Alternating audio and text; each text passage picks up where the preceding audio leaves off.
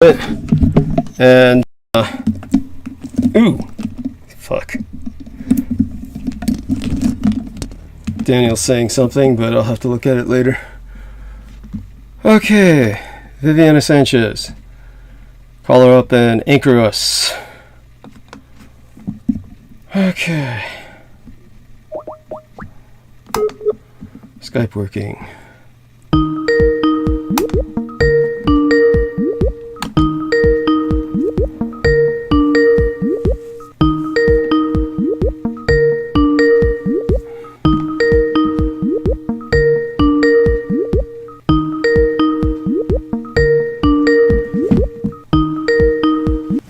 There we are. Hello. Hey, honey. Hello. And everybody aside from myself says you're an angel, so you can't deny it, no matter how modest you are. So, now I'm going to try. And, Thank you. This is something you can join me in the future. Let's do a screen share, and just so we can get to the practice of it. And try to bring other people on. I'm going to be a bit breathy because I've just, finished everything that, except the tea is still steeping. But other than that, everything's fine. So far as I can tell. And with yourself, honey, have you gotten your tea ready for the evening? Oh, no. I opted out to take a shower because we were working with linseed oil. I got it all over me. Oh, cool. How cute. Yeah, we made some garden boxes. My son made them for me, and we went to go treat them. Oh, I was like, I think I need a shower instead of tea, so I'll probably do that in a bit. Understood. What kind of tea? What kind of tea are you having? Oh, green. It's generally it's going to be the Gemai-cha 88 green tea. That's the Hachichuhachi. 88 is considered a very lucky number in Asia, or 8 is a lucky number in Asia, so they double it for double luck. And if you can triple it, that's even better. So at any rate, so that's the name of the brand that I use. And there was kind of a interruption of supplies during the nuclear meltdown at Fukushima Daiichi because everyone was being cautious about potential for radiation. So the Japanese companies are very considerate like that. And all that being said, everything's fine with that. I'm going to see who else we can bring on now. I've got the screen share on, so you should be able to see what I'm doing. Then in the end, you'll probably start helping myself because, the first thing I've got to remember is where do I go to add people on? And maybe you can help me with that. Where do we go to add people onto the call? What do you remember? Right now I only see black. You're kidding. Okay, No. Look around. Oh, wait. Okay, I see. Okay, I see now. Sorry. Okay, no worries. I think you have to go to settings. No. Here we are. So I clicked up there. This is what I did. I clicked right here. This is our call. So it's already starting the numbers, see? 216, 218, yeah. It's amazing how long it lasts. I mean, that goes through 12 hours or longer if we want it. It's the stream that has to end. And let me see now. We're going to try and should be able to add people here. Let's take a look. Vivian Sanchez, hi. Skype name, no, that's not it. So where's the call? Where's the call again? Add participants. See down here. Add participants. There. See? Wait. Oh, okay. Yeah, see that? Mm-hmm. Okay, great. So let's try that. And soon you'll start producing like this, and you'll be doing this for me. And we're going to try, just spontaneous, to see if Selena Khan can come on. And then we'll try others. So then as soon as you do that, it kind of moves. And then you've got this weird thing to record here, in case you want to record the conversation. And then you... Wait. Oh, okay. I mean, the conversation is recording through Stream, but theoretically not through the Skype. Do you understand? Okay. Though theoretically, Skype does it all anyway automatically, and then you can recall it for a limited period of time. Will this record, create a file that you can download or something? Theoretically, it used to. Maybe now you have to push that button to do that. You could do some research and find out for us. So let's see now. Now what do we do? How do we add more? Here. Then this must be it. Press and then add others to the call. Let's see if we can try Noreen Help Hand. That's odd because you don't want that, because if I press that, that'll knock us off this call. So then let's try, she's unavailable, it says. So let's try scrolling down a bit and see how other people respond. Curious Girl, so we'll add her. She works like a champ. Okay, so she comes on. kind of. I mean, the call works for her, which it didn't for Noreen, strangely enough. And conceivably, Noreen may have done something, but I doubt it. I don't think she's that familiar with the Skype. She might be, but yeah, maybe not. Then Carrie, I don't even know who that is. Maybe from 200 years ago or something. There was someone by that name I once knew. We could always try Sarah Thomas. Like I said, try. That doesn't mean it's going to work. Okay. Press that button and press an @ see if she responds, and then see if there's someone else who comes to mind. Oh, Paquan Morales. Let's try that. So there we are. Then go down a bit further. Salman Sheikh wouldn't be yet, not yet, till he's ready. Tricia Winter, one of these days. I definitely want to speak to her before I pull something like that, though. Curious Girl, unavailable. Sarah Thomas, likely not. There's, Brandon Young, just for the sake of. Oh, I remember him. Oh, yeah. How could you forget? Yeah. Let's see now. See if that works with him. Amanda Ute, poor dear. We could always try. It can't hurt. Oh, I remember her too. Yes. Thank goodness. And let's see if anything works there. Okay, so I'm just bringing everybody on to kind of hold the stage with us, see if somebody can. Let's see if we can. Okay, here we are right now.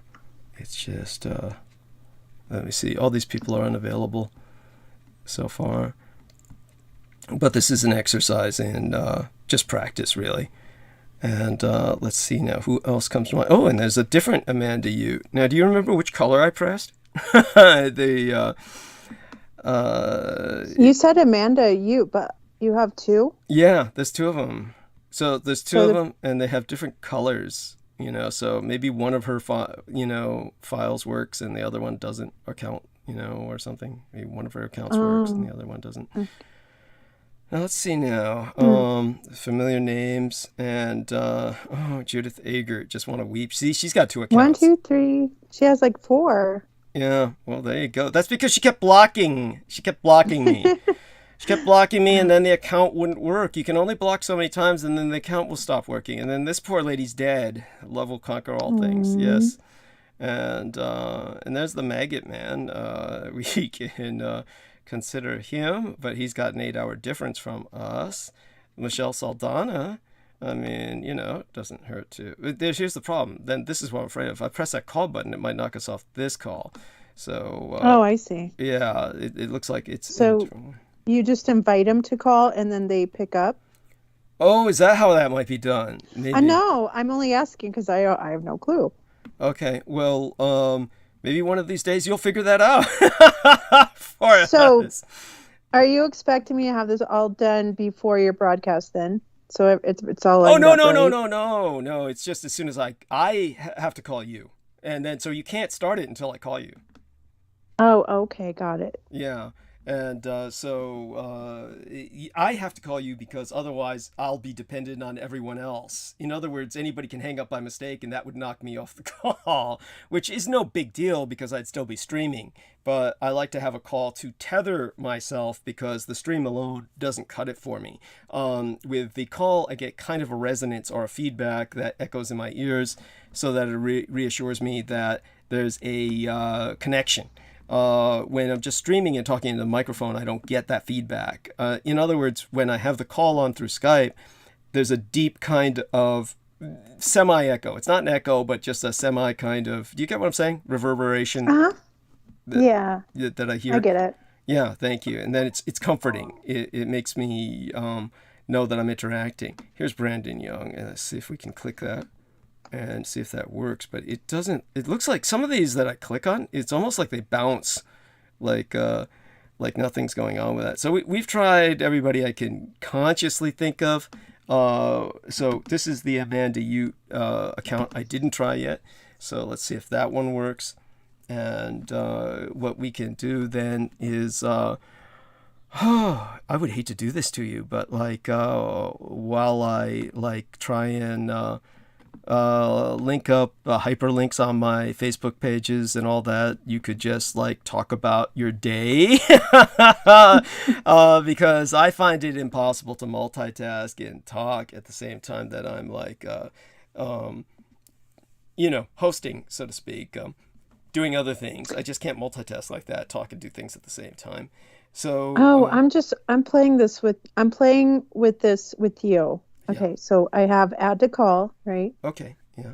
And Selena, I only have Selena, and I have Amanda Ute. Mm-hmm. And then it says share link for others. So that's like something I could drop in an email or something. Oh, while that's we're on a right. So call. what I would have to do is I would have to send you the contacts for everyone else so that you could ultimately do that. Right. So I would Okay. have to like send you contacts for say like Daniel Arola, and we can do that right now. Well, currently I have Sammy Romero, Peter Moon, Pequan, Noreen. Oh yeah, Peter Moon. You know what confused me there for a second? Was because Danny Romero was the son of a bitch who ran American Freedom Radio. Do you vaguely remember that? Yeah, That cock up? Yeah. So that's what confused me for a second. I was thinking, what the fuck are you doing with his number?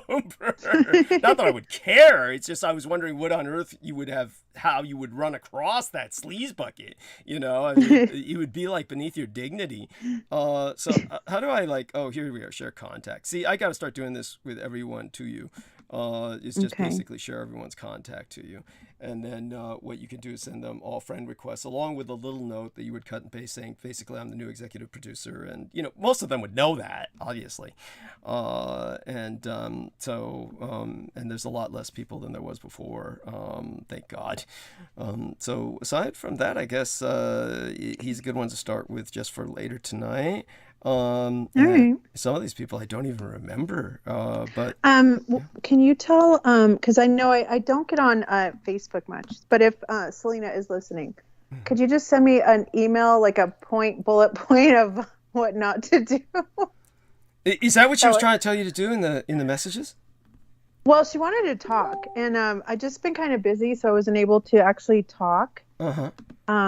So, and I don't know when I'll be able to actually speak with her because we have like a time difference, plus she's working all the time. Right. So, and she wants to go over stuff like that. And I was just like, well, maybe I could just write it like, a rundown so I'll know ahead of time and then we can discuss it later just so I'm not thrown off guard. Right. So we're not sharing screen right now, right? The screen stopped sharing, I think. Yeah. I don't see it anymore. Okay. So let's see. Badu Mahu says hi. So hi, Badu Mahu. Hi. That's nice. Hi. Spartano Negative says good evening, brother, with a heart. Good evening, Spartano Negative. Heart unto you as well. Hugs. And Vivian Sanchez is in the chat room, and of course we're doing okay. So again, just let me share screen. I should not have dropped the screen share so quickly. So just so we've got this going down. So here we are. And then Daniel Arola, before we go anywhere else, let's see what he said. I wonder how much of a killing that weapons manufacturers are making for Ukraine endorsing their products. Well, not really endorsing technically, but it's close enough. Actually, I think the only people who would follow that would be real aficionados, so I'm not quite sure that works out that way. It's not like we're handing them all like hand weapons either. It's mostly like big ass weapons that, nobody can buy. I mean, it's like artillery, for God's sake, tank killers and shit. Anyhow, looks like a chain reaction of mass shooting began since Buffalo, New York. There's already one that happened at Orange County Church in Laguna Woods today, resulting in 5 injured, 1 dead. So far, 2 dead and 3 injured from a mass shooting at the Houston Flea Market from today, too. The Houston shooting appeared to stem from an altercation between 5 men, according to the sheriff's office. Horrors. Thank you, Daniel, for sharing that. Horror. Terrible stuff there. And so this is how we get back on the call, as far as I can ascertain. See, right now, we're on another call. By that, I mean we're out of the call, and we're in somebody else's, account. So to get back onto the call, we click back up here, go back to share screen, and that brings us back here. It doesn't share the screen normally. It just brings you back onto the call. Got it? Oh, okay. Got it. Yeah. And then, aside from that, of course, we've got the studio, which says we've got an excellent connection. and you are a moderator there, and you can see all these people, concurrent viewers right now. As always, that's really an understatement. We actually got quite a bit, comparatively speaking, because since we got rid of JMO, everybody loves us now. And used to be when it started off with JMO, you'd have like 0. I'd be like, nobody would be here until Peter came on. I mean, there'd be a few trickling in, but comparatively, it'd be like nothing. And then, so then this is live stream. And so a live stream would be like we're streaming here. And again, see that yellow square, same kind of yellow square that shows that we're... You're not screen sharing. What? No. You took it off. Yeah. I did? Uh-huh. Holy shit. Okay, here we are. Or we have a delay. Yeah, Okay. there I can see now. Okay. Okay, that is so irritating. That's so irritating. You know, because I had it on screen share for a second. I know that. And somehow... when I got us back on the call, it turned it off. You know, that's because you were showing me that, and then so you assumed that we were still screen sharing. Right, and then suddenly it turned it off. Right, when I showed you that, it turned it off. Oh God, that's so irritating.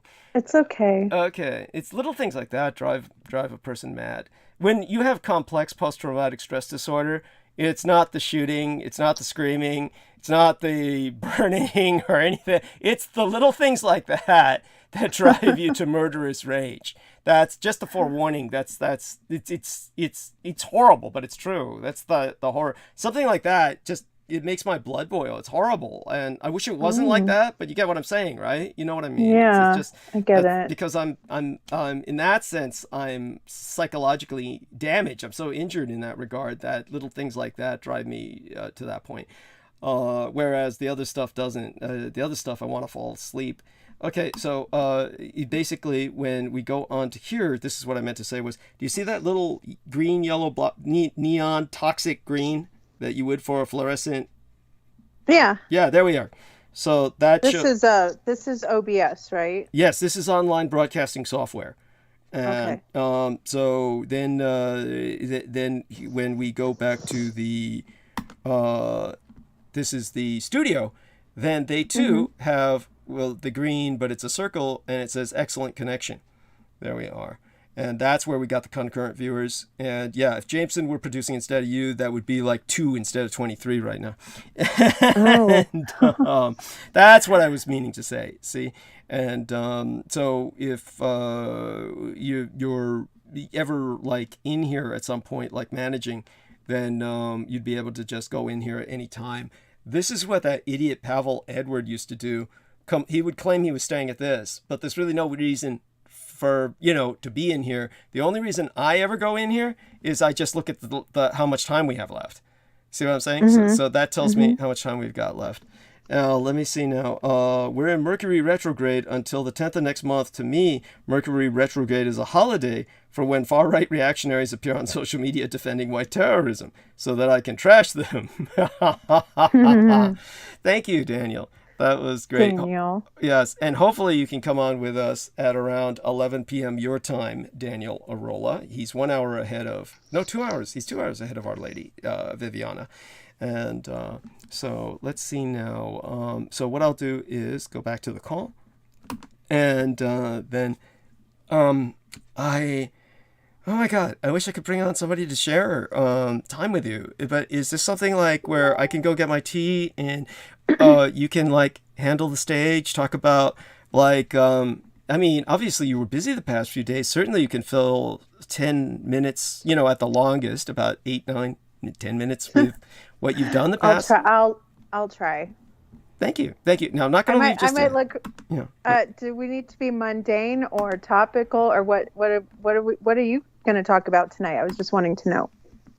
Yeah, you're asking me. I mean, you do know that half the time this is just like free association for me mentally, right?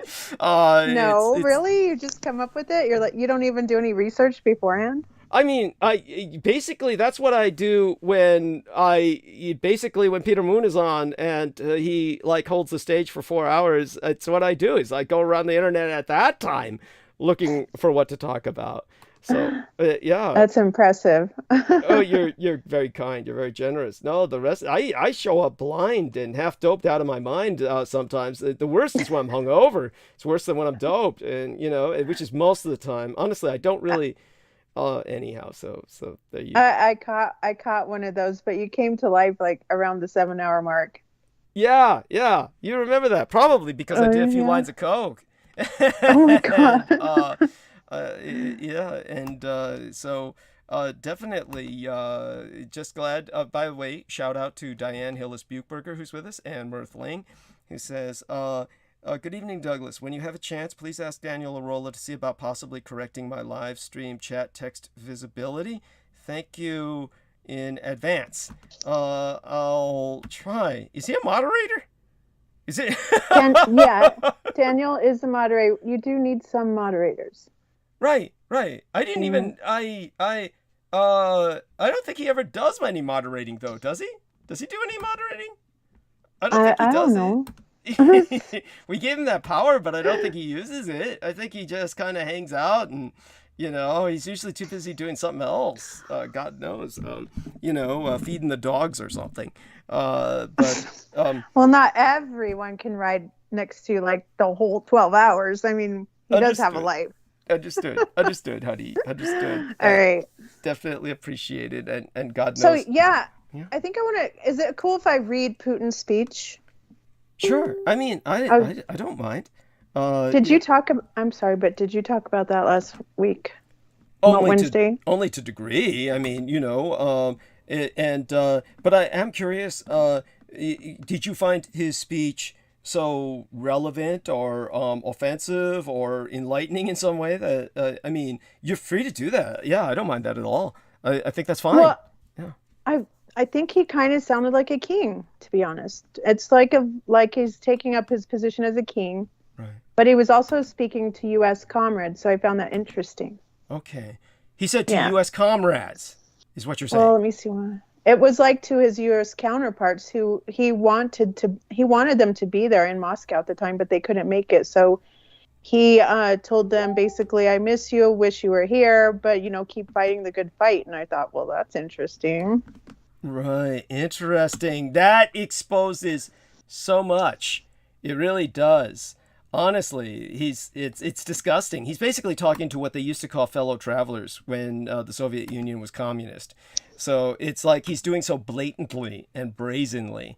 So exactly. Yeah. Oh my God. That's what. And how he wants to destroy the idea of Nazism. So that's like that's the major enemy we need to look and make everyone focus on when it's really not. But to guide everyone back to the Soviet Union, the past, and like the spirit of the past, and the brothers of the past, and the fallen of the past. It's like uniting these two spiritual grounds at the same time. Interesting. And by the way, of course, as I brought up before, I don't know if you heard me, there was the episode I was talking about Schrodinger's cat, the real Schrodinger's cat, how it embodies the idea of Nazism as a idea that you cannot kill it. You cannot kill an idea.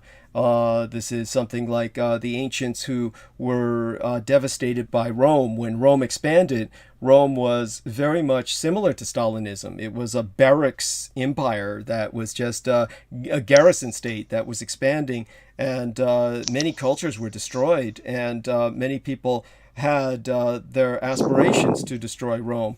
But Rome was an idea, and this is why everyone tries to co-opt Rome and say we are the new Rome.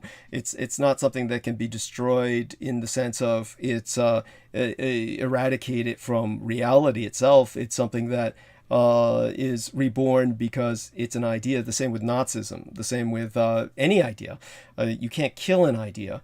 So the fact that he wants to kill an idea is like saying, I want to kill God. It's the equivalent of trying to kill an abstract. You understand what I'm saying? It's like, it represents a true madness. It's a hubris and a madness. So yes, by all means, I will go mute, read Putin's speech, take your time. And I think that this is an enlightening moment.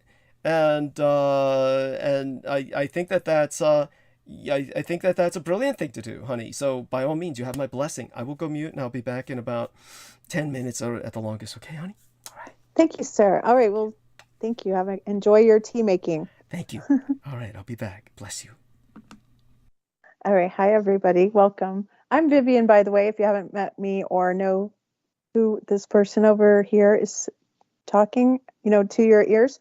And just so you know, I've known Douglas probably since, I think, 2013, 2014, 2015 over on Facebook, and have always been very appreciative of him as a person. And just in the last few months, decided to come check him out again and just touch base. And it has all worked out for the better. So here we are in this day and era when we have a lot of ties from the past that are familiar with just in those current times. But nevertheless, here we are today in this day and age. And I want to bring to you today the talk about May 9th, which was Victory Day for Moscow and all of Russia, as Putin finally came out from under his dung heap, in my opinion, and graced the world with his presence. In my opinion, he looked incredibly weak. And I just noticed that as I see the constructs of everything that I will say our enemies have pertained to as far as in creating this new world and the new world order that will be in their power. I have to say it's quite interesting that they have put so much time into this, like that over 1,000 years. Getting inch by inch closer to their point, and now just kind of seeing just how fragile they are as men, because I won't get into the reasonings of that, but I just find it interesting that Putin looked rather weak, and then you also look at our other leaders, and they just to me, they look kind of weak. It's not something I want to look to and say, yes, I will follow you anywhere, oh man, in my opinion. So anyway, I want to touch on his speech because I found it very interesting. And I found the Spectator out of Australia had done a well translation. So here we go.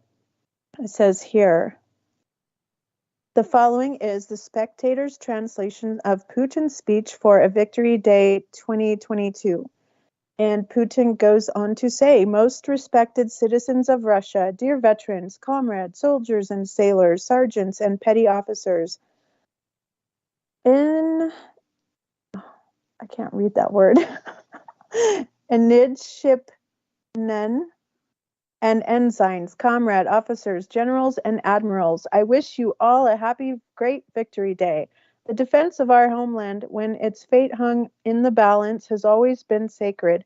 With such feelings of genuine patriotism, Minem and Pozharsky's People's Militia rose up for the motherland, advanced to attack the field of Borodin, fought the enemy on the outskirts of Moscow and Leningrad, Kiev and Minsk, Stalingrad and Kursk, Sevastopol and Kharkov.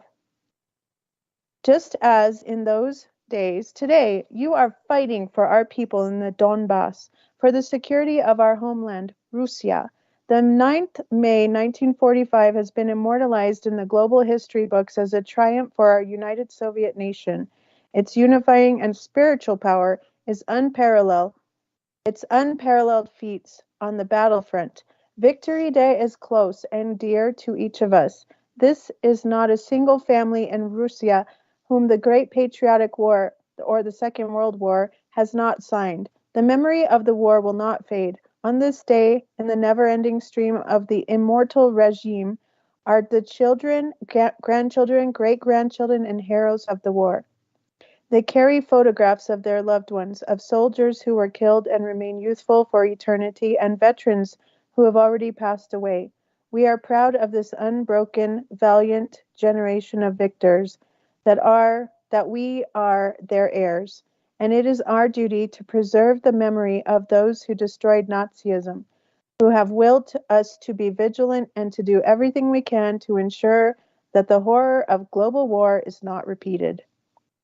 And therefore, regardless of any disagreements in international relations, Russia has always defended a system of equal and indivisible security, a system that is vitally necessary for the world. In December last year, we proposed to secure an agreement guaranteeing this security. Russia called on the West to engage in an honest discussion to find a fair compromise which accounted for each other's interests. All of this was in vain. They didn't want to listen to us, and this means that, in reality, they had entirely a different plan, and we have seen this. Preparations for another punitive operation in the Donbass went on in the open, an invasion of lands which have historically been ours, including the Crimea. In Kiev, they made announcements about potentially acquiring nuclear weapons. NATO began the active military assimilation of territories along our borders, which for us became an absolutely unacceptable threat indeed directly at our borders.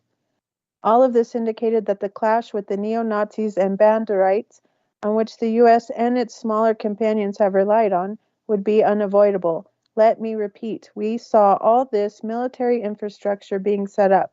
We saw hundreds of foreign advisors beginning to work. The regular deliveries of the most modern weaponry from NATO countries. The danger grew with each passing day, so Russia launched a preemptive attack against this aggression. It was necessary, timely, and the only choice. The decision of our sovereign, strong, independent country. Particularly after the collapse of the USSR, the U.S. has talked about its exclusivity, belittling not only the rest of the world, but this also their, quote, satellites, who they have to pretend that they don't notice this and must obediently swallow it all. But we are a different country. Russia has a different character. We will never reject love for our homeland, the truth of those traditional values, the customs of our forebears, respect for all nations and cultures. But in the West, it seems that this 1,000-year-old value has been canceled. This moral degradation has taken hold of the cynical falsification of the history of the Second World War, stoking the flames of Russophobia, praising traitors, making a mockery of the memory of sacrifice, crossing out the bravery of those who achieve and endure victory. It's obvious to us that the American veterans who wanted to come to our parade in Moscow were practically forbidden from doing so. But I want them to know that we are proud of your achievements, your contributions, and to our collective victory. We honor all soldiers of the Allied armies, American, English, French, members of the resistance, the soldiers and partisans in China, and all those who destroyed Nazism and militarism. Respected comrades, today the militia in the Donbass, together with the forces of the Russian army, are fighting on their own territory, where the enemy was struck down by the squads of Sviatoslav and Vladimir Monomakh. There were the soldiers of Rumyanstev and you're going to have to forgive me for this. Potemkin, Suvorov, and Brusilov, who were the heroes of the Great Patriotic War and fought to the death. Also, Nikolai Vatutin. I can't say those names. Those are hard. Sorry, that's too hard. Now I would like to address our soldiers and militiamen in the Donbass. You are fighting for our homeland, for its future, so that no one can forget the lessons of the Second World War. So there is no room for the world and for Nazis. Today, we bow our heads before the bright memory of all those who lost their lives in the Great Patriotic War, before the memory of sons, daughters, fathers, mothers, grandfathers, husbands, wives, brothers, sisters, and dear friends. We bow our heads to the memory of the martyrs of Odessa who burnt in the Trade Union House in May of 2014, and to the memory of the old men, women, and children of the Donbass, the peaceful civilians who died from merciless fire, barbarian strikes of the neo-Nazis. We bow our heads before the comrades of war who died the deaths of the brave in the fight of Russia. Comrades, the loss of each soldier and officer is a tragedy to us. Those who crushed Nazism during the Great Patriotic War have given us the example of bravery for all times, and we will always measure ourselves against them. Glory to our heroic armed forces. For Russia, for victory, hurrah! And then you heard it was quite epic, actually. But I wanted to touch on how he addressed American. I found this very interesting because I guess ever since the quote, little green men were spotted in Ukraine, and everyone was like, who are these little green men? What are these little green men? Why are they wearing masks? Why do they look like these Ninja Turtles? Like this oblivious thing that no one could figure out. But there were some reports in the New York Times that were calling about this is Razvedka. These are the troops of Razvedka who are have been training since the end of World War II, have been infiltrating. There's FBI a FBI report that I cannot any longer find online, but it had a detailed U.S. Military person entail all the aspects of Razvedka and what their mission was after World War II and how that would look on a global sphere. And part of that was to infiltrate the U.S. and our country with Russians who eventually, after I guess 3 or 4 generations, would assimilate to look and be American, but at the same time are still very solidified to the cause and the everything that Putin has said here, like to remember and to bring back the Soviet and all of the aspects of that. So that's my point in this, is that when he said it is obvious to he said it is obvious to us that the American veterans who wanted to come to our parade in Moscow were practically forbidden from doing so. So I don't know exactly what that means, other than they couldn't travel because of the sanctions or whatnot. But he still made it a point to address them, and he said, "But I want them to know we are proud of your achievements and contributions to our collective victory." So I guess, in my opinion, that means that he's just honoring the fact that these are two in allegiance with him and with Russia and embedded in our country. And that is my point, how I find it very ironic and interesting how he brought that up. But he also very much looked like a global leader by assuming his position as Moscow in the Third Rome, taking on that spirit, and but at the same time very weak. So I kind of look at it as a dichotomy that Putin, even in his strength and his time of and in his rise, he is still just a man, but in a very weak position. So I don't give him too much credit as far as being a very strong man, but apparently they have to finish out what has been put in their heart, in my opinion. All right, so where are we here now? Let me go back and check the chat.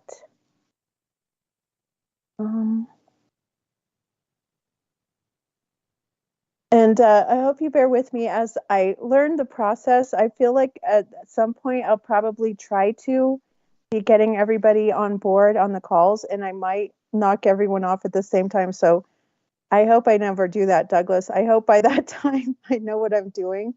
But thanks for walking me through that. Anyway, hi, Daniel Arola. He says, as he said anything, I wonder if Caligula was seen the same way that people over the world view the propaganda version of Adolf Hitler. The memory of the war that Russia has lost against Ukraine will not go away, basically. I agree. And I think also it's a blemish, and they're always trying to reignite the fact that no matter what policy has come out through the global or whatever countries have segregated to be a part of Europe, we need to restore it. I think that's Putin's mission, don't you, Douglas? How did you know I was back? I heard you. Oh my God! Oh my God! You're so sensitive. That's incredible. I'm impressed. Oh my God. So did you finish reading his speech? Yeah, I'm done. Wow, his speech couldn't have been that long then. He must have been really weak. I mean, most of the time when people have a speech at an event like that, it usually is a good, maybe quarter of an hour, like 25 minutes or so at the, if his speech was I couldn't have been gone that long. If his speech only took like 10 or 15 minutes, he must have been physically enervated.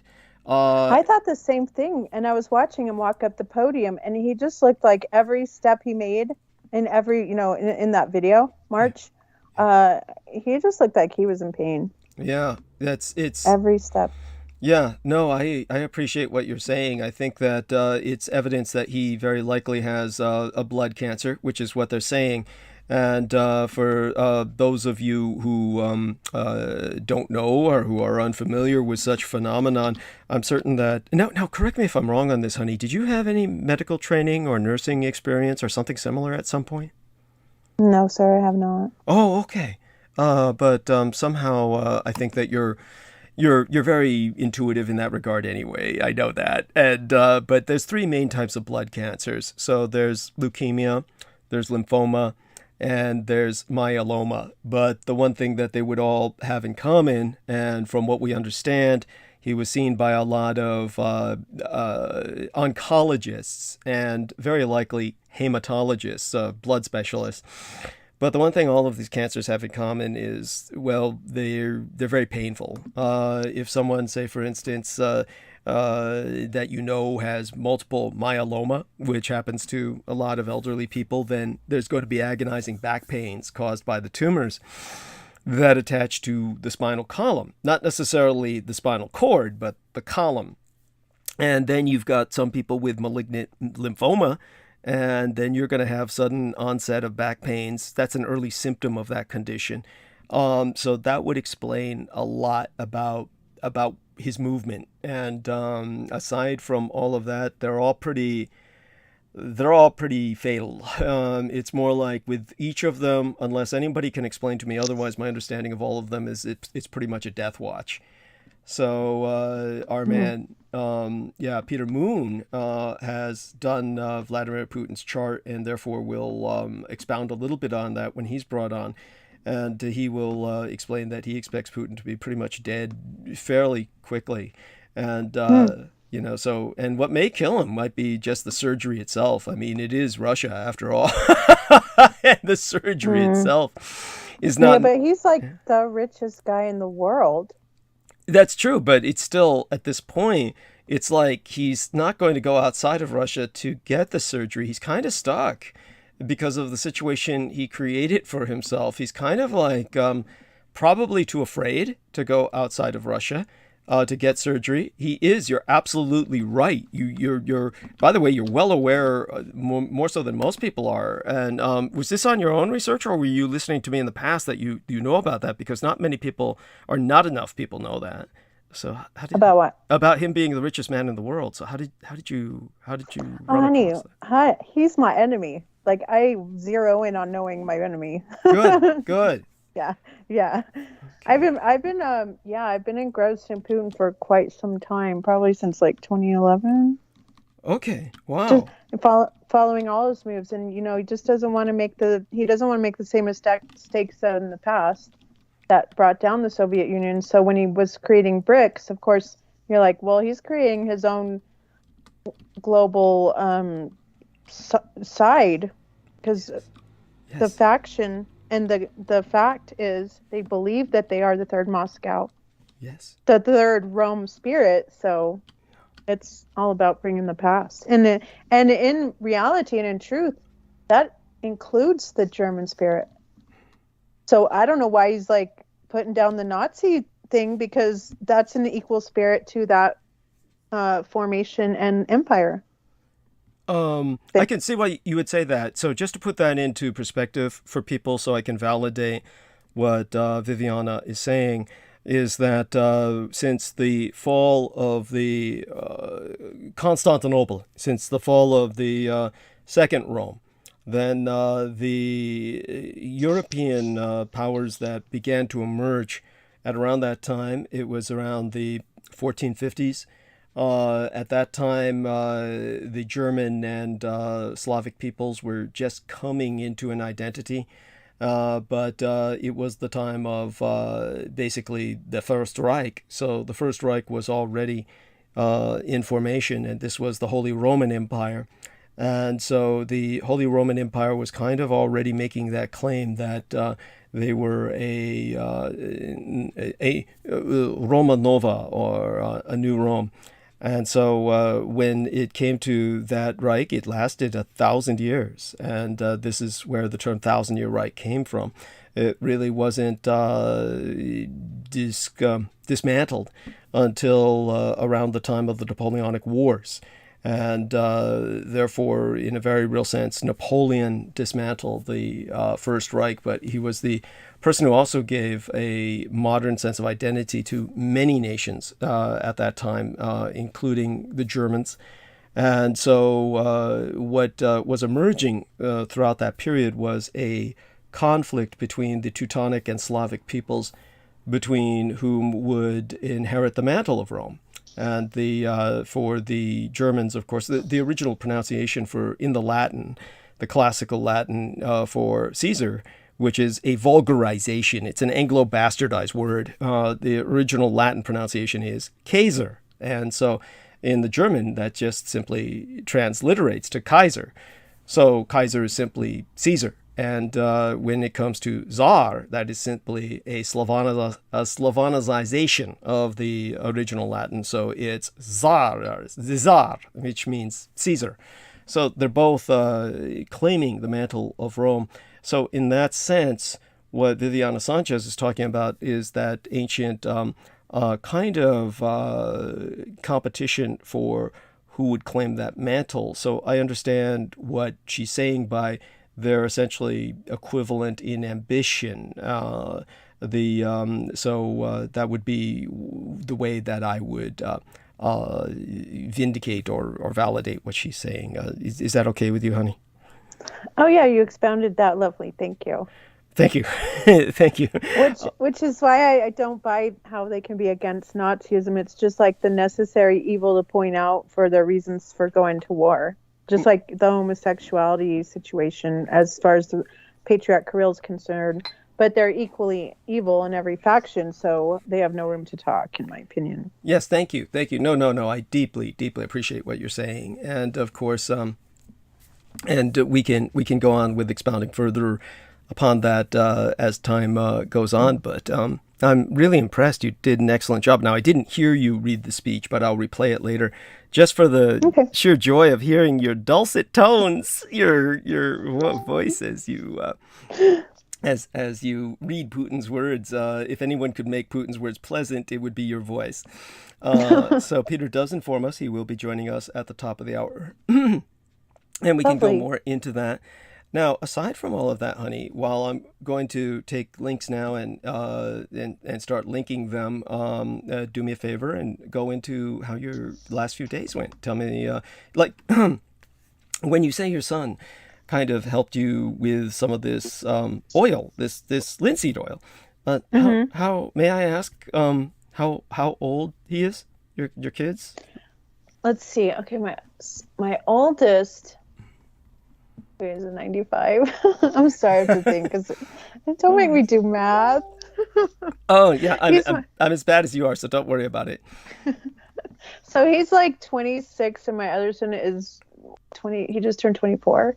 And so they're my pride and joy. They're my men. They're my Vikings. They have a spirit that is like Norwegian. They're very strong and protective. And they're my life. And so I just thank God every day for them. And then I have 2 daughters as well. And but with my oldest son, I don't know, your oldest son is always your gem.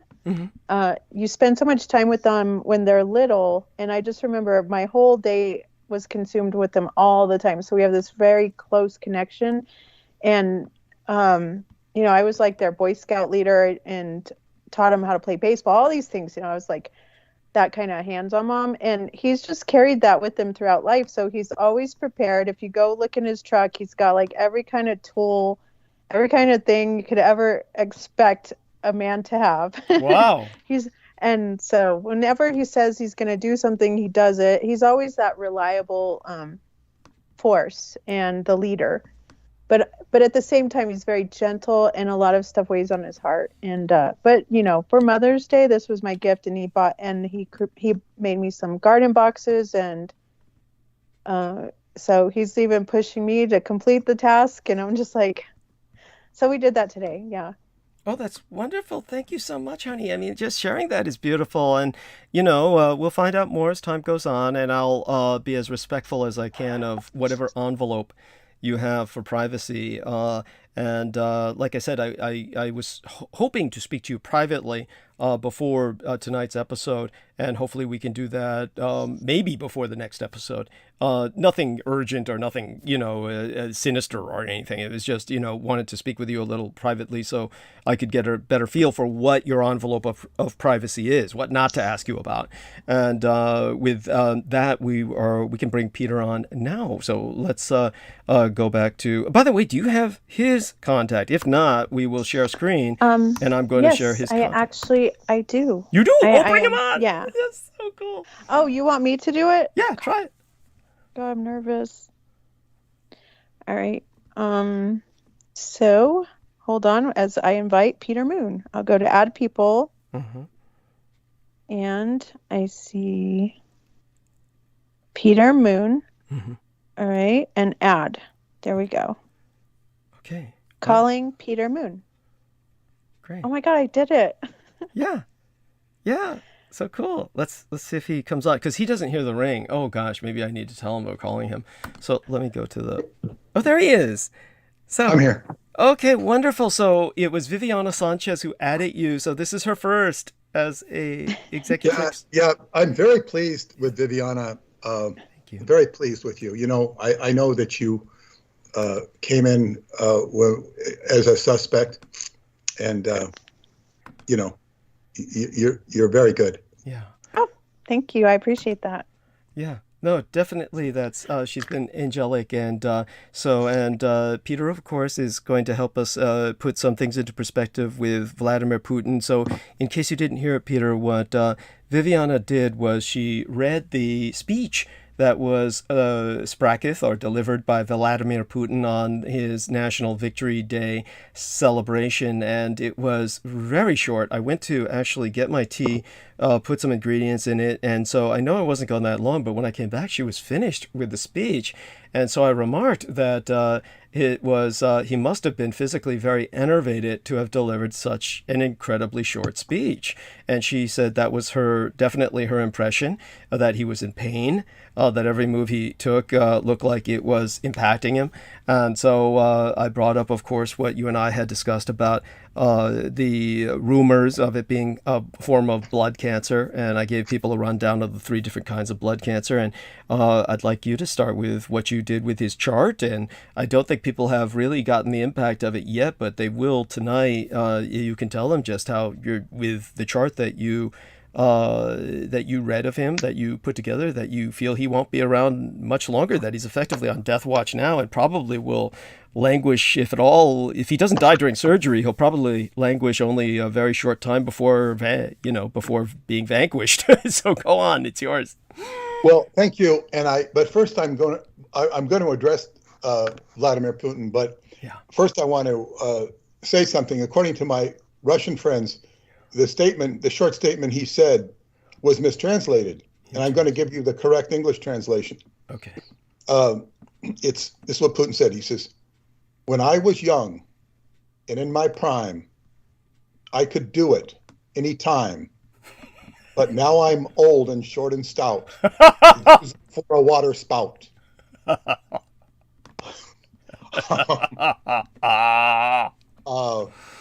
I knew this was a lead up to the punchline. I knew this had to be the lead up to a punchline. Yeah. Well, you know, male potency is so symbolic of power. Yes. It is so, not only with Mars, the planet Mars, but Pluto. And it's, you know, it's an important function. And of course, you see him.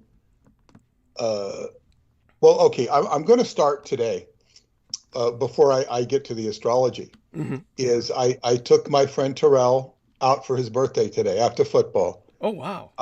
And, you know, football has been quite a crisis. And I'm going to explain something about male virility. We had to vacate our field because there were little kids playing lacrosse. And it has a lot to do with school time. So we've been being chased from fields. Oh God. So we've got, like, this morning we had people scouted on different fields. And I went to a field that I discovered, and we're setting up playing there, and this guy comes out, and he's disabled to some degree. I couldn't tell what it was, but he walked with a definite disability. He could walk. He didn't need a cane or anything. And he comes out there and starts asking us if we have a permit. What are we doing out here? Oh, what an asshole. Well, and so anyway, it turned out he worked for security. He was a security company, and his domain, his authority, I don't know. It was like he seemed to be concerned about them cutting the grass and us being in the way. Well, if mowers had come, we would have welcomed them because the grass was way too high. I went out there, and my feet were soaked within 3 minutes of with football cleats and socks. My feet were soaked on that grass. It was horrible. But after a while, you forget about it. But yeah, and then I looked and I said, I just avoided him. Good. I wasn't in, my other friends got involved with him. And I pointed out to them after he left, I said, look, this guy has 25 strong men out here. Yeah. And he's crippled, and he can control everybody by his paper authority. It's bullshit. I mean, it's just, I was pointing out, I said, look, this guy has no power. Thank you. He has no power, but he does have the power. I mean, what's he going to do? Call the police? We live in not far from this area, in an area in Westbury.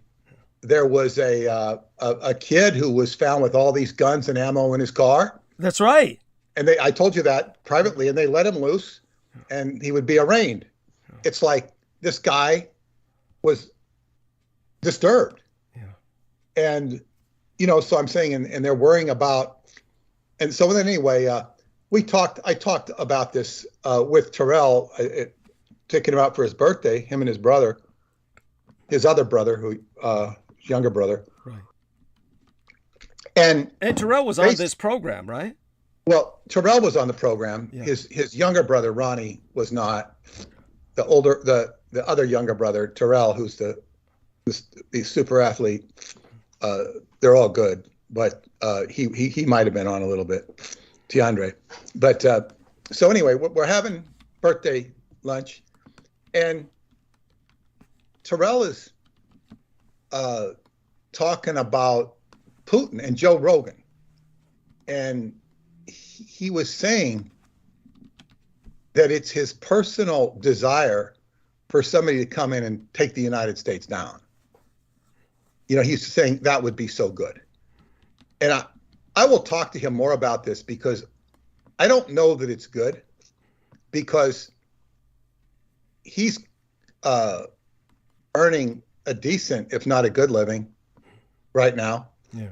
He could earn a better one if he wants to. He's been a plumber. He has opportunity. But opportunity in America is so much more abundant than in so many countries.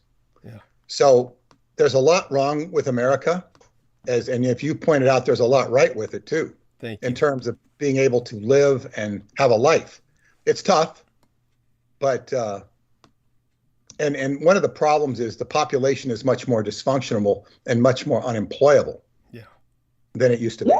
But he mentioned Joe Rogan and Joe Rogan's influence, and saying that Joe Rogan was this black belt, or that Vladimir Putin was a black belt, and that he was a very powerful man, and that Vladimir Putin has all this power, and that Joe Rogan is pumping up Vladimir Putin. And I hadn't heard this. I did look online, and it says that Joe Rogan is offering to coach Elon Musk in a fight with Vladimir Putin, because Elon Musk challenged Putin that they'd have a one-on-one, hand-to-hand combat, and the winner would win the battle in Ukraine. Of course, this is ridiculous. It's excellent public relations for Elon Musk. It keeps him in the news, Yes. Makes him look like a a tough guy. Or an idiot, but go on. Either way, it's publicity. Yes. It is. It's like Richard Branson dressing up like a woman. Yes. You know, it's like, okay, what, you know, it gets you out there. And I don't know what the need for a super famous person like Elon Musk or Richard Branson is to keep themselves in front of the media. Like Madonna is constantly trying to keep herself in front of the media. It's like, how important is this to sustain their brand or sustain their ego? I don't know if sometimes it's ego, sometimes it's brand. I don't really know. Sometimes just a feeling of desperation that they're somehow losing relevance and therefore are no longer feeling real. It's as if they're only. It's easy for us to conclude that, but they might be in positions where we don't know, they don't even want to do it, and they're being forced to by their quote unquote handlers. True. We don't really know what it's like to be Madonna. Right. It appears to be that you can be very self-indulgent. Really don't know. Tremendous ego, but if she didn't have a tremendous ego, she wouldn't have got to where she is. Yes. If that's even a good place, but that's beside the point. So anyway, Joe Rogan is, you know, it sounded, and I've not listened to this. It's just what Terrell's told me, that Joe Rogan is pounding his chest, or pounding Vladimir Putin's chest, and how strong Putin is. And I said, look, this is not true. And I started telling him about, you know, what you had told me and what I read about the blood cancer and whatnot of Putin. And, you know, he was listening to me because, and he's not somebody I don't think who would like Joe Rogan. But I hope not. I had to explain to him what a black belt is. And, you know, and if I haven't said it before, a black belt in reality comes from somebody who spent so much time in the dojo, sparring, working out, and or fighting, that their belt that holds up their gi, which is their garment that the martial artists wear, is black because the belt is black because it's so dirty. Yes. This is what a black belt originally meant. True. And now it's like a diploma of several arbitrary categories you go through. Not only that, but a lot of people purchase their black belts. Go on. Well, yes. And it's marketed, and it's Bruce Lee said, you know, 98% of all the martial arts that are taught out there are bullshit, he says. Yes. And of course, as one black belt told me, it means that you've kind of graduated to the point where you can go out and learn or whatever. Right. You know, who knows? It's learning is learning. But nevertheless, that Vladimir Putin was being portrayed, according to Terrell, by Joe Rogan, as somebody who had a black belt in judo, maybe a black belt in something, karate or something, and he was a tough guy. I'm just surprised he fell for that. Go on. I don't know. Maybe he was testing me. Who knows? I hope so. Jesus Christ. I don't know. But anyway, Vladimir Putin is not appearing to be strong in any way. Yeah. And he is, all the signs he is somebody who, well, let me put it this way. I don't know if this is true in all cases. It's probably true in some cases, or it wouldn't be reported, that the last act of certainly a male, I don't know if it applies to females as well, when they die, is to orgasm or ejaculate or try to ejaculate. It's the physiological reaction is the body's last effort to reproduce. Interesting. I once read that, and it would make sense. Yeah. So Putin, who's very weak and very powerful at the same time, might have been like his last act of power, to beat his chest like a gorilla. Yes. And when a gorilla beats his chest, it's not that guerrillas aren't strong. It's a lot of bravado. Yes. It's a signal, like, stay away. And this is what he did. And if he's dying of cancer, which he seems to be, he's got a very, he's obviously a very sick person. So entendre there, but go on. yeah. And it's like, it astounds me to watch little of the news. Like when I would watch the news, it became disappointing as a viewer because a month ago, because the war was no longer interesting. In other words, you didn't see, not if the Russians are taking over the place, it becomes sort of intriguing, like going after Saddam Hussein, just as a viewer. Right. But it became boring because it became a stalemate, and the Russians weren't winning. And the more you watch, the more the Ukrainians are winning. But because of the position, they're not winning with enough power and rapidity to totally wipe out the Russians. Right. They're able to regain their territory, which is quite astounding. I mean, they do have better weapons and more motivation. So Putin is losing territory, or he's not gaining what he already held. And he looks like pathetic. Yes. Now, to go back, so anyway, when Putin was, one of my friends had taken issue with a posting I had done on Douglas, that Douglas had given me, because I complained that I wasn't getting any hits on Facebook. Not that I really cared, not that I really needed them. I just made a comment. And so Douglas sent me this, and boy, I got a lot of hits. And it was Putin. Yeah. And Putin, I'm going to dig it up here. Yeah. And by the way, I gotta find it. Can't just scroll down, you'll find it. Believe me. It's, I have it right here. I just need to.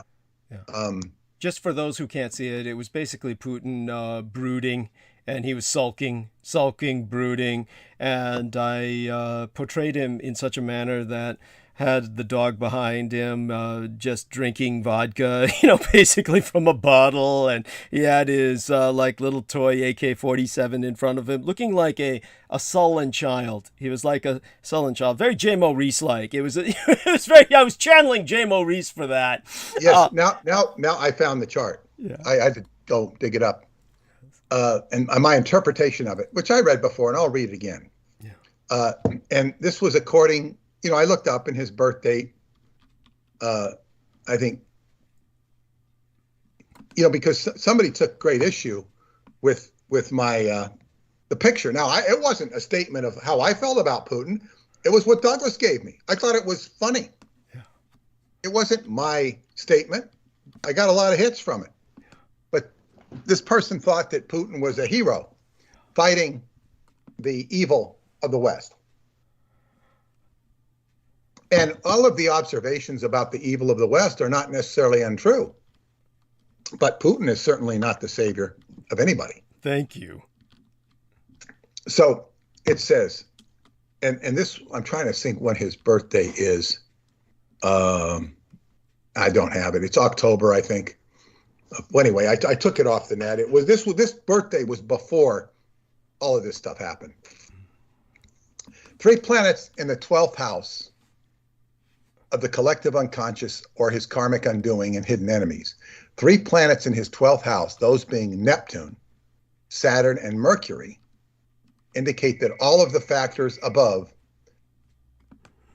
have the potential to lead to a meltdown of major proportions. Yeah. October 7th, 1952, by the way. Go on. Okay. Yeah. Now, Neptune, Saturn, and Mercury. Neptune is delusion, illusion. You can't see. You're in the water. You're blinded. If you saw Kareem Abdul-Jabbar fighting Bruce Lee in the Game of Death, he's got these glasses because he's sensitive to light.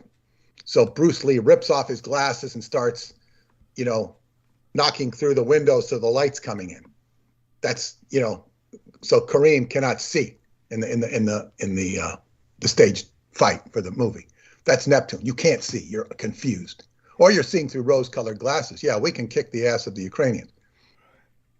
That's in his 12th house of his karmic undoing. Saturn is restriction, regulation, governing, tyrannical authority. His own tyrannical authority is undermining him.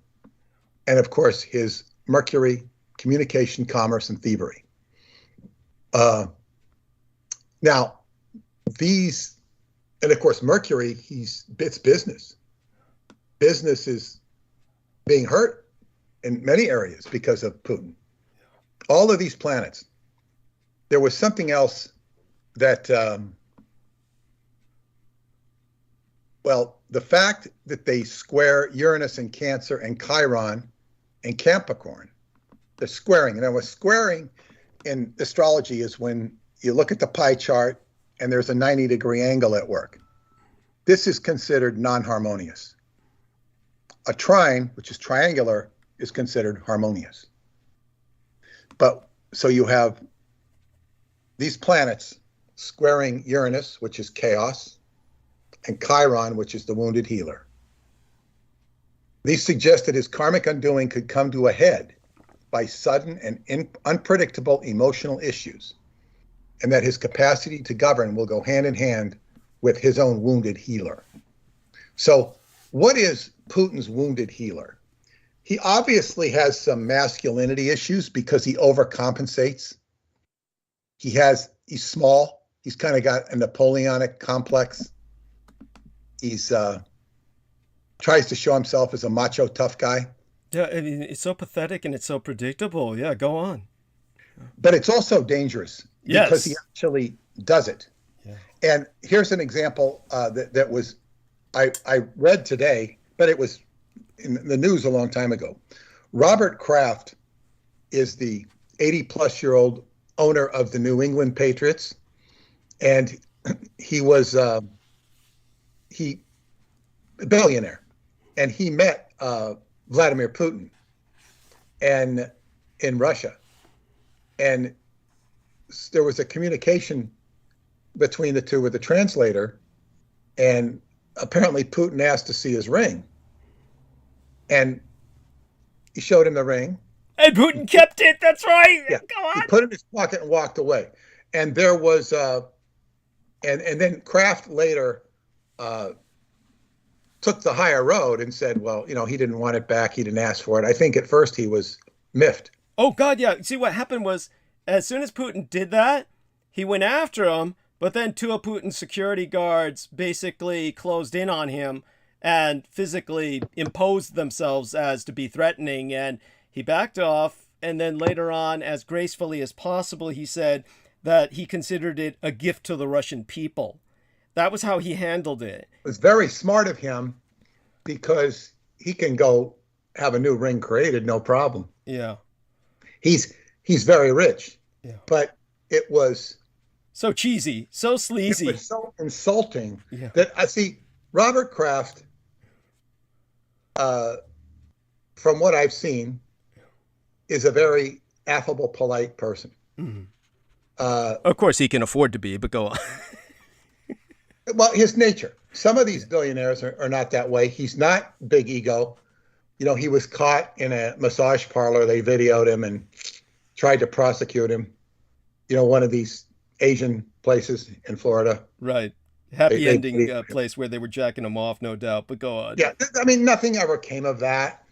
I mean, in terms of it, it was just, embarrassing, but I don't know. It was just kind of, ha ha ha, we found you, we got you. But it didn't really amount to much in the end. The real tragedy is they didn't go after the massage parlor. Maybe they did, but or the human trafficking that is taking place. That's the real crime involved there, is that these people are being trafficked. Mm-hmm. And he's not, he's patronizing it, but the whole operation that's going on is what's negative. Right. But anyway, he's not a huge egotistical person.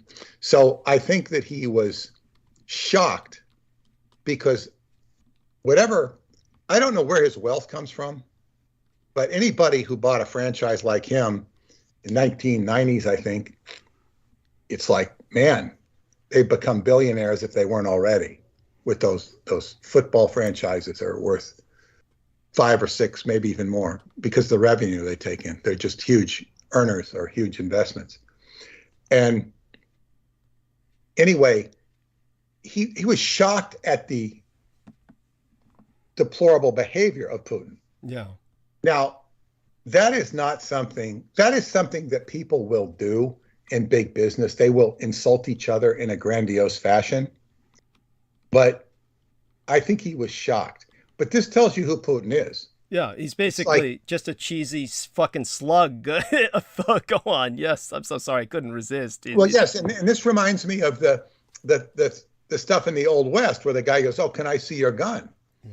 And the smart gunslinger never takes away his gun. Doesn't let anybody have his gun. Right. You want to take my gun? That's like, letting somebody hold your genitals. Yes, absolutely. And not in a sexual manner, but in a vulnerable manner. So, I think he was shocked at Putin's insulting brazenness. And this is who he is. And he will insult and intimidate. And this plays off of the decency. See, this is the interesting thing that Machiavelli brings up. It's like your decency will be used against you. Yes. By people of that ilk. Lower minds. Yes. And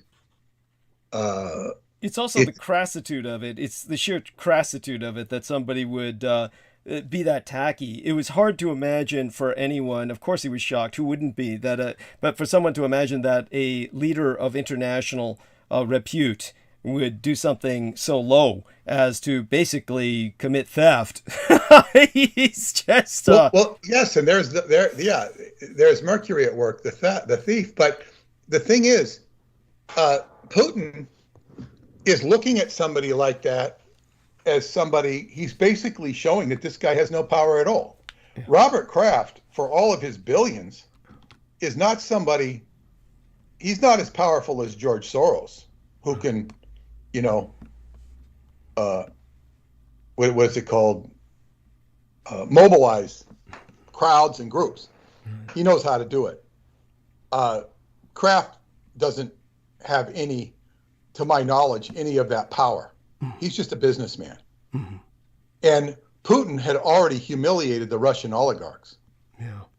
To him, Kraft was just an oligarch he can spit on. Yeah. And he was showing this, which is not good. Putin, as to what I've read or heard, went to the oligarchs of Russia, who are basically the Russian mafia, and said, okay, you've got $10 billion. I'm oversimplifying this. This is not exact.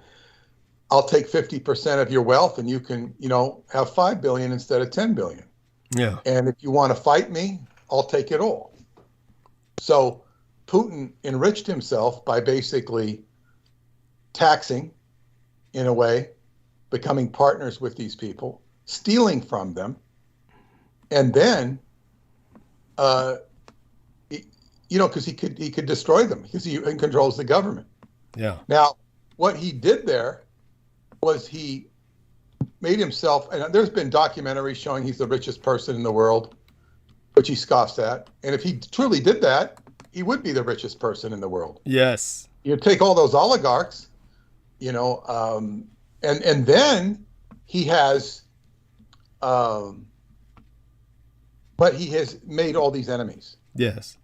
He has made enemies of his own people. I don't know that he's boosted the economy. Oh, no. I know Russia was very desperate, as was Romania after communism fell, because people were no longer taken care of. It was very desperate for many people in both countries because the government was no longer there to bail you out. Everybody had a house and food. It might not have been great food, but everybody was cared for on the most basic level. And with capitalism, that went away. and that greatly empowered people at the top of the food chain in both Romania and Russia and Bulgaria, and I'm sure all the other communist countries too. So Putin has achieved tremendous power, but power comes with a price. Dr. David Anderson met Putin, knew Putin, and from what I understood from him, his access to world leaders was through his own expertise in nuclear power. He did write to the leaders under the auspices of the Time Travel Research Center. This is back 20 plus years ago. And I think Putin was actually genuinely interested in time travel. I'm sure he would be. David had purchased the Moscow Aviation Institute, or what was left of it. And so that might have been part of it. There's probably things he can't talk about. But he was hobnobbing or rubbing elbows with world leaders. And he said at the time, and this is over 20 years ago, that he admired Putin because Putin obviously had his, wits about him in terms of being in control, being powerful. The other thing is that there was, in the other parts of the world, there's no anal retentiveness about time travel. They take David seriously as a scientist. Whereas in America, they look at you with suspicion. Much more suspicion and much more denial. It's a much crazier reaction. So, and as he said, in Russia, they would, at the Aviation Institute, they would have the psychic department working right alongside with the scientific department. They would embrace both attributes. And my mother-in-law said the same thing. Her job was to evaluate, avionics equipment, just from a psychic perspective. And of course, she knew much of the technicalese, but she would just evaluate it from her own, psychic sniff, so to speak. So, yeah, and of course, Douglas has explained the agnostic or atheistic nature of Russia and how they would use these abilities. He's gone into that in depth, which is quite interesting. It's sort of a satanic use of psychic powers. Thank you. Yeah. And I've heard that. And so we have Putin here. I'm going to go deeper into this astrology here. Let's see here. And we're talking about his karmic undoing, his wounded healer. So I was talking about his masculinity. He's strong. He's shown all the strength, but then the strength is compensated with this incredible weakness. Yeah.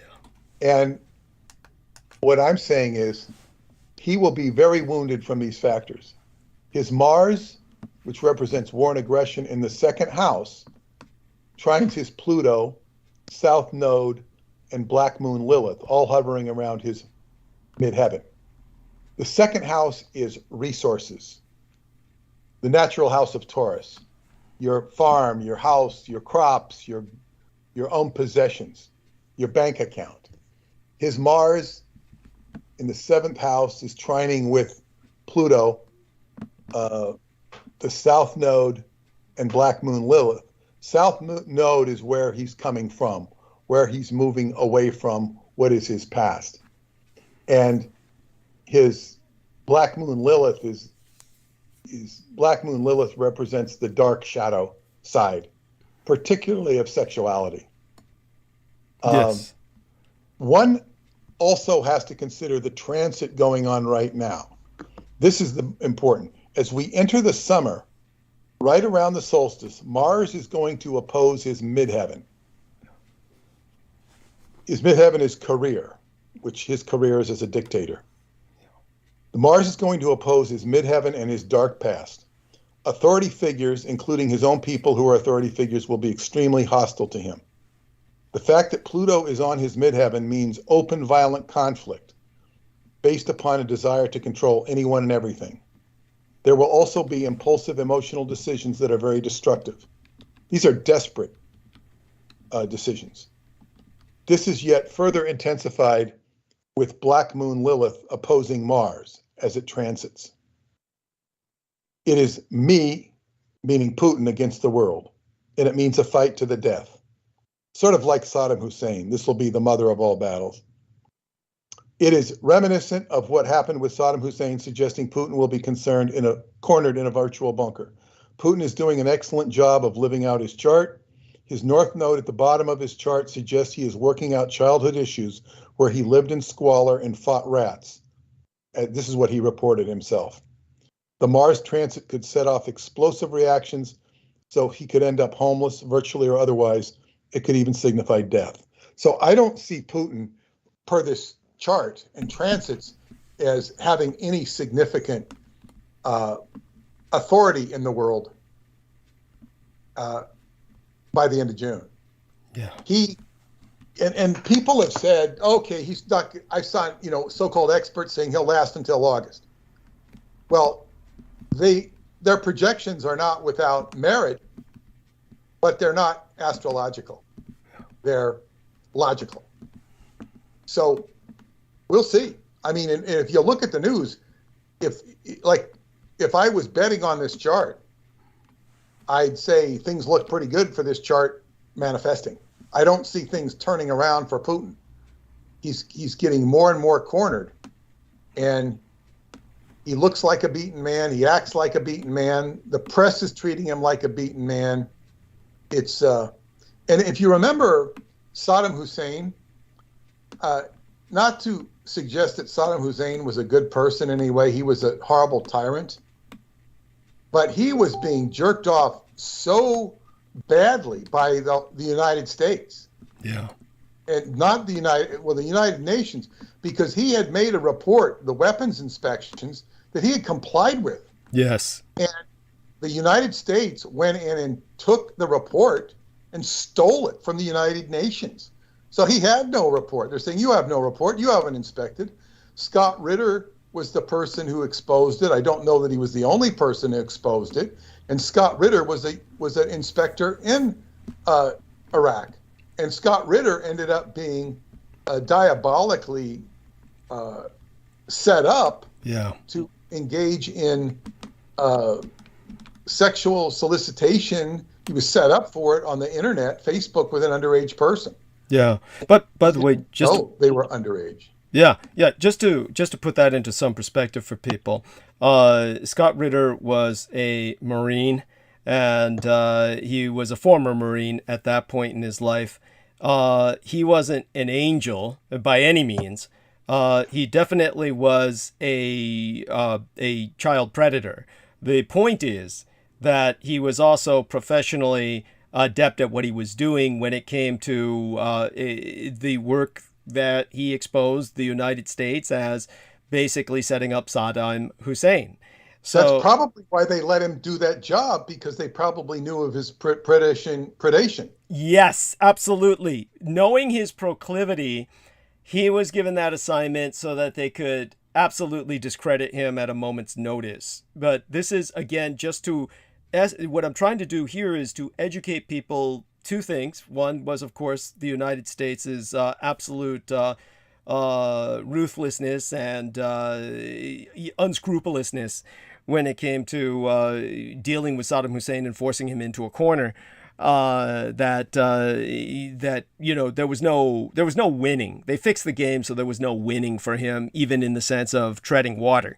They wouldn't even just let him tread water. When it came to the in the end, you might say that the damage that he was doing to his own people was bad, but at the same time, what the United States did made it infinitely worse, So had they just let him be without the Iraq War ever happening, Gulf War I, Desert Storm, or Gulf War II, or rather Bush War I and Bush War II, because Gulf War I was really Iran versus Iraq for 8 years when he was considered our great ally and the protector of Israel, for God's sakes, saving them from the great invaders, the Iranians, who wanted to sweep to the sea. At that time, he turned from ally to adversary overnight simply because the United States found it expedient to punk him. And when it came to that, one of the people who was a tool in that regard, used as a unwitting fool, was Scott Ritter. And Scott Ritter, what I'm trying to educate people here in this regard about is the fact that, like so many people involved with the military, his being a child predator was simply a given. He's like a product of that environment. It's almost like this is, as I said, when it came to this being ubiquitous in the military, again, just to put this into perspective for people so they understand the horror of this, when I was working at the library at the Presidio military base, and we had straight magazines available for all the GIs to look at. They could just check out Playboy, Penthouse, and for the ladies, we carried Playgirl. And whenever somebody caught me looking at them, they would just say, "Oh, you look at those old hags, those old bleeders. We go for kids." This was the norm. So there you have that. So he was just the kind of person who would be attracted to that environment. People join the military so they can go fuck kids and not be... Yeah, people don't really believe this sometimes, because when you go to or you see on TV a Super Bowl or a big sports event, and they have the flying aircraft fly over and people put their hands on their hearts and sing, God Bless America. Yeah, and the military is emblematic. It's emblematic. It's like my country, 'tis of thee, the land of the 11th degree. Yeah. Of thee I sing. The 11th degree refers to the homosexual degree of Aleister Crowley's order. Yes. Up the butt. Everybody, yes, the sodomy ritual that earns you that 11th degree. Yes. Yeah. Yes, but the thing is to get back to the theme, and Douglas has explained before how the Congress, you don't really get into Congress, and there might be a few exceptions, unless they have stuff on you like this. Yes. And I want to explain that the world of secret societies or secret government circles, as has been portrayed about J. Edgar Hoover, that's at higher levels, when you reach a certain pinnacle of so-called power, as Kissinger said, power is an aphrodisiac, or it makes you want to make love when you're powerful. Yes. And there was this guy, Elliot Abrams, who was the district attorney or the attorney general of New York State. And he was really good at going after corruption on Wall Street. He was really good at it. And he was so good at what he was doing that I guess he felt powerful, had an aphrodisiac, and he paid $5,000 for a prostitute. Now, if he had to pay $5,000, to satisfy his heterosexual urges, he had a very big social disconnect. He was thought, wow, I've reached this place where I'm like powerful. I can spend this $5,000 and I can have this quote unquote beautiful woman for one night. Now, he was married, and basically, I don't know how he was set up for it, if he was, but it basically discredited him as Attorney General. So Wall Street was clapping because, or not everybody on Wall Street, but clapping because they got rid of he was a predator against them because he was going after their crimes. Right. So, and it turned out that he wasn't such a bad guy in terms of his professionalism. Where he was weak was his vulnerability, was his his relationship and his sexuality, which is not uncommon. Now, in certain circles, there are, orgies and whatnot that are arranged. And this is like you get a license to do stuff because you've joined the crowd. You're one of them. You're being invited to the in crowd.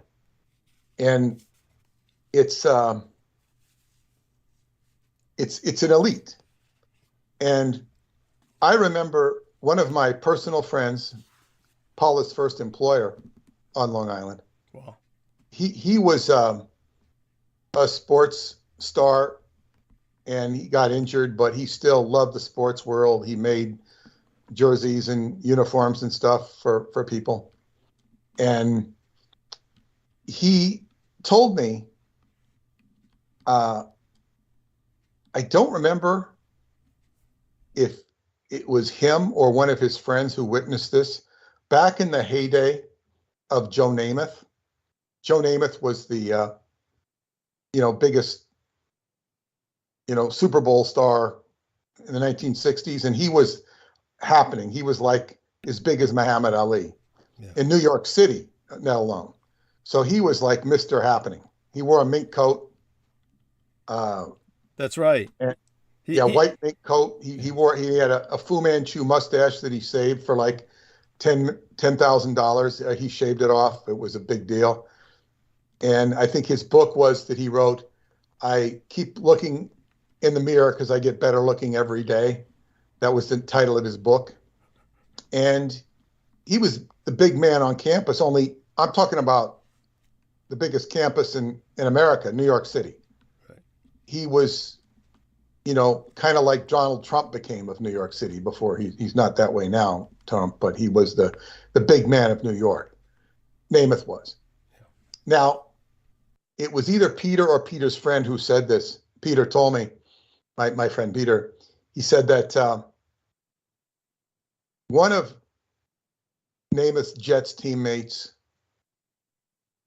went up to Namath and called him, a fucking child molester. And Namath said in reply, I can do anything I want.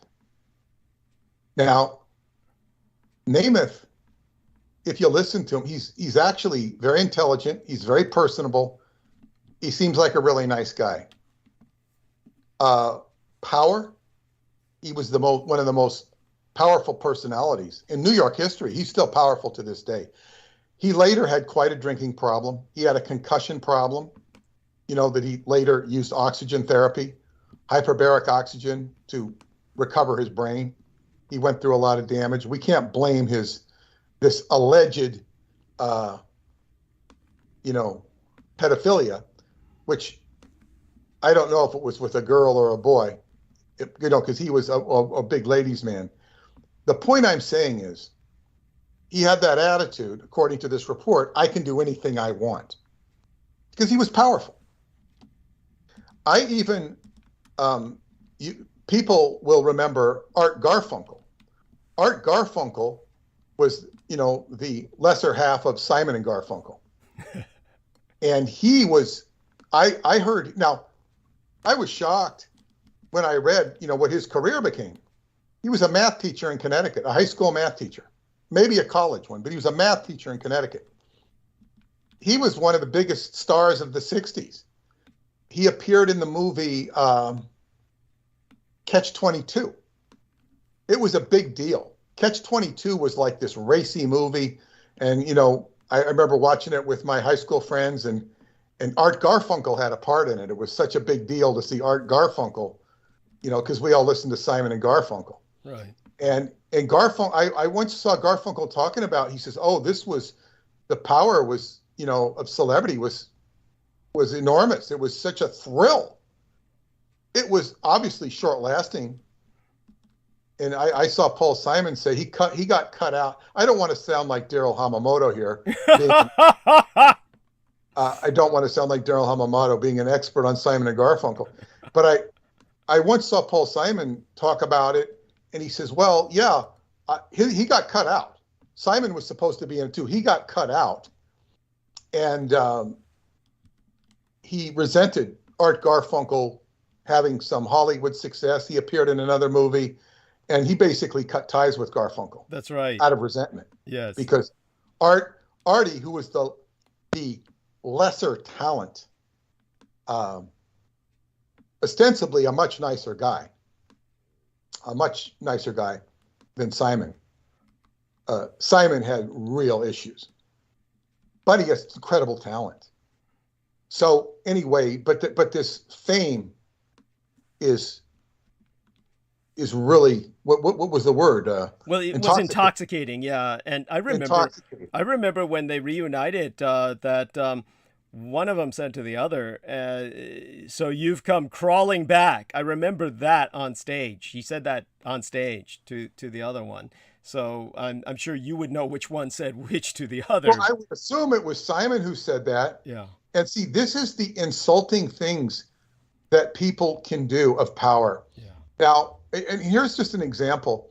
For those of you who do not know baseball, Derek Jeter is like, the superstar of the New York Yankees for the last, 15, 20 years ago. He was a superstar. He wins the World Series his first year in baseball. He's a star. He goes to the top of New York celebrity. And he's at an event with Spike Lee, the director. Right. And he says to Spike Lee, he says, maybe we can do a movie together someday. Maybe we can do a movie, to Spike. And Spike looks at him, who's a big sports fan and a big Yankee fan, he says, learn how to play shortstop first. Now, Derek Jeter was a very successful shortstop in his first year, incredibly successful. This is probably more of a playful put down, but this is what happens. I've read of the rivalry between Arnold Schwarzenegger and Sylvester Stallone, where Schwarzenegger set up Stallone to look like a fool successfully. And they both admit what happened. This sort of rivalry, petty, like a couple of high school kids sniping at the other ones. This is the sickness of what goes on in the world. Yeah. So I was talking about the whole thing. People will get drawn into, okay, you can come to the XYZ club, and here you will see the Playboy Club. Mm-hmm. The Playboy Club was the place to be in LA. That was the hedonistic place. All the celebrities would go there. Yeah. If you were in, you would be invited to the Playboy Club. And that's kind of the end for you. It might be the beginning, but it's really the end, because they're getting pictures on you. They're getting goods on you. They're putting girls on you. Yeah. To basically get whatever they can on you. Yes. And so people are seduced by this. And of course, those who are seduced by it know it, but they don't talk about it. And when they do talk about it, as some of these Hollywood kids, nobody listens to them. Yeah. Nobody listens. That's right. By the way, what Peter's now describing is the straight man's version of how they set up Scott Ritter, and they just made themselves available. And by the way, just so people understand, and we're going to get straight back to... I'm doing the G-rated version. It's much worse than that. I'm presenting it in a G-rated fashion. Yeah, yes. Or PG-rated. Yes. Douglas will give you the, quadruple X version, where it gets into pedophilia and sadism and just insanity and snuff films. Yeah. And all that sort of crap. Yeah. And just to indulge me for a second there, so people realize when it came to Scott Ritter and they're taking advantage of his being your average military guy, and I know this is so hard for so many people to accept simply because they're indoctrinated into thinking our military is, Americans think of their military the way the Russians were indoctrinated to think of their Red Army. as basically heroes and Boy Scouts. And obviously nothing could be further from the truth. And the problem is you guys want it both ways. It's kind of like Telly Savalas playing Kojak, and you're talking about this guy who presents himself as having a heart and being extraordinarily cautious around women and children, etc., yet getting in open gunfights with criminals, and you want that from all your cowboys in your westerns. And the reality is, if somebody behaved that way, where you're taking into account collateral damage all the time, you're going to get killed. I mean, basically, if you're thinking so much about others in combat situations, you're going to die. So just... Yes. And the westerns, yeah, like Gunsmoke or whatever these shows are, these guys, the heroes, are going out and, they're shooting somebody, practically every show or every other show. They're killing somebody. Yeah. And killing somebody, it's a traumatic event. And they go, well, I killed him. We got rid of that one. We got rid of the bad guy. It's every week it's a new bad guy, and they kill him in a heroic showdown. And it's like, of course, life doesn't work like that.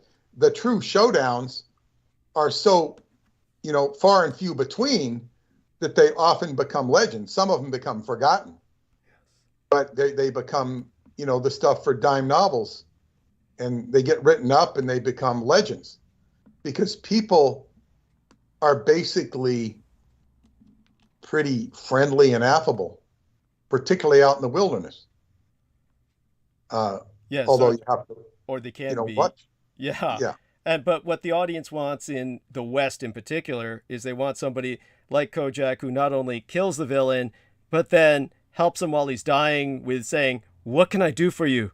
Is there any loved one you want me to relay your last message to?" It's like they want this person to be a killer, but also a saint. And this is what they're expecting from their military. And the reality is, no, you can't have it both ways. But the problem is, like the Russians, your military is just as bad. The only edge they've got is technology. Without that, they'd be just like the Russians, villainous and incompetent. And so they took advantage of this Scott Ritter, who was professional at least in exposing the corruption of America because he knew all about it. He came from a corrupt background. And the way the police set him up was, it was just too easy. One cop just said, "Hey, I'm a young girl. Come and meet me." And he was just, "All right." And then the cop had him and just basically said, "Oh, I'm a cop. And if you don't turn yourself in now, well, I'm going to pursue you." And the idiot turned himself in. He should have done anything but that. But nevertheless, after that, it was all downhill for him. And of course, he's still in jail.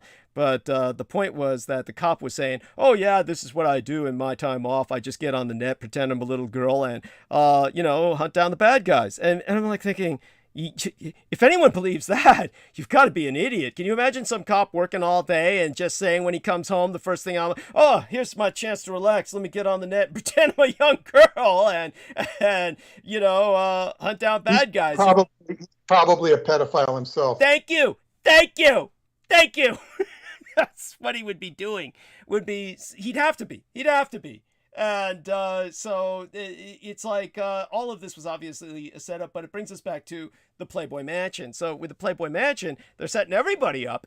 And, as Peter said, and by the way, this was back in the time when they had their own airlines. Playboy had the Mile High Club.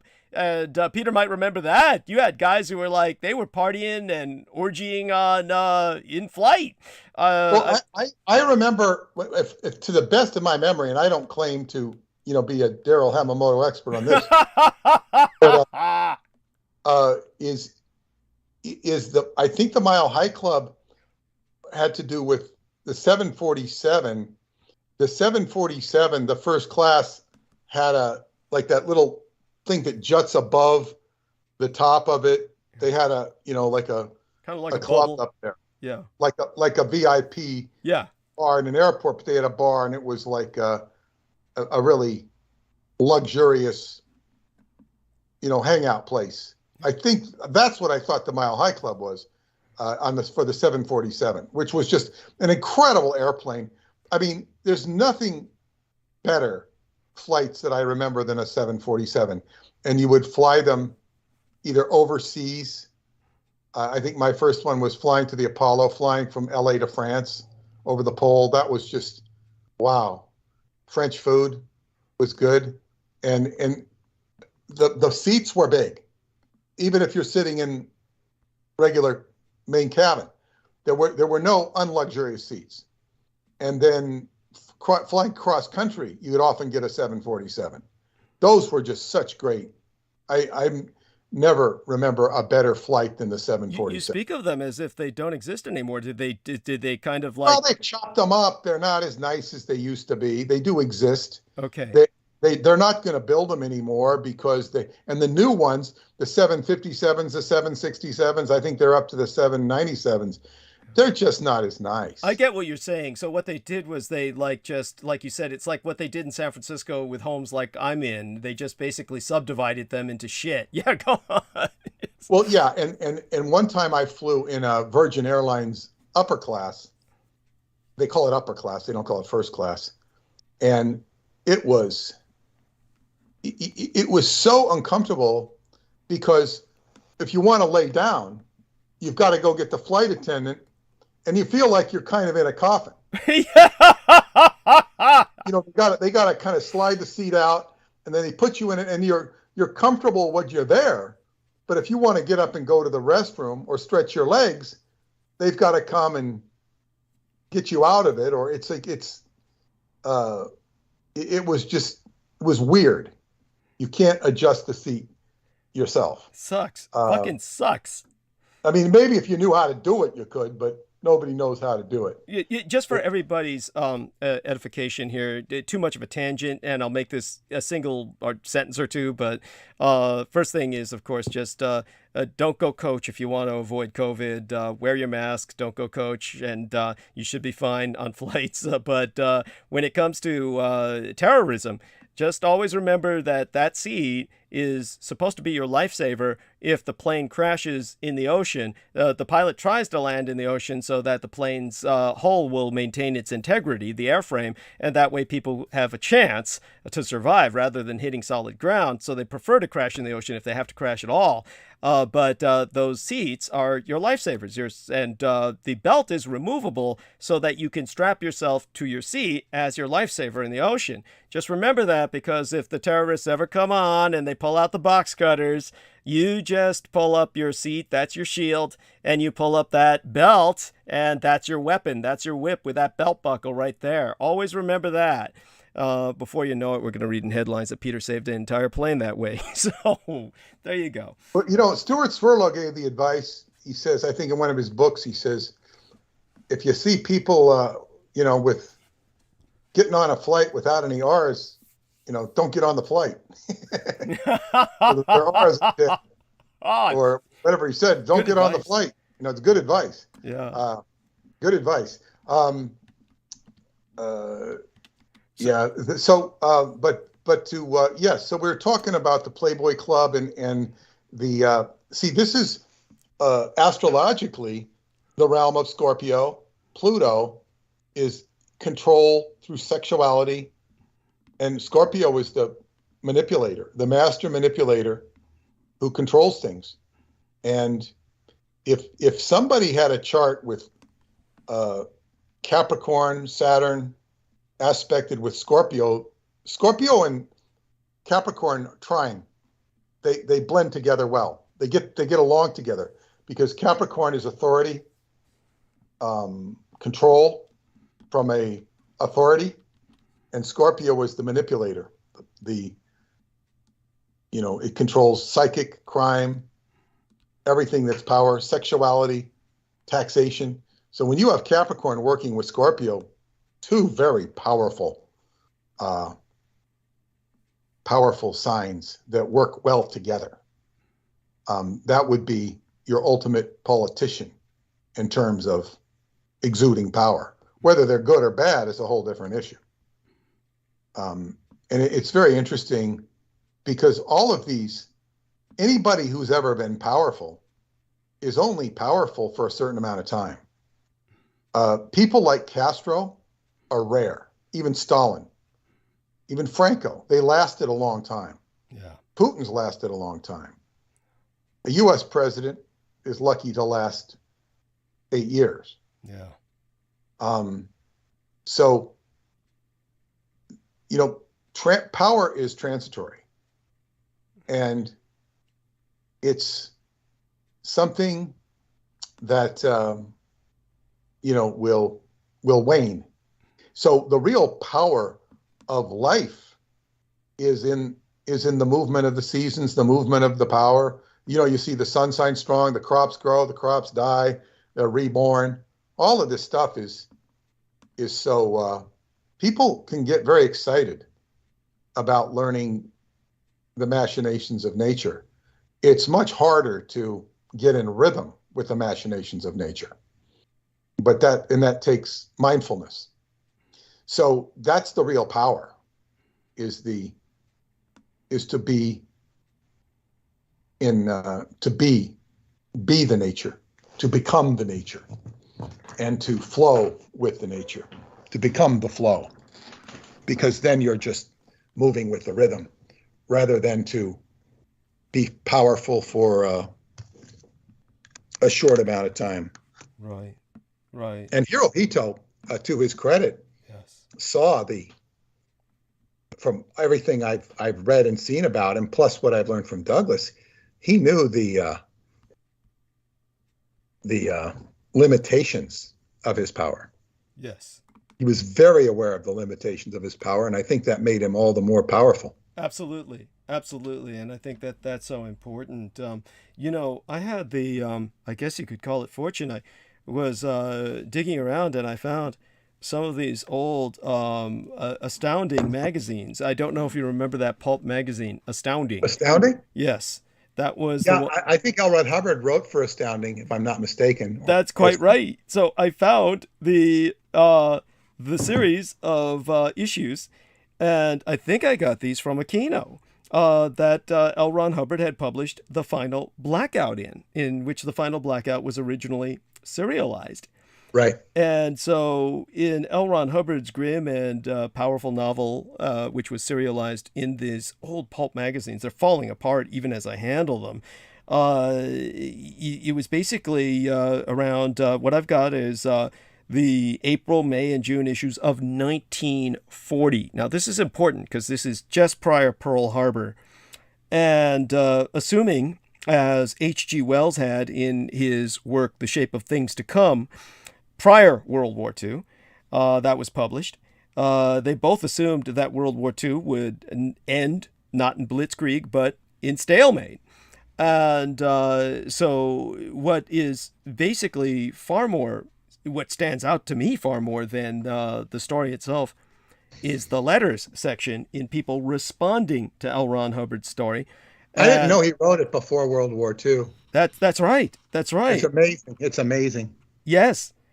And the fact that we've got the publisher who's responding to these letters personally, or at least to a number of them personally, basically so people understand that although Oswald Spengler's Decline of the West had not yet appeared when Jack London wrote his little short story, The Scarlet Plague, Jack London had implied a similar, basically anti-progressive philosophy of history. And so one of these issues has his story as well, with these other pulps that I'm handling. And basically in The Shape of Things to Come by H.G. Wells, which wasn't in any of these pulps, basically there was an opposite perspective from that kind of bleak root of civilization, that it would be logically followed one day by a rally instead. For H.G. Wells could never stray from that vision of a world state. So everything with him in The Shape of Things to Come is that this rally of humanity comes with this impressive speed, and the lifelong holy grail of H.G. Wells was this world socialist state. But in between that was the hard realism of L. Ron Hubbard, in between that kind of defeatism. And so Hubbard, just so people know who aren't familiar with this, he tells this story from the viewpoint of a British soldier known only as the lieutenant, who's born in an air raid shelter during an air raid, and who has lived to see the airplanes vanish from the skies as the industrial society that produced them falls to pieces. And as with H.G. Wells, the social disintegration of Europe begins by wars, and it's finished off by starvation and disease. Basically, the four horsemen, the famine and death follow in the wake of war. And so the way that Hubbard himself describes it, death crept silently over the wastes of grass-grown shell holes and gutted cities, slipping bony fingers into the cogs of what organization had survived. From the Mediterranean to the Baltic, no wheel turned. So down in these ruins, some semblance of the war is still going on, and the lieutenant, his character, commands this motley assortment of Englishmen and Polaki, Polish people, Spaniards, Frenchmen, Finns, and Italians, and he describes them as uniformed in the rags of 20 nations, friend and foe alike, and much like those formidable middle-aged rascals in patched and shabby and supplemented uniforms, who in H.G. Wells's vision are expected to be roaming over Europe in fragments of unpaid armies throughout the 1950s, what Hubbard is conveying is about 168 enlisted men and 5 non-commissioned officers that are all that remain of a brigade that at full strength numbered 6,000.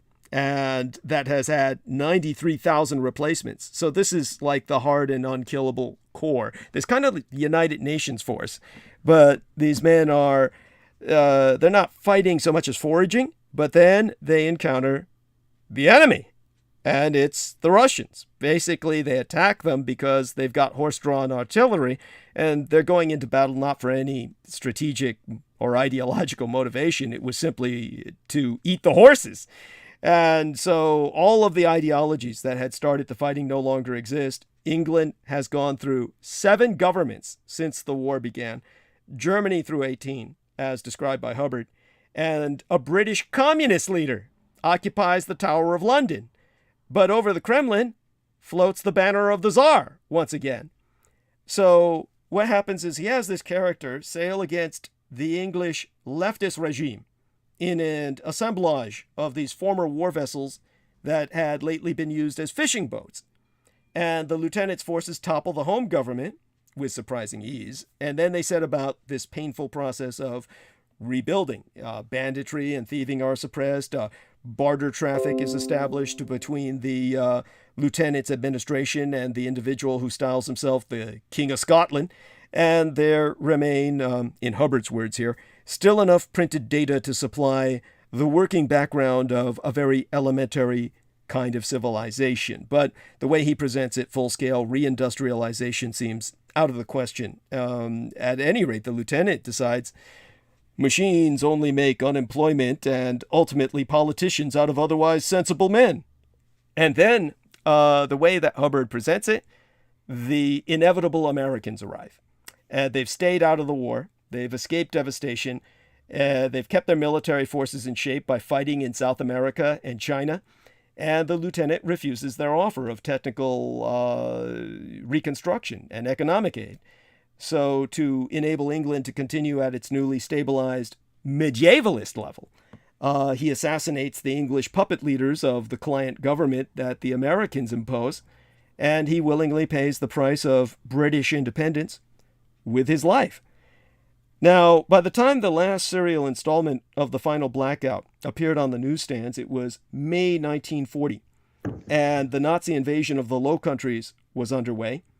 None of the British troops who were crowding on board the Channel boats at Dunkirk had any intention of marching against the Tower of London, but Hubbard's and H.G. Wells's prediction that World War II would end in stalemate was obviously nullified by the speedy fall of France in the 3rd week of June, and any likelihood of Englishmen someday battling Russians, which was plausible enough during the short Russo-Finnish War of 1939 through 1940, in which the sympathies of the West had clearly been with Finland. They ended just 1 year later when Hitler's legions invaded the Soviet Union. So in the meantime, there's this blizzard of letters in these issues, and the few that came right after them, that comment on The Final Blackout. The letters section was always titled Brass Tacks. That was Astounding Magazine's letters section, their letter column. And so L. Ron Hubbard had created this. He actually had created a far more interesting hero than the ray gun toting Boy Scouts who dominated the pulps of those days, and he evoked a very, very violent reader response. There's no other word for it. All the way from an admiring poem, which is quite bad from what I remember. I would read it to you, except that the page has fallen out. But it was titled The Lieutenant. I have the title section of the page is still here. And it was by H.K. Pruin, P-R-U-Y-N. This is June 27th, 1941. H.K. He's an actual poet. He's an actual guy who's been published as a poet, so his poetry is normally well recognized. And he actually wrote a poem inspired by L. Ron Hubbard's novel with the same title, or basically the character is the title that's provided by the poet. The title for the novel was The Final Blackout. But the lieutenant, by the way, just so all the listeners know, he never had a name. He was never named anywhere in this serialization or in the novel when it was published as such. He was only known as the lieutenant throughout. It was that just became his identity. But then there's this guy, Charles Hidley, who says that the lieutenant, despite Hubbard's obvious sympathetic feelings for his character, was to me one of the most despicable I ever encountered. This is August 1940. August 25th he wrote this. So these, the editors, John W. Campbell, who was a work of art himself and had a lot of negative aspects to his personality, but he responded saying, "These final blackout letters are but a few of many. They vastly interest me because the readers dispute the actions of the character with the author, which means the author makes that character live. Now, the readers are disputing not only the actions of Hubbard's character, but also his political philosophy, which they variously label as feudalist, militarist, authoritarian, even fascist." And so Charles Hidley is objecting here. "I prefer the happy, though jumbled freedom I now enjoy." But then the editor Campbell responds that that's not the real issue. Hubbard isn't arguing forms of government. Feudalism did spring from bandit soldiers. Hubbard's point is that it would do so again. So this is another comment here on a letter by Joseph W. Wilson in 26 September 1940. John D. Clark, who's a regular reader and apparently occasionally a writer who was published in this circular, he says, "A person who holds an author responsible for his character's political beliefs possesses a remarkable amount of gullibility." That's what he wrote in December of 1940. Now, the issue here, which is so relevant to what Peter's been talking about thus far, is that it may not be possible to tell this kind of story without arguing forms of government because of an author's prior assumptions as to what is historically possible. So you've got this one reader here, and this is what brings it straight back to Ukraine and Finland and Sweden joining NATO. This one reader named Ray St. Clair in October of 1940, he says, "His initial premise that a devastating war has been raging for years until all Europe is in ruins is absurd. Absurd because the masses would rebel and overthrow all the old governments long before such a collapse could happen." Now, this is classic Marxist interpretation of World War I and the Russian Revolution, which did indeed happen. But too many of the devotees of science fiction, no less than the people involved in the more pretentious branches of literature, they all were affected by that leftward intellectual current of the 1930s. As a matter of fact, the science fiction author and editor Frederick Paul, he wrote a book, his personal memoir, titled The Early Paul, that was published in 1976, that was describing this end of depression, beginning of war involvement of young science fictionists with communism. And so basically, there's this other guy named Donald Wollheim, who in the English science fiction fan magazine Novae Terrae, he was writing that logical science fiction points to the necessity of socialism, the advance of science, and the world state, all H.G. Wells indoctrination. But what really pisses me off about Ray St. Clair's letter here is he goes on to say, "These aims, they can best be reached through adherence to the program of the Communist International." So this faithful adherence to that program is inherent in his critique of the final blackout. Basically, the St. Clair son of a bitch is particularly displeased with Hubbard's depiction of the future British Communist Party as stupid and corrupt. And so his rebuttal was what was then the present. Bear in mind, he's saying this in 1940. He says, think of the present effective performance of communism in the Soviet Union and in the Red Army, which, he points out, has smashed the Mannerheim Line in Finland, a feat pronounced impossible by all the other generals in Europe.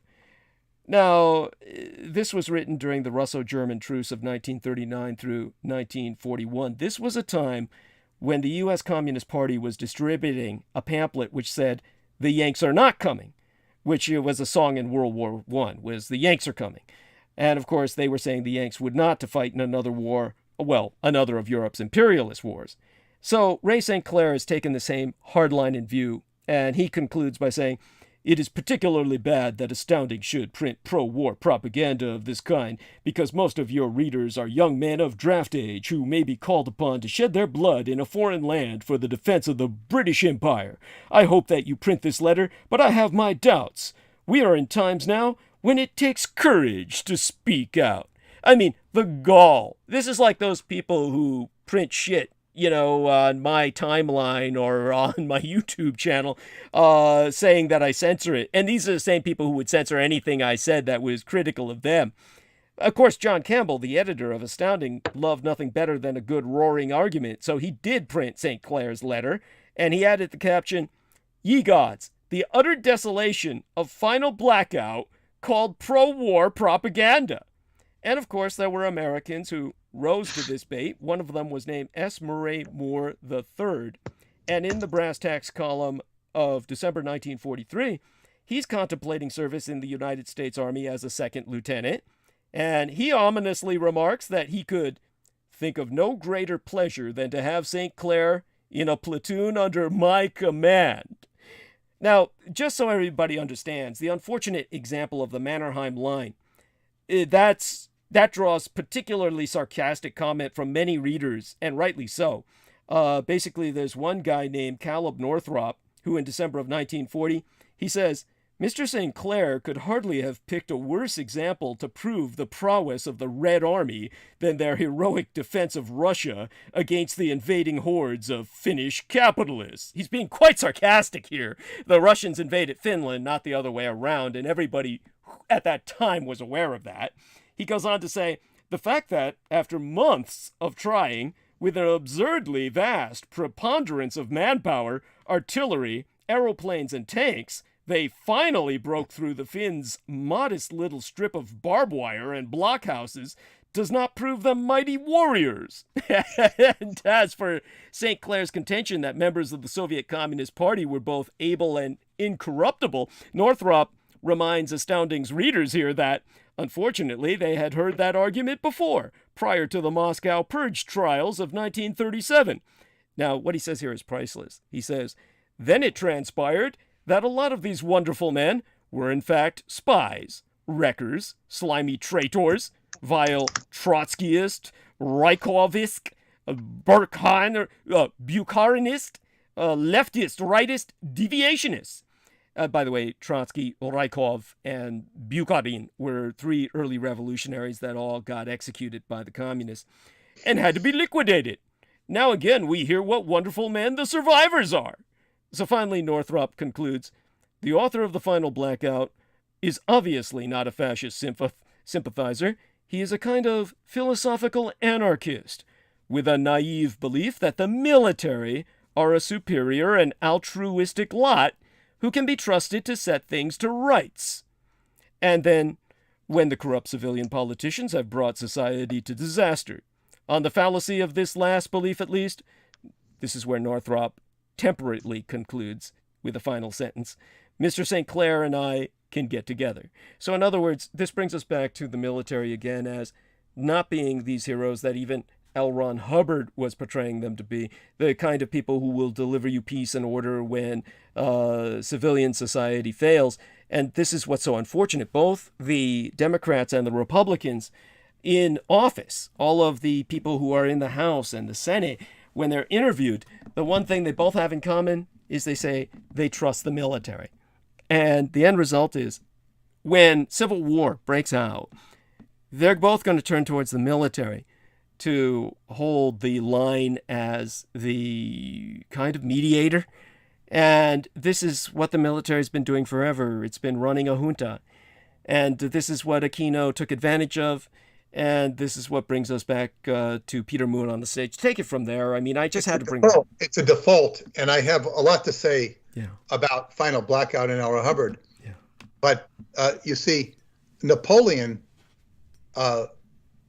was a savior to the forces of chaos, or from the forces of chaos, because he was able to provide military police actions in the French Revolution, which they called on him to present order. And when he had order, he was the only one who could put in order, because he wasn't representing the crown, the monarchy. Or the terroristic revolutionaries. No, and he provided order, and he made order in France. And for that, and then he brought the rights of man, legislation for the rights of man. Of course, he was an imperialist, but he had no choice. He was put into a position of power, and Napoleon's a whole nother story, and an interesting one. But he rose out of the French Revolution because they needed. Military had to provide stability where they had overthrown the monarchy, because the monarchy was no longer there. So, like, if you take over the United States and collapse the government, like many people want to do, then you have, like the militia wanted to do in the 1990s, then you have a new government, and you don't have order, because the old government is no longer extant. So instead of the old sheriffs, you have new sheriffs. And the old sheriffs are either empowered or not empowered. So you have to have the military come in and take command for there to be some order. Some force has to. Maybe it's going to be the cartels. But so anyway, but back to Final Blackout. Final Blackout, as Douglas was reading, was heralded by John W. Campbell, Hubbard's editor, as the best, not only the best science fiction he'd ever read, but the best story of any type. I have not read all of Hubbard's fiction. I considered it a very interesting book. And when I read it, I was very much into Hubbard. And I had a very good personal perception of his personality, his personal biorhythms. And I think the proof of that is that I never ran afoul of him. I just never ran afoul of him, which not everybody can say. And I worked for him. I was in his employ. I was never insulted by him or treated with disrespect. A certain amount was demanded of me, but I never had any issue with presenting that. So I understood Hubbard's biorhythms pretty well. It's not that I necessarily agreed with him or everything he did, but I was there for a purpose. Anyway, the point of it is when I read this book, Final Blackout, I could see many aspects of his personality that I could identify with. Not necessarily as my own personality, but as his personality. And this Final Blackout story about this lieutenant, well, the first thing I would say is this was written before Hubbard entered the Navy as a lieutenant. But he never went beyond the rank of lieutenant, at least officially. Right. So it's kind of like interesting that the lieutenant was the all-powerful one. Yes. Although he didn't write it after the fact. It was almost like he knew. It was almost as if he knew. And one reviewer described Hubbard as somebody who lived in a time of bare bones survival. Survival, and he wrote Dianetics. He said that the basic dynamic principle of existence is two words: to survive, or just one word: survive. This is the impetus of all cellular life. It's to survive. And he really believed that. Survive at all costs. That has been criticized by one of my own colleagues, who coincidentally, I had the same criticism. I would say it's to evolve. Evolve. Survive, but if you don't survive, you can't evolve. So you can say it's basic is to survive first and then evolve out of that survival. But anyway, it said that Hubbard lived in times when you lived or died by the elements. He born in Nebraska, but grew up in Montana, where the margin between life and death was very thin. You weren't fooling around. I also heard him describe once in an audio lecture. He says people don't understand what it's like in the old, in the pioneer areas out west. He says you come upon a cabin in the middle of nowhere, and you find that it's stocked with food, canned food, preserves. The reason it's there is because people realize you might be out in the middle of nowhere and might have to spend the winter there. He says it is your duty, your moral obligation to leave something behind in that cabin. You just don't ransack the canned food and leave. You might stock it with wood or whatever, but it would be all, he said, you could find these places out in the middle of nowhere. They're there for people to survive. Wow. Because they, it's like a safe haven. He talked about this. He said, this is a concept that is very foreign to people who did not live in the wilderness and grow up in the wilderness. He was, I think he claimed he was the first Eagle Scout, but he was certainly an Eagle Scout, and he was very honed to the skills of survival. Now, that's as a youth.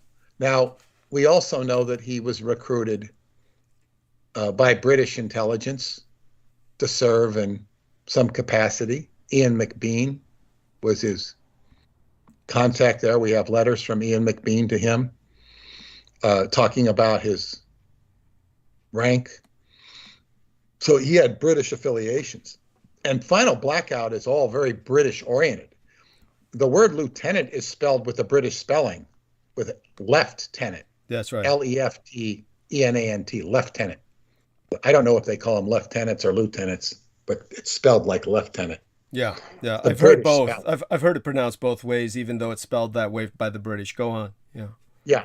So he had the British element inside of him. He talked, this lieutenant character is tough as nails. It's all about preserving his command and control of the troops.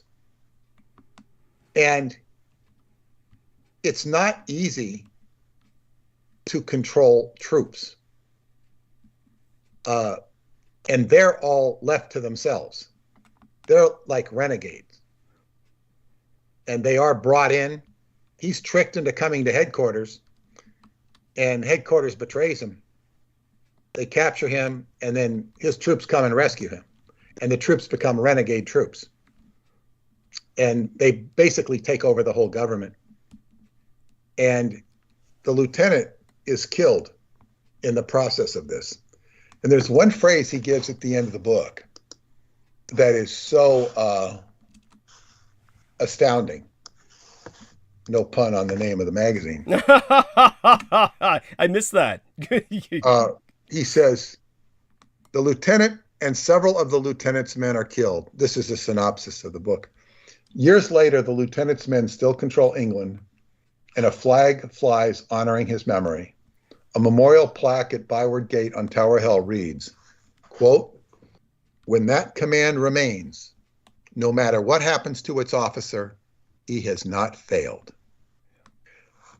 That quote, when I read that, being in the Sea Organization of Scientology, I said, wow, that is Hubbard's testament and to something he called the power change formula.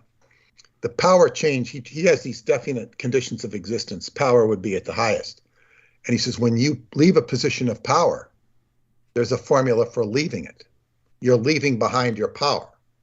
So like say, if I leave Sky Books behind when I pass away, I would, if it kept operating in some capacity, if I had it all on print on demand or whatever, and it could just keep gyrating revenue for whoever my heir was, it would just keep going, you know. Yeah. That command of my books would remain no matter what happens to me. Then that happens with an author, but he's talking about something more than just being an author. He's talking about commanding England, and he is when that command remains, no matter what happens to his office, to its officer, he has not failed. Now, when I read that, I saw Hubbard's flag flying and his intention being carried on, but he did fail. And he did fail because at the end of his life, he said he failed. He knew he'd failed. He actually didn't have to fail. It was very tricky. All he had to do was change perception. What does it turn defeat into victory? Yes. Defeat from the jaws of victory, or victory from the jaws of defeat, rather. Yeah. In other words, all he had to do was declare victory, and he didn't declare victory. Or his lieutenants under him, particularly David Miscavige, didn't declare victory. They considered victory as a threat, and the whole organization, the whole movement imploded on itself. And when that command remains, no matter what happens to its officer, he has not failed. Now that command, I lived under his command. I worked under his command. When his messenger, Janice Grady, she came to New York several years ago. Very interesting meeting. I met with her and another friend, a common friend of ours, who kind of set up the meeting. Of course, Janice knew me from the ship. Janice was a young kid. Her mother was the biggest celebrity in Scientology, Yvonne Jantz. She was the head of the Celebrity Center. She was a magnificent woman. Janice was left on the ship with her sister, Terry, and they were messengers to L. Ron Hubbard. They did see their mother, but sparingly. Janice wrote some books, I think 3 books. I pre-read 2 of them and gave her my input. She wanted my input.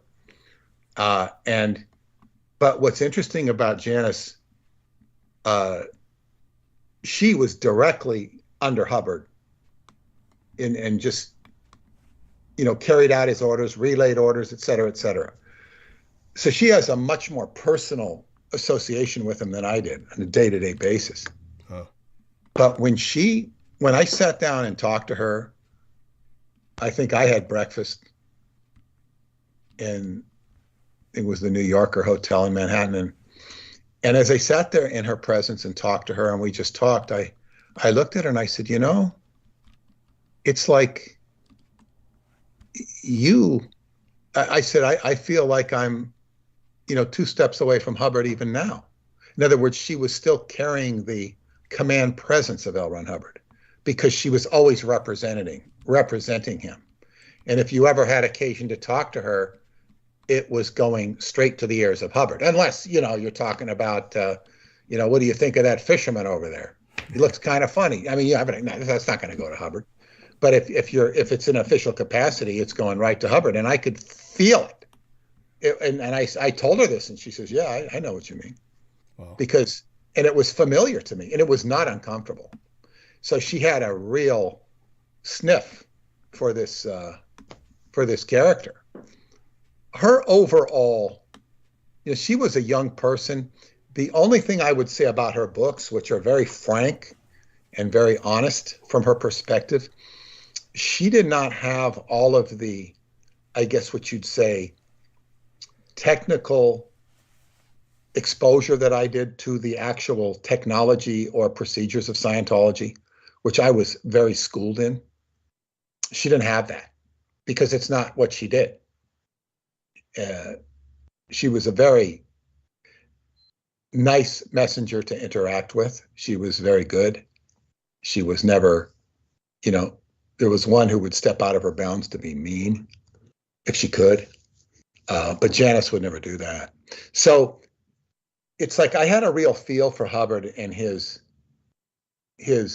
agenda. And she said to me, oh, yeah, he definitely believed in the stuff he said. He definitely was trying to save the planet doing this. He was quite serious. He wasn't pulling the wool over people's eyes from his own perspective. But it's like, did he fail?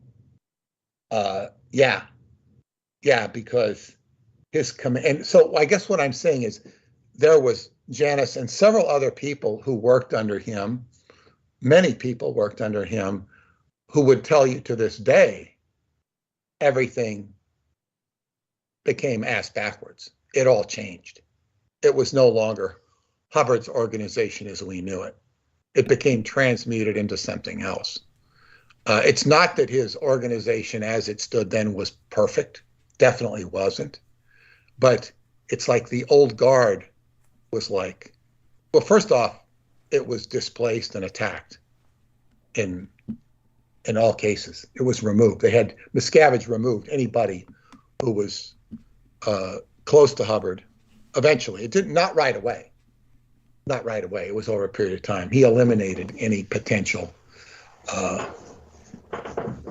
possibilities to restore Hubbard. Very similar to Stalin that they were bringing up in the letters column. Go on. Exactly. So Hubbard's command did not outlast him. It's no longer extant. And if I had carte blanche authority to gather all of my old coworkers or colleagues that represented and understood L. Ron Hubbard on that level, and there are some, many of them have passed away. Many truly didn't understand him, even though people think they did. But if I were to gather and carte blanche all the old timers that were part of that and got them together, all it could be was like, the old world champion New York Yankees getting together and having a good time. That's all it could ever be. And talking about old times. That's all it could ever be. So sad. No, it's not, not sad. It's because time goes by. Yeah. Time, I think, what's that Humphrey Bogart movie, Casablanca? Yeah. As time goes by. Mm-hmm. That's the song he doesn't want to be played in the movie Casablanca. Right. Don't play that song again. Play it again, Sam. Sam, the piano player. Don't play it, because she says, play, Ingrid Bergman. Play, Sam, as time goes by.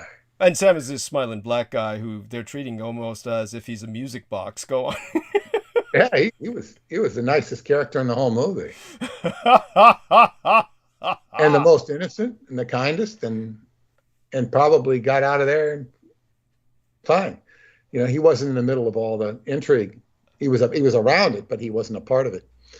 In fact, I think he was going to keep his salary or get a raise when he turned him over to Sidney Greenstreet, at the Blue Parrot. They were going to give him a raise, I think. He insisted on Sam getting a raise, but or at least the same salary. So, but in any case, as time goes by, things change. You can go back to the old neighborhood, but the old neighborhood is different. The people are no longer there. It's time moves on. You have to move forward. And I've seen this.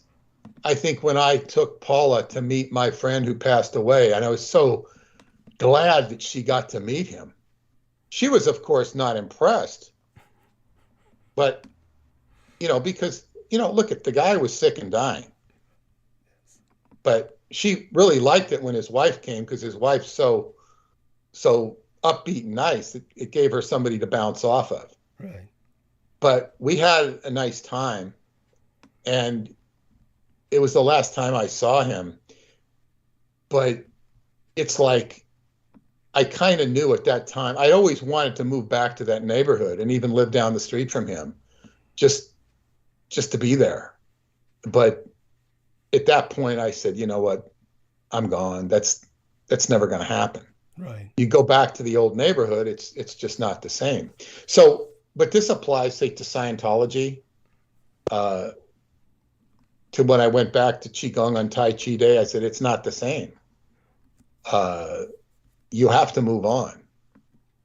As Artie Crippen, the medicine man, told me, he says, many masters will come into your life, or sometimes they will come into your life. You're lucky if they do. And they will be there for a certain period of time, and they will leave. David Anderson is one, master of time.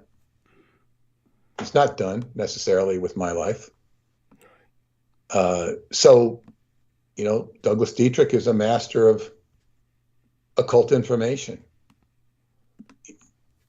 So, but you have to move on with life. That's the whole point. So Hubbard was this incredible seer, and this novel that he wrote is incredibly indicative of who he was. And he was tough as nails. He had this ideal of somebody who was tough as nails. Was he tough as nails the way he treated people? Yeah, he was. You can also read accounts of him being scared. Like when he's in a car, I think he's leaving Washington, D.C., if I'm not incorrect, for what I've read, with Michael and Kima Douglas. Or maybe they're going from Florida when the government is kind of hot on his tail, and they're going north, and I think they're north of D.C., and this siren goes off. It's a cop with a siren. And Hubbard, according to Kima, says, oh, they're coming after me. They're coming after me. It's just a siren going off. They're not coming after him.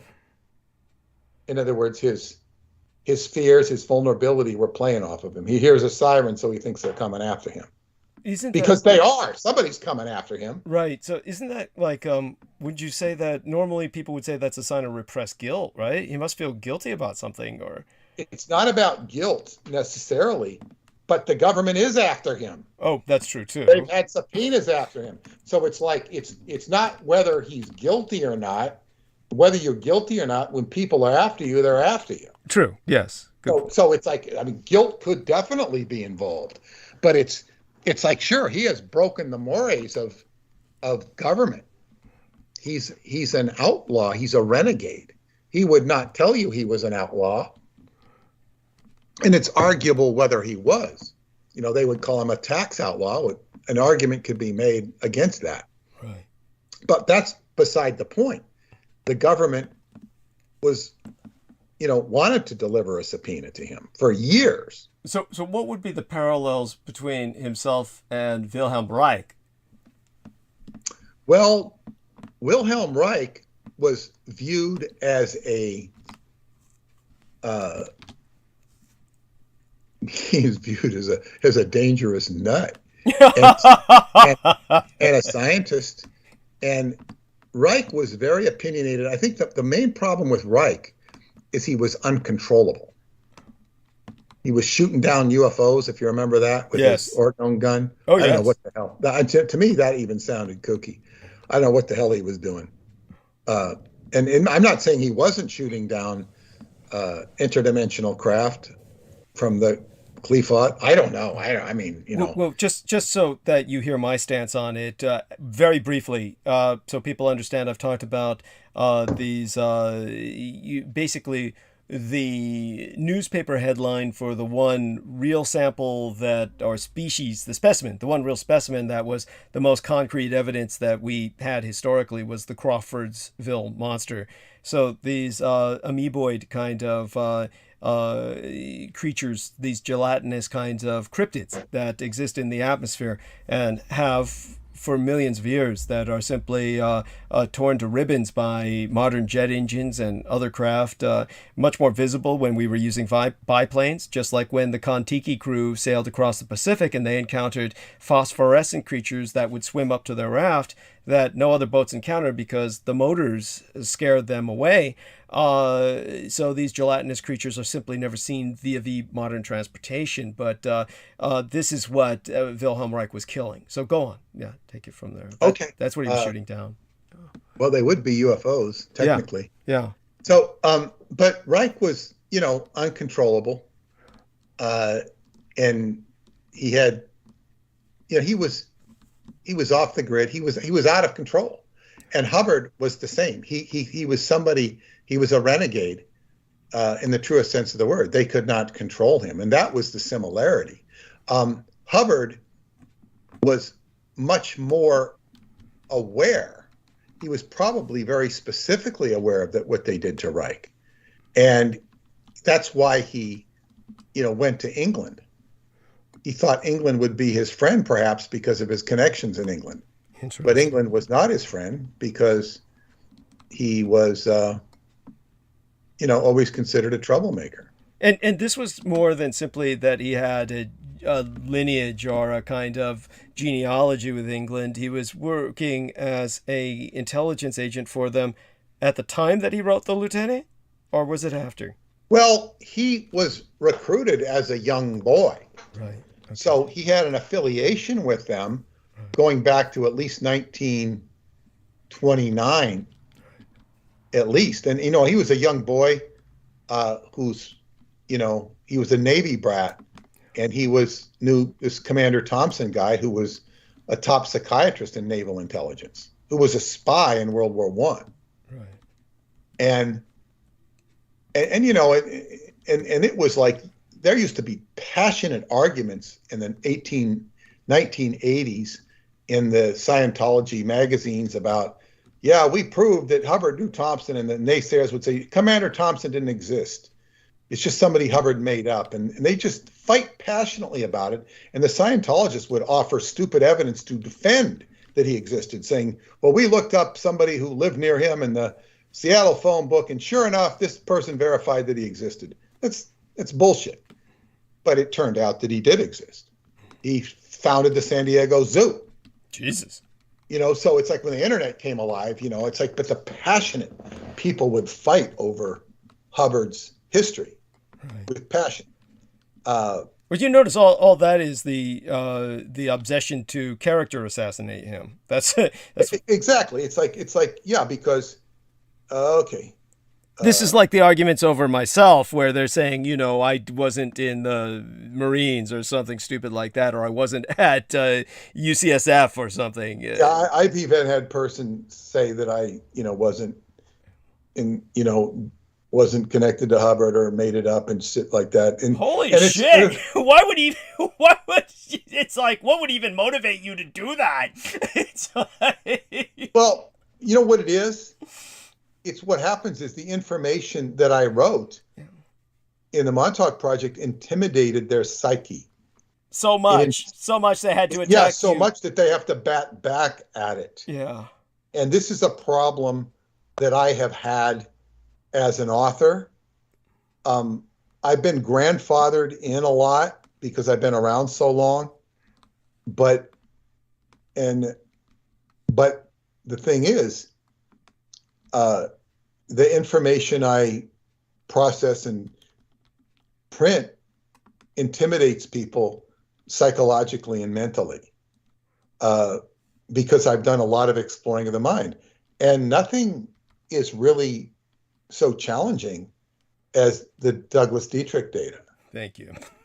Yeah. So this is why I'm dealing with Douglas, not because we do these things, not because it's easy, but because they are hard, to quote JFK. We're not going to the moon because it's easy, but because it is hard. It is very hard. I was a very hard president. I was hard all the time. Yeah. So it's like, wow, what am I supposed to do? Write about, all the aliens that are out there? And interview all the abductees or all the people who've had experiences and say, gee whiz, Batman. Wow. Gee whiz, Batman. I almost went to see Batman today. Oh my God. Not because I wanted to. Understood. Because Terrell, we're having lunch and he has this laugh. He sounds like the Joker. He laughs like the Joker. Right. And he laughs a lot. And I said, and then they were talking about going to see Batman. And they were just, so they we got to continue the party. So I was going to go see Batman. I said, a new Batman? There's a new Batman movie? I said, I've seen too many Batman movies. Yes, and some of them were enough to scar you psychologically for life, I'm sure. Go on. Yeah, but I said, Oaks, I was actually willing to do it just to keep the party going. Not that I really wanted to, but I would just to keep the party going. Understood. But I said, no, this could be a problem. I said, because I said, I said, if we go, you might start laughing and people are going to think you're the Joker. Yes. And there might be a shooting. They might think the Joker and they might want, the Batman shooting. Did that dissuade him? Is that what dissuaded him? No, he thought it was funny. Okay. And that I'd say that the Joker was really black and that's why he wore the white pancake makeup. There we are. Which he thought was funny too. But anyway, so all of this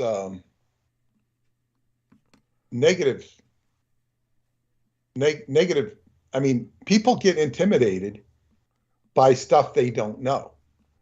And when they have such false constructs in their head. And Hubbard had a piercing intellect.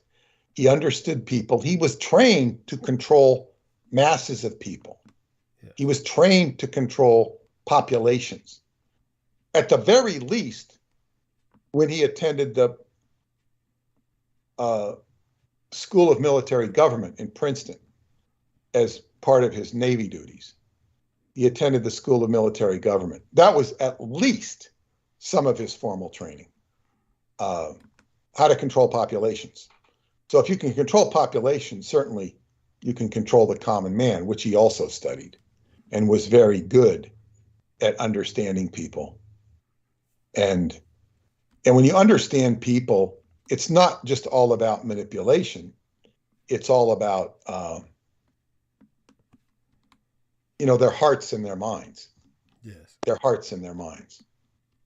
So this takes us back to, eventually back to government. We're talking about Russia. Yeah. We're talking about Putin. Yes. We're talking about, what's going on in the world today. And so much is so similar now to the time in which L. Ron Hubbard was writing. Back then it was Finland. And, in this case today it's Ukraine. But all the same players are still there. Finland and Sweden are now going to ascend into NATO. Which certainly provides Vladimir Putin with more reason to regret everything he's ever done. well, yes, and it's very interesting because the people who are pro-Putin will point out all of the sinister aspects of NATO and America's manipulation of NATO and other countries through NATO. And these are not incorrect by and large. They're not. So Putin acts as a fall guy, as a bad guy, as a bad man. Yeah. And he is a bad man, but NATO is no cup of tea either. Oh, God, no. As a matter of fact, there was certainly a time in my life when I felt the same way. Was it Terrell or his brother that was saying, gee, I hope the West falls? And, certainly Terrell, yeah. It was like or the U.S., Yeah, and it's like, and I got to tell him about Eldridge Cleaver. Yeah. Eldridge Cleaver, the other part of the Ward Cleaver's family, the black kid he had that he didn't talk about. Cleaver, Wally Cleaver, and Eldridge Cleaver. You know, the USS Eldridge Cleaver. Yes. Eldridge Cleaver was one of the highest profile members of the Black Panthers in the 1960s. He wrote a book called Soul on Ice. It was a I don't know if it was a bestseller or it was a big seller, and it was about his growing up in the ghettos of Oakland. Mm-hmm. And you know, there were stacks of books at the university bookstores where I lived in Davis, and Eldridge Cleaver was became a, what do you call it, enemy of the state. I don't remember whether he was guilty or not of some, you know, they shot Black Panthers and whatnot, and the Black Panthers were treated with a lot of violence and disrespect. And I remember in Scientology, a guy I know he said, we used to do the printing for the Black Panthers. He was from Oakland, and they used to print their papers. Mm-hmm. So they're very nice and very polite, is what he said. He was a white guy. Yeah. But I'm sure they had elements that were certainly hostile to the police, because the police were so hostile to them. But in any case, Eldridge Cleaver escaped. He fled justice. And Country Joe McDonald of Country Joe and the Fish wrote a song about it. He flew from Oakland to New York, and New York to Marseille, France, and Marseille to Algiers, where he holed up in Algeria. And he had his own compound. I think Timothy Leary, when Timothy Leary escaped, he escaped a prison. I believe he was in San Luis Obispo or Santa Maria, down around that area. He escaped jail. He climbed the fence when he was in jail, and the weatherman helped him escape. And this was very exciting times. And he escaped. Of course, you paid attention to it, because all the kids in high school were, wow, it was like really hot news. Eldridge Cleaver and Timothy Leary.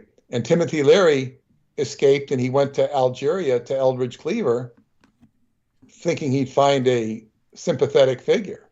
And Eldridge Cleaver put him in prison. This was Eldridge Cleaver's revenge on the white person. And Timothy Leary saying, well, gee, I'm not your enemy. It didn't matter. But in any case, Eldridge Cleaver, I later, Timothy Leary, I think somebody helped him escape from there. But, you know, Timothy Leary also hobnobbed with Charles Manson. That's right. That's right. Because he ended up in prison. Digress into Timothy Leary. He ended up, you know, they caught him, or he turned himself in. I don't remember which. And he served his time in prison. And at one point, he was in San Quentin, and they put him in the cell next to Charles Manson. Right. Now, why they would put Timothy Leary in a cell with Charles Manson, and next to him is a convicted murderer, they're clearly trying to punish Leary. Right. Or intimidate him, you know, basically. Yeah, because Leary was not he was not a hardened criminal in that sense.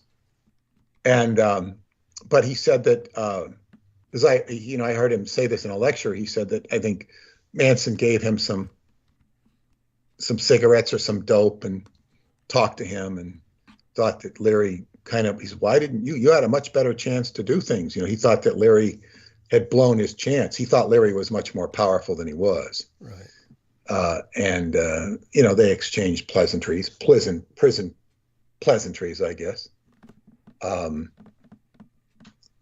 But Leary certainly understood Manson better than most people because he was a psychologist. But to get back to Cleaver, I read many years later in a Reader's Digest article written by Eldridge Cleaver about his adventures. I don't remember him talking about Leary. He may have. But he talked about going to all these countries that you weren't supposed to go to on your passport. I don't remember what the passport says, but back when I got my first passport, it said you're not to go to North Korea, you're not to go to Cuba, you're not to go to the Soviet Union.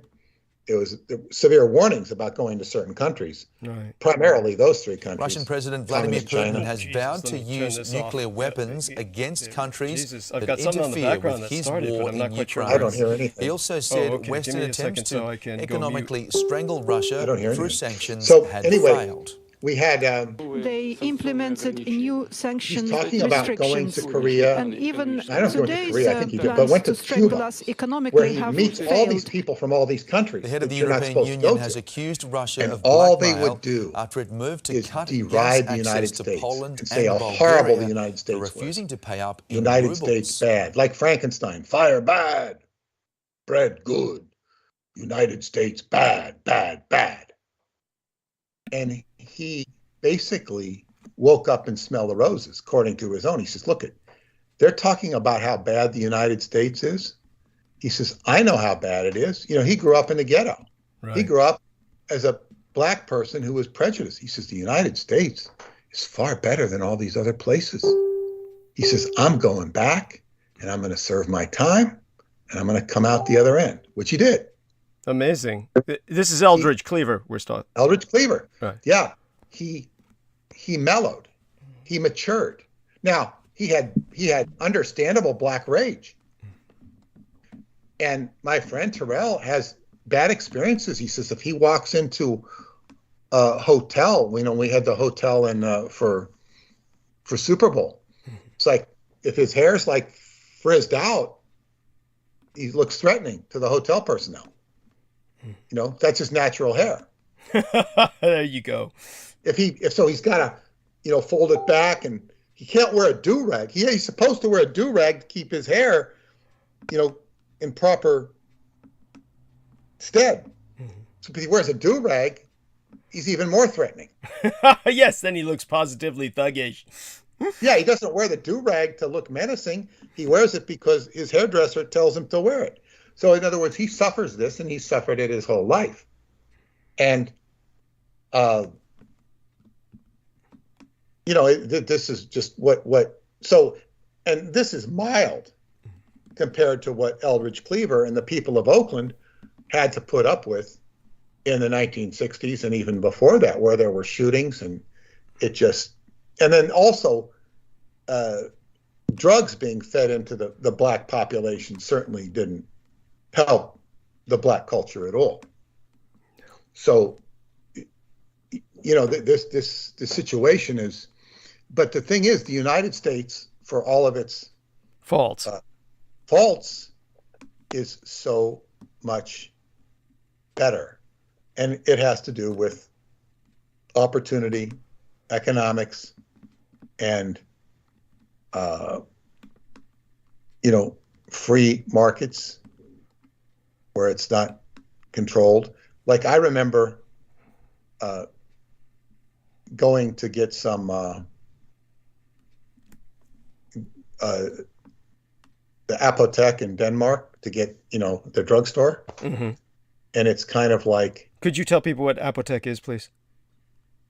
Apothecary. Okay. It's a drugstore. Okay. It's a drugstore. Herbs, then. Herbs. Big signs in Europe, any place in Europe, they might say apotheke in their language. It means a drugstore. Thank you. Okay. You go to get vitamin C, and they will bring you the vitamin C. There's not like 10 brands to choose from or 6 brands to choose from.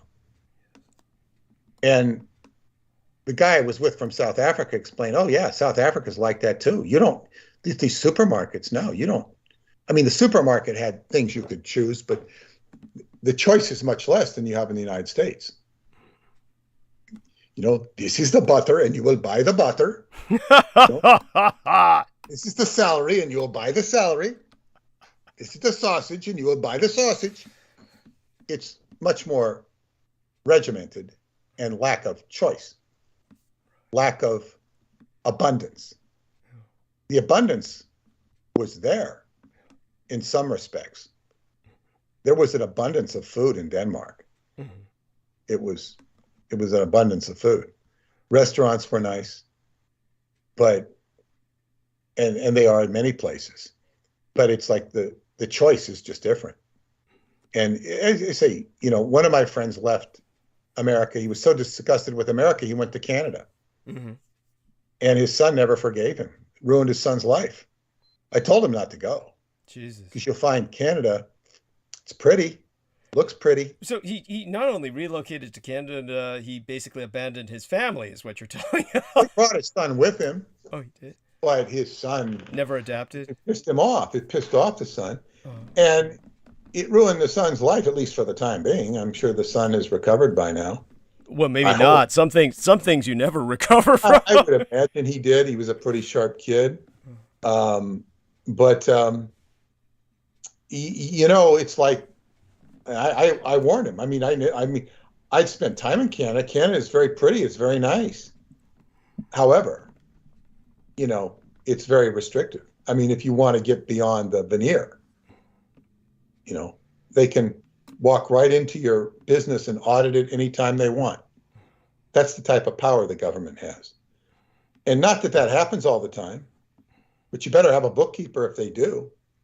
And everything better be I's dotted and T's crossed, or they'll, you know, oh, we're not taking enough money out of your business.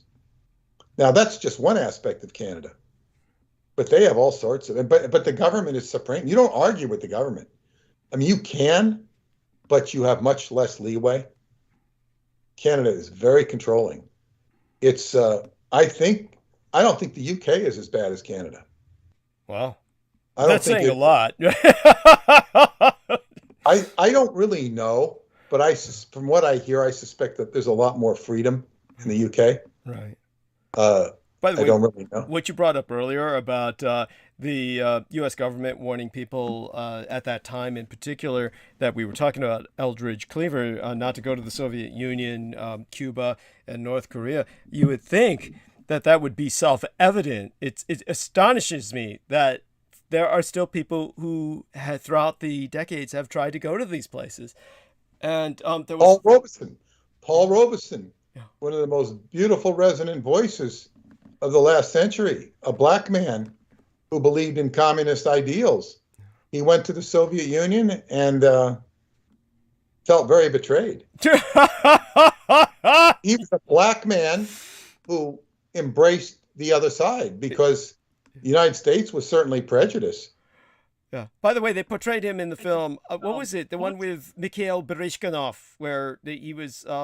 I forgot the title of that film, where he essentially that historical figure is portrayed by an actor.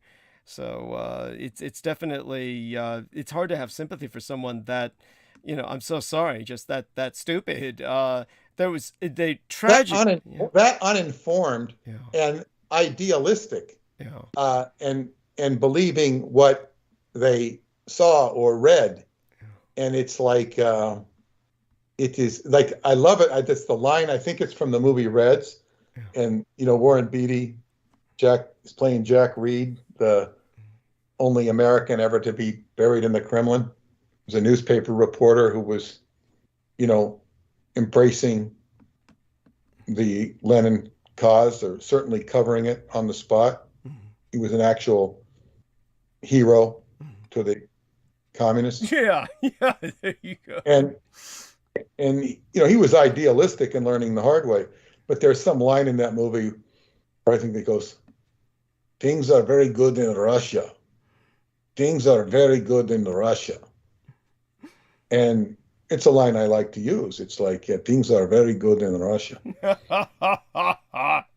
And you know, it's everybody wants a better life. You know, you look. I see Paula. She likes to go to other places and see what other places are like. I think she's still looking for her utopia.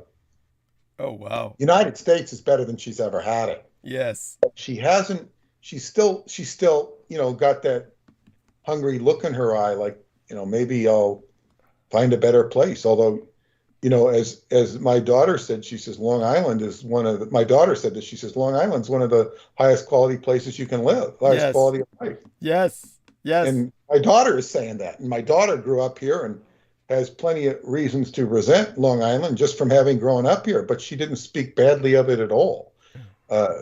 She lives in LA and in a nice area, nice enough. I certainly like it.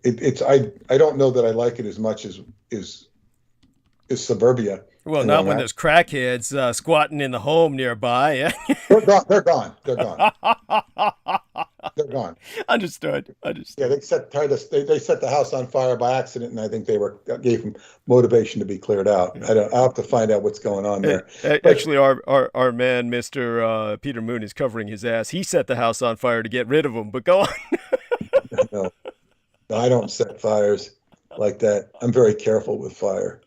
So we have. So we were going to talk about in the hour of time we have remaining, we could veer towards the topic of basically Peter Moon was sent, I think, through a few sources. People were claiming, and there may be some documentation, but it's probably questionable that Michael Aquino was effectively assassinated. Yes, I got an email or a Facebook message from Miguel Andujar, effectively. Miguel Andujar, which was not, he wasn't asserting it, but he was quoting people. And there were a couple of YouTube videos where even the one that was proliferating it was saying, just because we're hearing this doesn't mean it's true. Where is the death certificate? Basically, it said that Aquino died of a gunshot, close gunshot to the head. But this was not, they were asking for the death certificate. Where is the death certificate?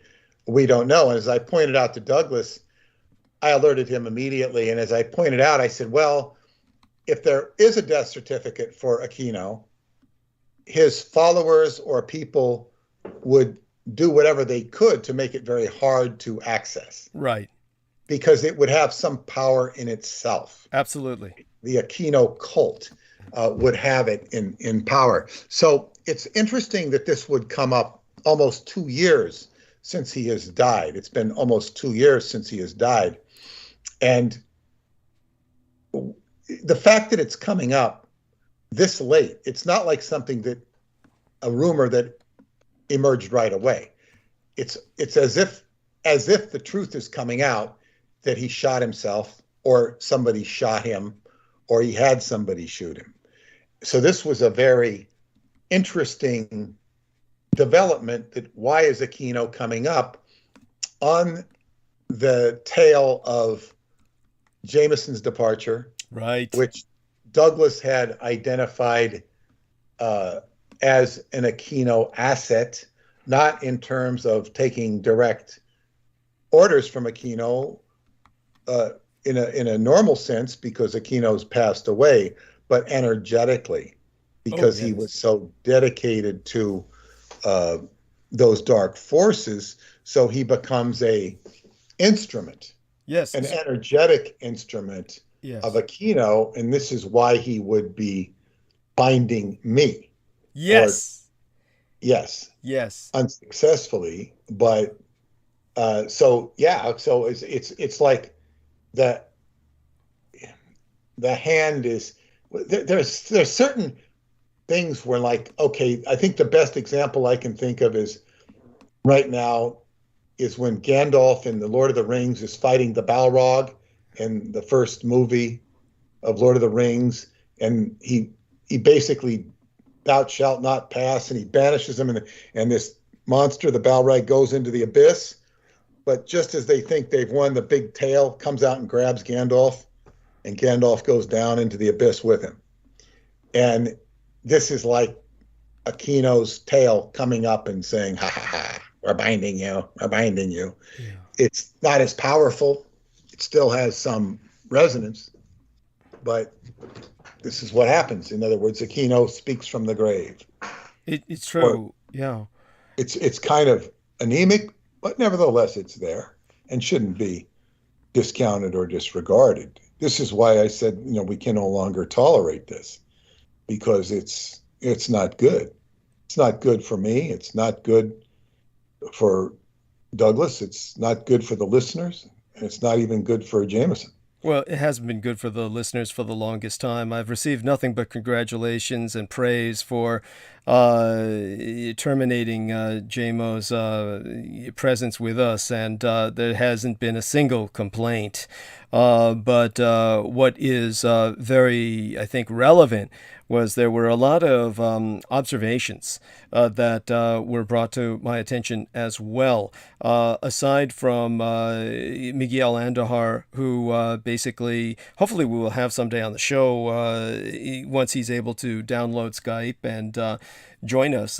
He's someone who is special to me. He's one of the people about as familiar as with the pornographic industry as I am. So he actually has spoken with a lot of the adult entertainers far more recently than I have. I've been very removed from the industry itself in terms of knowing many of the actors and the older ones from the classical days in which I was involved, the golden age of porn. He still knows many of those people. He actually would, in a sense, babysit some of these people who, as they got older and went into kind of a senility, like one of the actors, I even forget his name, but everybody called him the Hedgehog. He'll be rendezvousing with a wonderful lady. I always think of her as a young lady. She's actually gone into some straight acting recently. That was, again, I probably shouldn't name her without her permission, so we'll consider that for another time. But my point is that I know him quite well, or fairly well, and he's been nothing but good to myself, sent me care packages and the like. So Miguel Andahar presented the news about Michael Aquino, and the reason that was significant was not only just the timing, but also it was very shortly after other people were saying something that was chillingly resonant with what Peter Moon is articulating right now. One of them, this lovely lady, Diane Hillis Buchberger, was asking me about J.M.O. Rees, if he was essentially channeling Michael Aquino, and she was sensing Michael Aquino through him. And understand that none of this is something that we're bringing up now to basically smear him with now that he's gone, and just say this is a rationalization or a justification for what we did. Anybody who has been listening, even casually, over the past few years has heard J.M.O. Rees repeatedly state again and again that he had nothing but the deepest respect and admiration for Michael Aquino. Now, what made this so bizarre and so strange was that Jameson Rees was positively racist against white people. He was constantly talking about the annihilation of the white race, and Aquino was nothing if not a white supremacist. So the fact that you have someone as racist as Michael Aquino, which Jameson Rees was well aware of, and then basically is saying that, but I so admire him, I so respect him, it just went on and on with that. And then aside from that, again, anyone who's casually listening would hear Jameson Rees repeat himself chronically about how he was in allegiance with the anti-gods. This is what I've been stuck with, is many people who have volunteered their time to help myself. Obviously, this was another case of a Rose Dio type individual, except what made him so repulsive was the fact that he was so incredibly spoiled, and just somebody who was taking advantage of being spoiled to rage against the world and constantly threaten its demise. It was just all the more offensive because of that. The last person on earth who would have any reason to be as vile as he was, but he constantly was so and could not stop himself. So this is something that, and people heard me on air constantly warn him to stop, don't go in that direction. I'm sick of hearing it, but no. So at any rate, so what Diane Hillis-Buchberger said was, about Aquino, he is disembodied. He was supposed to go into another body, but something went wrong. And then she asked, is Michael Aquino trying to come through Jameson? I saw something that indicated it. And then I told her, thou art most astute, my dear lady. And then she said, then be careful. Now, this was something that happened exactly at the same time that Mr. Moon jumped back onto the call and heard Jameson Reese say, I've bound him, and this is why he's been feeling poorly and couldn't play football well. Just this gloating. He was gloating over. It was inaccurate because it had no effect on my football. I played well. Thank you. He was misconstruing. Maybe I wasn't playing as good as I'd like to. But he's full of himself. And, a great example is when he tried to post something for the first time in forever, probably the first time in my ever knowing him, he tried to post a geopolitical post. And this was like very shortly before his termination. And so when he posted this geopolitical post, he was trying to articulate what I had said. And basically, he couldn't even express it, having nothing to do with any deep nuance on my geomorphology, which, is deep and nuanced, but he couldn't express any of it because he just couldn't write articulately at all. He was just like repeating the same words, and just he might as well have been writing non sequiturs or word salads. And the whole point is that I have no faith that whatever spells he casts works, because he's going to be writing them when he's turfed out of his mind anyway, and so all of them are going to backfire on him. So this is pretty much what happened to him. I mean, whatever binding spell that he conducted, it backfired on him immediately.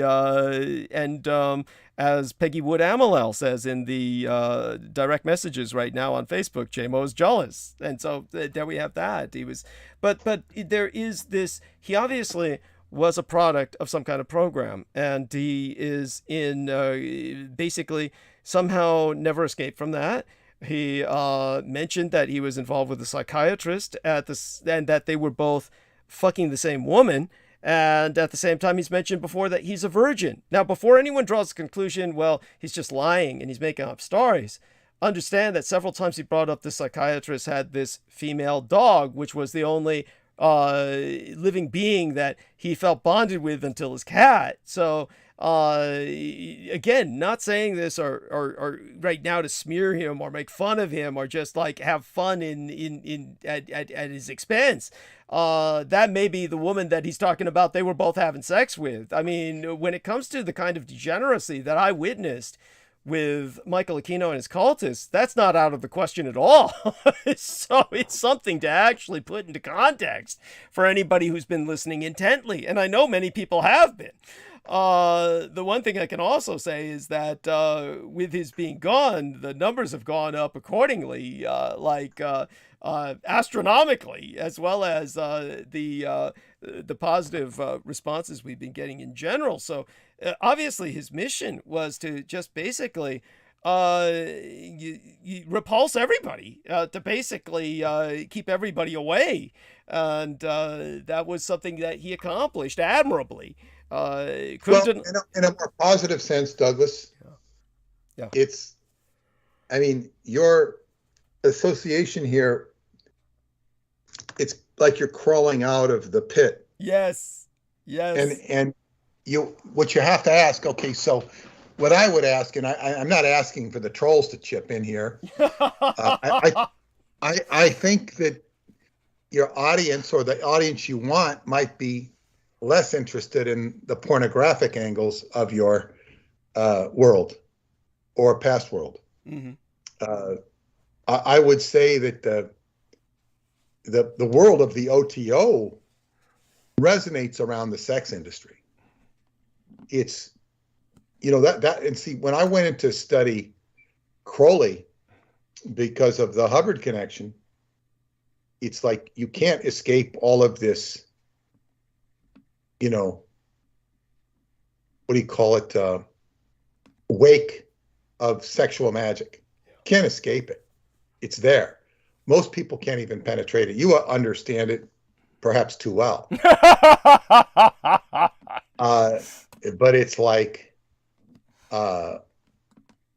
what I would say, there's a voice telling me, thou art to go this way. And then there's another voice saying, thou art not to go this way. And you have to balance the two viewpoints, because but the pornographic industry is very low level. It's not good.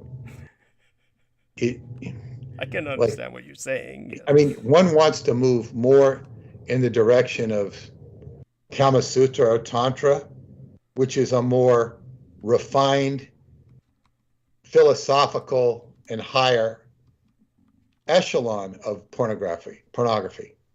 Because most pornography, at least I mean, I'm not up to date on the pornographic industry, but it's, you know, would pander to the lowest common denominator. I would imagine they've gentrified it to some extent, made it a little more sophisticated or educated. I would think, I would hope, but I don't know. And then even Tantra applied under the most noble mind is going to be often tempted and brought down because of the vulnerabilities of the human being. And then when you get in the Montauk stuff, which is, you know, basically homosexual Tantra, that's that has its own other issues and problems associated with it. Oh yeah. By the way, go on. And the average human being, you know, who hears about this stuff is basically going to have three reactions to it. I'm not just talking about pornography. I'm talking about the Tantra, where the Tantra is saying to you that, wow, maybe if you stretch your pecker or whatever the female equivalent of that is, you're going to be enlightened. It is a way to, that's like Rasputin would say, we're going to indulge ourselves in sin so we can accept full forgiveness. That's a very lowbrow attitude, but people are going to say, oh, maybe if I do this with that, I can, you know, it's like taking a pill to become intelligent. Maybe I can take a pill and become intelligent. Maybe I can have sex and become more intelligent, or maybe I can become more powerful. Certainly sexuality, particularly in the male, can be very empowering with testosterone and so on and so forth. So people will have sort of a potentially lurid interest in hearing about it or learning about it. That'll be feeding their lust dynamic, or they'll be repugnant, think, oh, this is insulting, this is ridiculous. You know, you know, the best monks I've known who meditated wouldn't think like this. They could be very, you know, stern. But by the way, that's a kind of romanticism of monks and monastics that is very naive as well. I understand that, but I'm saying people's basic reaction, or they might just be neutral about it and say, well, okay, you know, we've heard this before. What's new under the sun? Okay, I will listen to what you have to say, but I will take it with a grain of salt. But one of the discussions that Peter Moon and I got into when we were presented with this potential for Michael Aquino, and to put it in context, when Peter said may have paid someone to kill him, understand that one of the things that Peter Moon is aware of, as is Diane Hillis-Buchberger, was that Michael Aquino knows, of course, death is not the end. And the reality was that what I described, as Peter Moon alluded to in great detail, concerning the eating of the dead, the natophagy, the natophany, the speaking for the dead, or rather channeling them, in the sense that you would see James von Prague do, except in a much more government-sponsored, espionage-oriented sense, a kind of afterlife interrogation.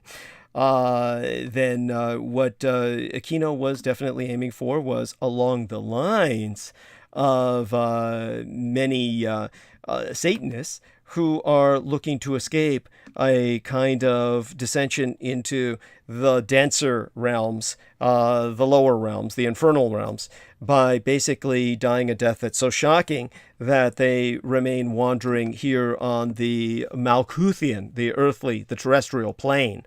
They would rather be haunting as ghosts than to descend to the kind of vibration that they will descend to based on the kind of life they've led. So when it comes to the Michael Aquino himself, having been a thanatophage, which, as Sammy Romero, who has worked in the mortuary industry with his sister in the past, knows well what I've described to be true, that cadavers bleed because of all the embalming fluid that's placed within them. And when they do, when that does seep out of their body, it looks just like blood. And of course, aside from all of the overwhelming stench and everything else that assaults the senses, the fact that Aquino may have digested so much of that is what our man Sammy Romero feels probably led to his intestinal cancer, which makes perfect sense. Makes a lot of sense. Yeah. And the fact that Aquino thereafter wanted no one to disturb him would probably be, as Sammy Romero speculates, somewhere buried and bunkered deep where hopefully no one can access his body in his mind. He probably wanted to beat the game and come back in some fashion, and or at least haunt the earth plane, not descend into the nullity or the nether realms, and therefore may have hired someone to kill him in a shocking fashion. And the way that I described it to Peter Moon, and in the past brought it up, there's a place in Texas, a nightclub, that was built over what was once a barn, where there were practicing Satanists, and every once in a while when the music really is jumping and everybody's really at the point where nobody can hear you scream, everybody's moving, the music's going as loud as it can, people swear they see a headless woman walking through the dance floor of the nightclub, but by the time they start nudging and shouting, nobody can hear them. They're all too busy gyrating and dancing, and the music is blaring. Now, this is because probably her boyfriend, from what I understood that case, basically guillotined her with her looking up at the blade as it descended. So that was a shocking enough experience where her soul just remains trapped here on the earthly plane. He may have wanted someone to kill him, shockingly, surprisingly, so that he would have that. But beyond that, he would basically go into the minds and bodies of those who resonated. And one of those is definitely Jameson Rees. His obsession with the anti-gods, his obsession, his respect and admiration for Michael Aquino, all of that does make sense. He seemed determined to serve him in one way or another, and that explains the attempt at some kind of binding spell on Peter Moon. So hopefully that puts all of this into context for people and understand that Jojo Mikołajczyk, whose own mother probably entrapped her father using a spell, she's familiar with the workings of magic and found this to be so repugnant an act. She insisted that we sever with Jameson Rees. This is not something that Peter and I decided alone. It was in consultation with Jojo Mikołajczyk and his wife Paula. I'm sure you can back me up on this if you will, Peter. So turn it over to you on that regard. So hopefully that contextualizes it all for everyone. And, with that, it's definitely, in other words, the struggle with Aquino continues through his puppets and his minions, who have been assigned to us, definitely. Oh, okay, that's why Pete's not responding. He'll be back. So that being said, you're stuck with myself right now, and hopefully this is all. I'm here. I'm still here with you. Oh, wonderful. Thank you, buddy. So, okay. So, pitch in by all means. Your own observations, darling. Oh, no, I don't have any right now. Oh, sure. I didn't say you were gone, right? Did I say you were gone? No, but continue by all means. I'm sorry. I just wanted to chime in and let you know I'm still here. Oh, no worries. Thank you. I deeply appreciate it. I'm so glad you are. And I'm getting some questions, and I might ask them to Peter when he comes back. Getting some questions from the chat, not the chat, the private messages on Facebook. And Peggy Wood Amalal is saying Aquino is Voldemort. Aquino wishes he had that sex appeal. Okay. And Voldemort had his own, believe it or not, kind of reptilian sex appeal. There we are. So Peter's back, and this one young lady, Peggy Wood Amalal, said Aquino is Voldemort, and I said he wishes he had that sex appeal. He doesn't even have that. But Mirth Ling asks a few questions for Peter Moon. She said, would you ask Peter Moon, is it not said masculine seminal release is called the little death, meaning one loses life force more quickly with that rather than bringing it up to the spine to brain through, I believe, the Kundalini yoga is what she's probably referencing. And then she says, then if you would ask Peter to speak on walk-ins in respects to astrology. Thank you either way. So there you go. 2 questions for you, Peter. Well, first off, what she's presenting there is the idea of semen instead of being released, going upward the spine. I've always viewed that as more of an energetic thing. But what was the question again? Sure. Let me read that. She said, would you ask Peter Moon, is it not said masculine seminal release is called the little death, meaning one loses life force more quickly with that rather than bringing it up the spine to the brain? I think she's edifying something that is normally not edified. My understanding of orgasm is that I think it's French, and it means the little death because you're dissipated of energy after you release, and you're dead. You no longer desire energetic stimulation, particularly in the male. It's not that females can become satiated, oversatiated, and say no mas. The male tends to be easier to satisfy. But the thing is, I think the word is predominantly from just sexual abatement, abatement of sexual desire after you've released.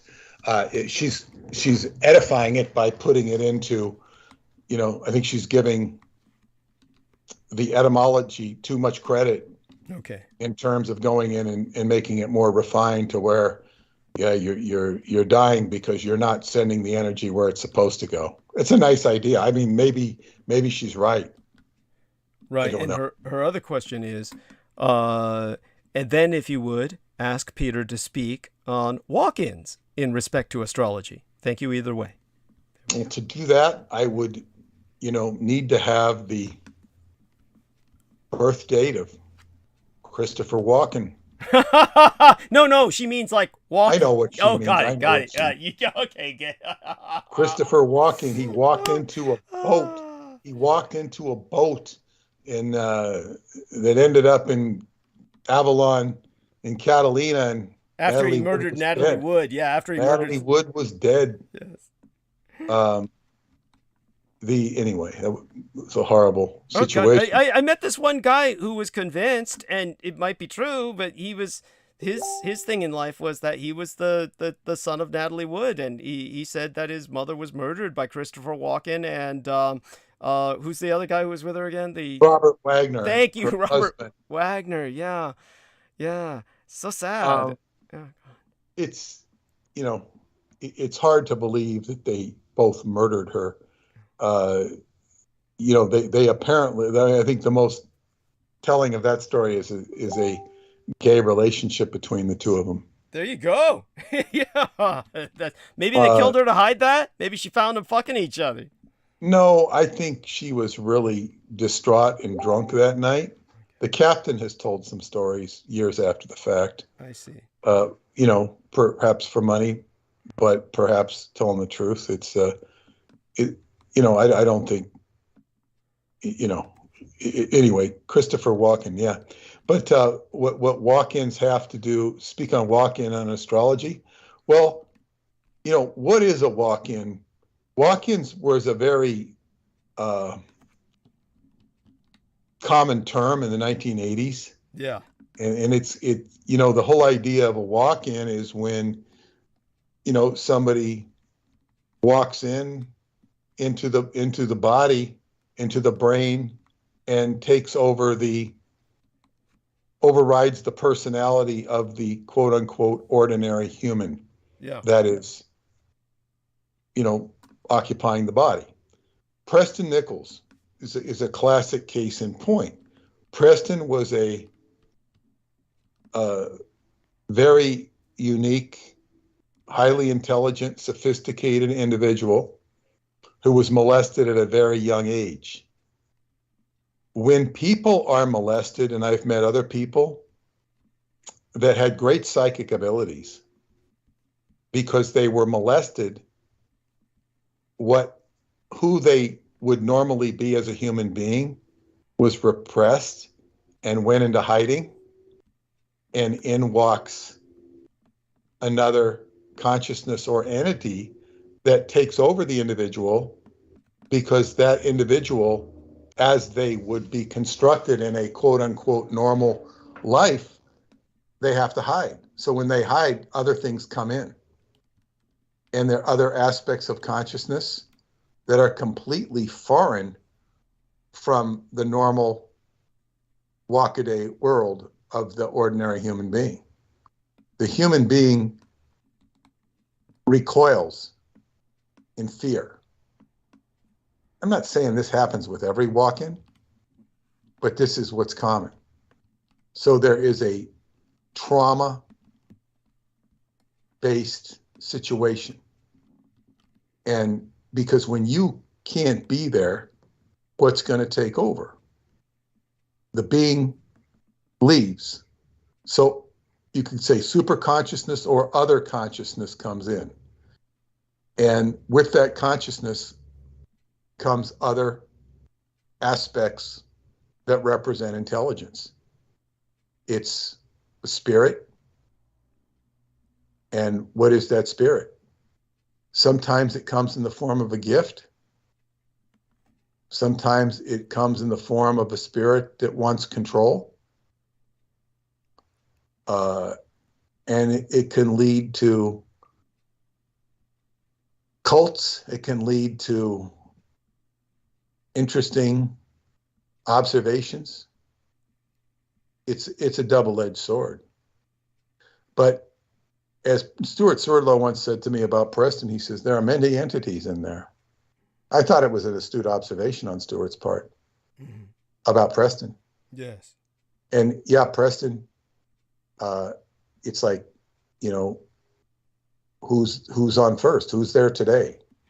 Preston was pretty consistent in my interactions with him, but he could pull in on other stuff. He wasn't operating from a quote unquote normal reference frame. Anybody can get on a roll, and the creative process is good for that. You can get on a roll and you can start, you know, you can start channeling yourself if you want to. It's a matter of what are you allowing in, and it becomes a matter of psychic hygiene. Yes. As for what do you want? What do you want? What's the trade-off here? So when it comes to astrology, if you want to say astrology and walk-ins would be relegated to the spirit realm of Neptune, which is the 12th house of the collective unconscious, which also includes your hidden enemies. and your karmic undoing. So your hidden entities, what do you, you know, the collective unconsciousness, what you're digging up the dead, you're digging up, you know, and that's part of the ancestral stuff that you do, Douglas. It's like you're digging up the unconscious, digging up the past karma of the family. Yes. It's I mean, it's there. It's fine to pay attention to, but it certainly can get out of hand. It can be compartmentalized. But if you're going to look into astrology, you'd look into the 12th house and how that is aspected. I have Pluto in the 12th house in Leo, which means I would have a certain amount. I mean, the ruler of my 12th house would be the sun, which is in my 5th house of entertainment. 5th house is entertainment. So I guess that means that I can I can entertain people. I can entertain people with my writing through writing about the collective unconscious, writing about all the stuff that I write about. Yes. Yes. And by the way, while you were taking care of business, I had brought up the fact that we had discussed the whole JMO affair with Jojo Mikołajczyk. And yeah, I heard. Oh, you. Okay, so you did hear all that then, yes. So I take it there's nothing to add to that. It essentially speaks for itself, I suppose. So Jojo has kind of moved on with her ascension. Yeah, she won't be with us as much. Mm-hmm. She's like happening. She's really happening with her public appearances. Yes. So I've spoken sparsely to her. Yes. You know, I'd like to speak to her again. I just haven't had the time to say, hey, should we talk? Right. You know, I haven't had the time to ask her. Yeah. But we were talking a lot. But she's moving out of purgatory. Yeah. Yeah. Which is good. Yeah. Which is really good for her because she spent enough time. She spent time in hell. Oh, yeah. Yeah. And I do want people to know that she hopes to be back with us on this program once a month. Hopefully. She wants to, indulge at least once a month. Obviously, this is something that her schedule is very different from mine, the total opposite. And by the way, everybody is responding at how impressed they are by what Peter has said. Basically, Mirth Ling says, wow, pleased I asked, and fascinating replies. Thank you both and all. I forgot Sverdlo is a Facebook friend, but his profile doesn't show lately due to algorithm? ? Golly, fascinating as he goes on. As well, Peggy Wood. I would tell Mirth Ling, yeah. If you want to put on follow somebody, you can follow somebody on Facebook if you figure out you can follow certain things or you can not follow certain sites. And if you follow signs, you'll get the feed from them. If you don't go out of your way to follow them, they won't appear. There's ways to manipulate and control Facebook more than people realize. And if you don't want to get posts from somebody, just unfollow. Like I have a lot of friends on Facebook that I won't follow. I'll say unfollow if I'm getting too many posts from them that I don't want to see because they're irritating or nauseating or they're just not relevant. Or too self-promotional, whatever. If yeah, I get it. Yeah. Point you can. There's ways to manipulate Facebook. So if you want to follow somebody, you should be getting all their posts. If you put follow, and you'll see everything they say. Theoretically, God knows it's Facebook. Oftentimes doesn't work the way it's supposed to, quote unquote. Yeah, but there's a lot you can do to make it work because people are just ignorant of all the little machinations that make it workable and make it functional for what it is. Yeah. But one of the biggest problems is it lacks a certain integrity in terms of, I think the first time when I got on Facebook, I was able to download all the emails when I was doing the Time Travel Education Center. I was able to download all the emails from all my Facebook people. Mm-hmm. And right after I did that, they put an inhibitor on that. You couldn't do that anymore. Now, you could go into each account and copy and paste the emails if you wanted to, which is laborious. Yeah. But they used to be, you could do it. In fact, Andrew Bartzi's kind of helped me with that and helped me get it onto my new website so I could, when I created my website, I notified all my Facebook people, and that sort of built the original following for the website. But they make it difficult. Their ads, they offer free ads, and I might have spent a very modest amount of money with ads and found out that it was a complete waste of money, utterly complete. Yeah. And it was aggressively disgusting. and then you enlist the experts, and they say, well, you really got to spend a lot of money before you can tell which ad works. You got to have an A ad and a B ad, and you got to see which gets more, the A ad or the B ad. Well, in actual fact, neither one of them works. And I talked to one person on a private forum that I'm on for the Kajabi software I have, and he spent over, I think, $400,000, $300,000 on an ad campaign, got nothing. In other words, he was very rich and very naive. Yeah. Because in other words, well, you got to spend more money to make get a money result. Is the thought. Yes. Yeah, and it's like the best advertising in the world is word of mouth, and a live interest, national media type things, ads. If person's interested and gets to them. And then there's also something, we talk about books, and I didn't bring this up to you the other day when we were talking. There's something called a book buyer. Book buyers are different than general public. Some people buy books, and they buy more books, and they buy more books. Some people are just not book buyers. They might like your topic, they might like you, but they're not book buyers. They're not book readers. Right. Or you might have some book readers that aren't book buyers. They get everything at the library. Yes. So book buyers are a particular demographic. I mean, I learned this very early on. And that's your basic claimant. Not readers, but book buyers. Yes. And, I like that. I'll read that. And some people read all the time. Some people don't read.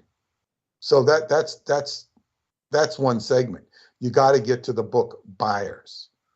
And they're a different breed than your normal human being. It's not that normal human beings don't read. And I noticed my daughter, she's really quite a reader, but she reads stuff to her own tune. She doesn't read my stuff. She didn't even read. She started my autobiography, Montauk Book of the Dead, but she didn't really finish it. Oh, wow. I would have been fascinated to read books that either one of my parents read. Yeah. I mean, my God. I would have been fascinated. But then, she does read. And her reading will generally be what she's interested in. She's written a lot about psychology, a lot about, when she was dealing with her boyfriend that committed suicide before he did, about addiction and stuff like that and all of his issues. She studied a lot about psychology. She reads about food. She studied a lot about psychology just for her own, mental health and her own understanding of stuff. So she reads, but she doesn't read my type of stuff or anything that I would read necessarily. So people are, and I don't know that I'd call her a book buyer per se. She does buy books, but it's more suited towards her particular interest. Mm-hmm. And of course, people that read alternative literature or conspiracy literature, yes, they are a market unto themselves. what people are finding out that have been, reading and whatever, they have completely missed what I've been doing for the last 15 years. Completely didn't know about it. Like I was off their horizon, off their map. Right. Peter Moon was a name that they knew from yesteryear. And I've got a whole body of work that is their own people are only now discovering. Yes. And appreciating. And primarily that's the Transylvania series. And because, they don't keep up to date with me, or I'm not accessible to them because they've read so many, what do you call it? Stuff about ETs. And they've probably been watching a lot of, I don't know, but probably been watching a lot of Ancient Aliens. Yeah, yeah. I assume that. I don't know that. Well, it's a pretty safe bet. Let's just put it that way. It's so ubiquitous that but I don't like to assume anything either, because you can be so surprised when you look at certain data, certain cold facts, as opposed to what you think. You can't assume. You can assume it, but I assume it, but I'm not going to take that assumption to the bank, because it could be different. Right. And by the way, what do you feel about right now? I do want everyone to remember that anytime, take us with you on your radio out there, or your laptop, your iPad, your little whatever you've got that you can transport us with. Just make certain, of course, you put that upvote on there from different IP addresses, and that will make certain that we show up on searches. And many more of you have done so since Jameson's been gone, without my even asking. I so notice and deeply appreciate it. Keep that pattern up. But don't miss this weekend's total lunar eclipse. It is basically a blood moon. It is a full flower moon. It is just basically what they call a superflower blood moon, total lunar eclipse. So it's pretty incredible. And I don't know if Peter's been following that, but basically the first hints of darkness appear around 10 p.m. Eastern. So just started a while back. First hints of darkness are basically, well, they'll ultimately enter the totality phase, and that's when the moon is completely overshadowed. And I believe because it's the moon, you could probably look at it with your bare eyes. So it's maybe about twice a year in some regions, but it won't be until November of this year that we get a glimpse of another one. But the superflower part, this bit of the phenomenon, is less scientific, more occult. It's basically a supermoon refers to when the satellite's orbit brings it closer to Earth, making it seem like it's hanging larger in the heavens. And the flower is just a seasonal label for the peak of the lunar cycle in May. But all of this is combined. So it makes this eclipse almost unmissable, even with the naked eye.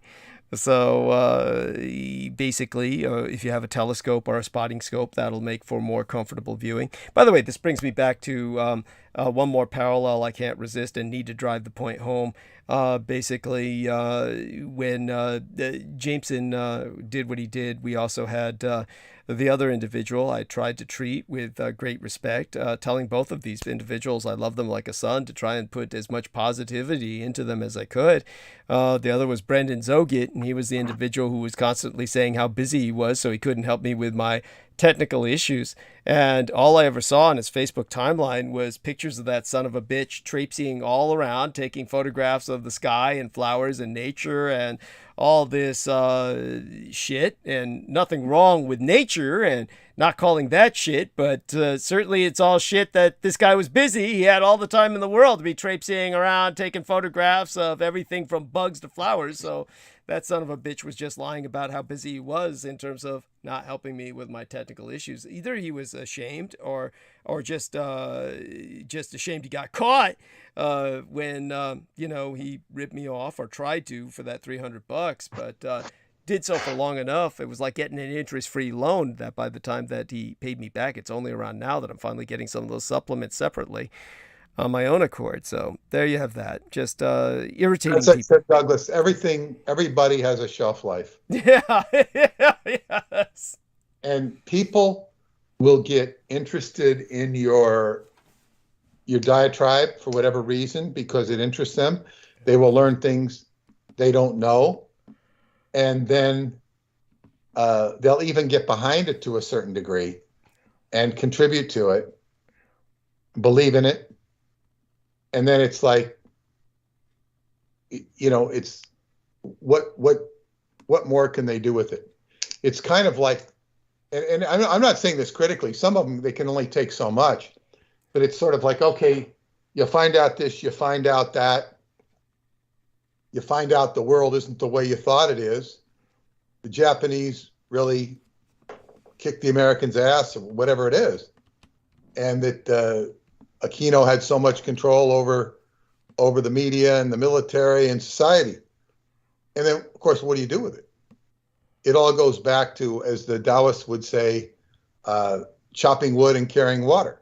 Yeah. You know, people have to live their lives. They find out. Where we lose in this attitude that people have, and I don't blame them because they do have to lead their lives, but where it gets lost is the ultimate transmutation of the negative to the positive. And this is what, so if we digest and process the evil of Aquino and transmute it into a higher echelon, and where we get into how does all of this affect the machinations going on today, the exposure of our institutions, the exposure, like one of my Facebook friends who I knew personally had, complained about, losing, Trump making us lose faith in our institutions because he was deriding the institutions. And I said, well, it's not, I said, it's been my job to show the distrust of our institutions. Our institutions are not trustworthy. Sometimes they do things that are positive. But it's like, when talk about institutions, the FBI. How dare you question the FBI? The FBI was corrupt from day one. Not completely and totally, but its leadership was. Even you have this James Comey character who's manipulating, ego-based, stealing the election from Hillary and then blaming Trump for all sorts of things. It's like, Comey was the star. He was a jerk. So the institutions, but when I'm talking about Douglas's work, it's like, okay, when you expose this, the idea is that you're going to transform the government, you're going to transform humanity, educate humanity for whatever it's worth. And that's where we lose when people abandon Douglas or don't, spread the word. And this is what we need. There we are. Wake people up. Wake people up. That's the whole idea of Buddha, was becoming awake. And what do you become awake? You become awake to what's inside of you, what's outside of you. And this is one thing, Jameson had an issue when I brought up autism. Yes. And autism is defined not by me, and this, I'm sure, is not the only definition, but was communicating with the outside world. The organism communicating with the outside world. And when you can't communicate with the outside world, you're considered autistic because you're not responding in an intelligent or appropriate or understandable manner. And that could come in many different ways. So they call it being on the spectrum. And, it's interesting. In Scientology, somebody might not respond because they had an unconscious imprint called an engram that has to do with the subject of dogs. So if they were, you know, attacked by a dog when they were unconscious, or the dog had a malevolent presence, and somebody says, don't pay attention to the dog, and they hear that, they might have a command in their head that's saying, don't pay attention to the dog. So every time the subject of dogs come up, they go blank or become uncommunicative. They're blank on dogs. Therefore, they would be, quote unquote, autistic on the subject of dogs because they don't process dog. Right. Now that's an isolated autism, meaning they're on the spectrum. In Scientology, that would be an engram. And you relieve the engram, they can communicate on dogs, they see where it's coming from. Now they're not autistic on dogs anymore. When we look at autism in general, from a non-Scientological angle, they're not communicating with the outside. They're not processing, they're not responding. Is this because of conscious, unconscious engrams per se?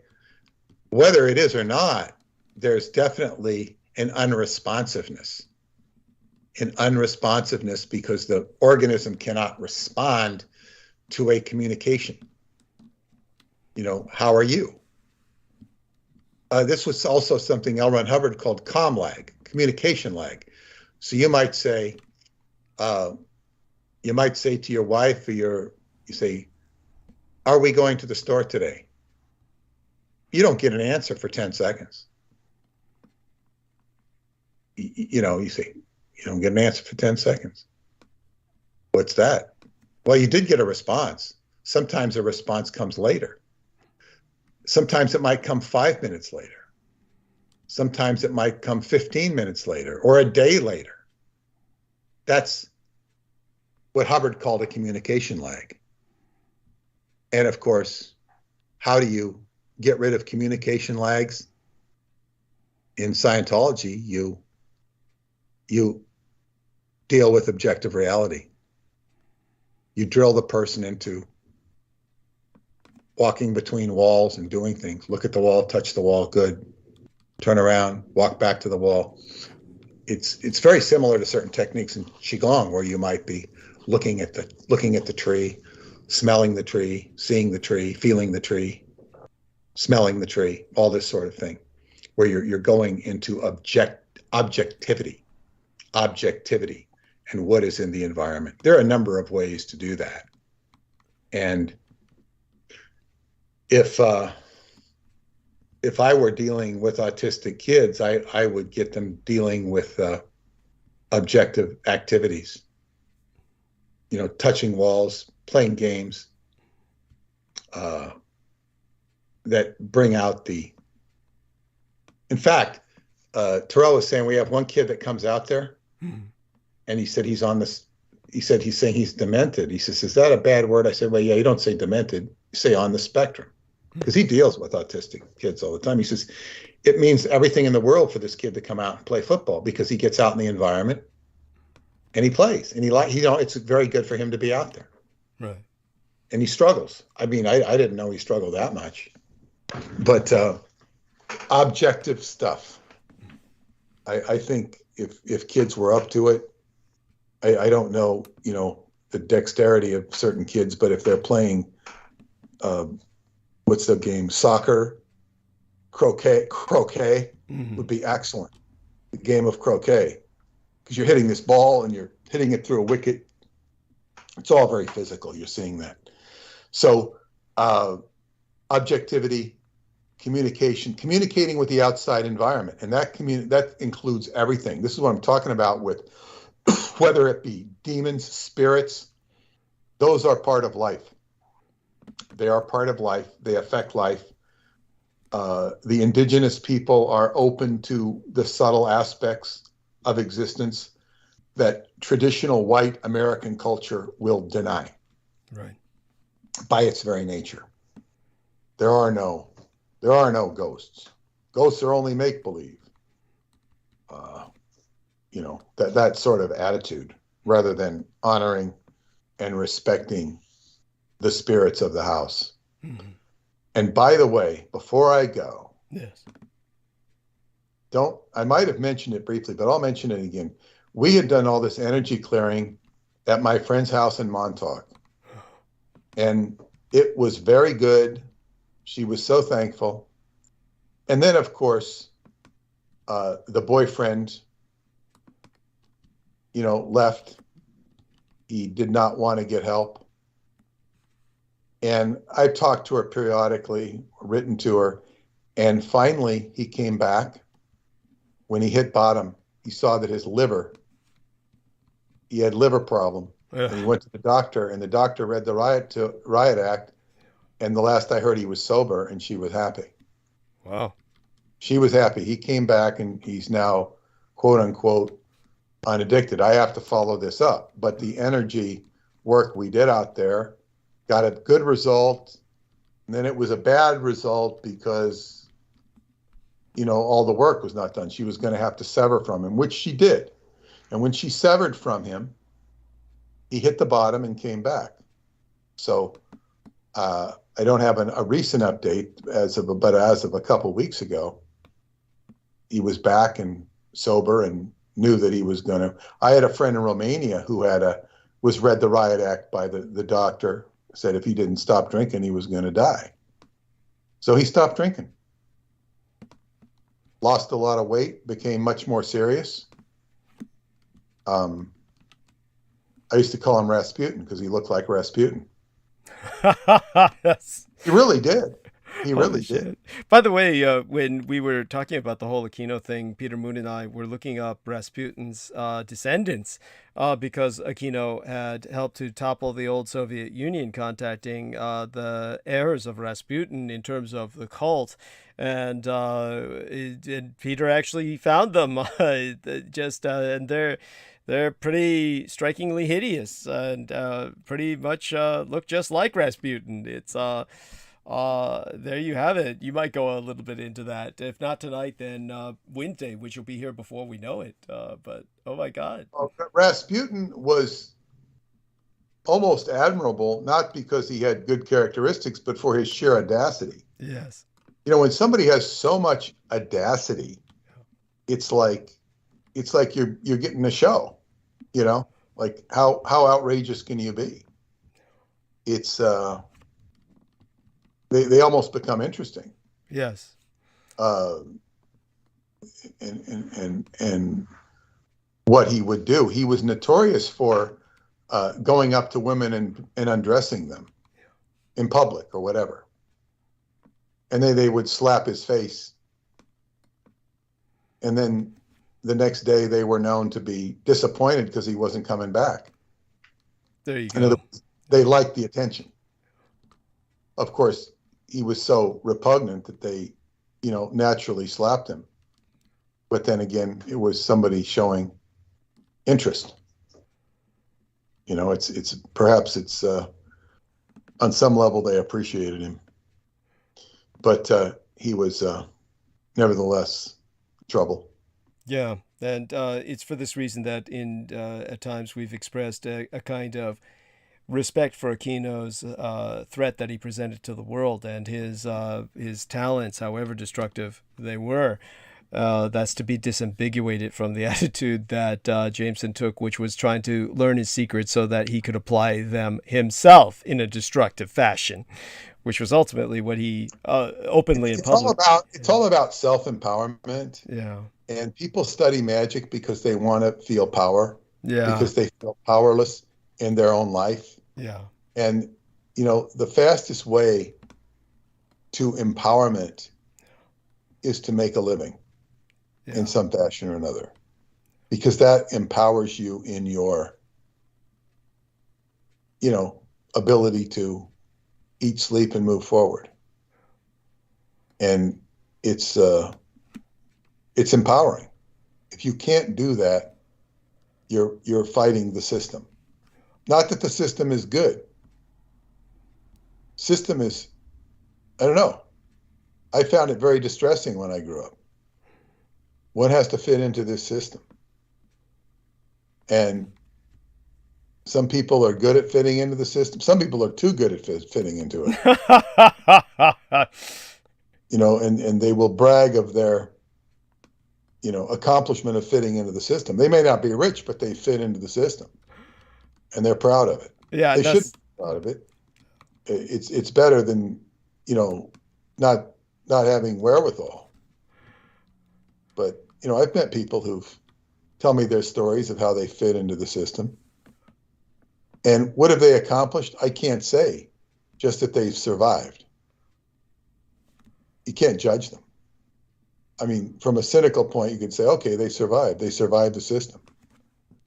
It's like, it could be viewed as like sitting in a movie theater for 36 hours and watching so many movies. Yeah. I did it.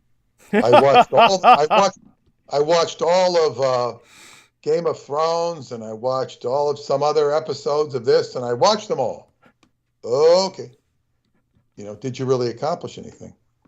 Is a life long lived like that? I can't judge it. One can cynically dismiss it, be dismissive of it. You can't put yourself in another's shoes and judge that. But whatever.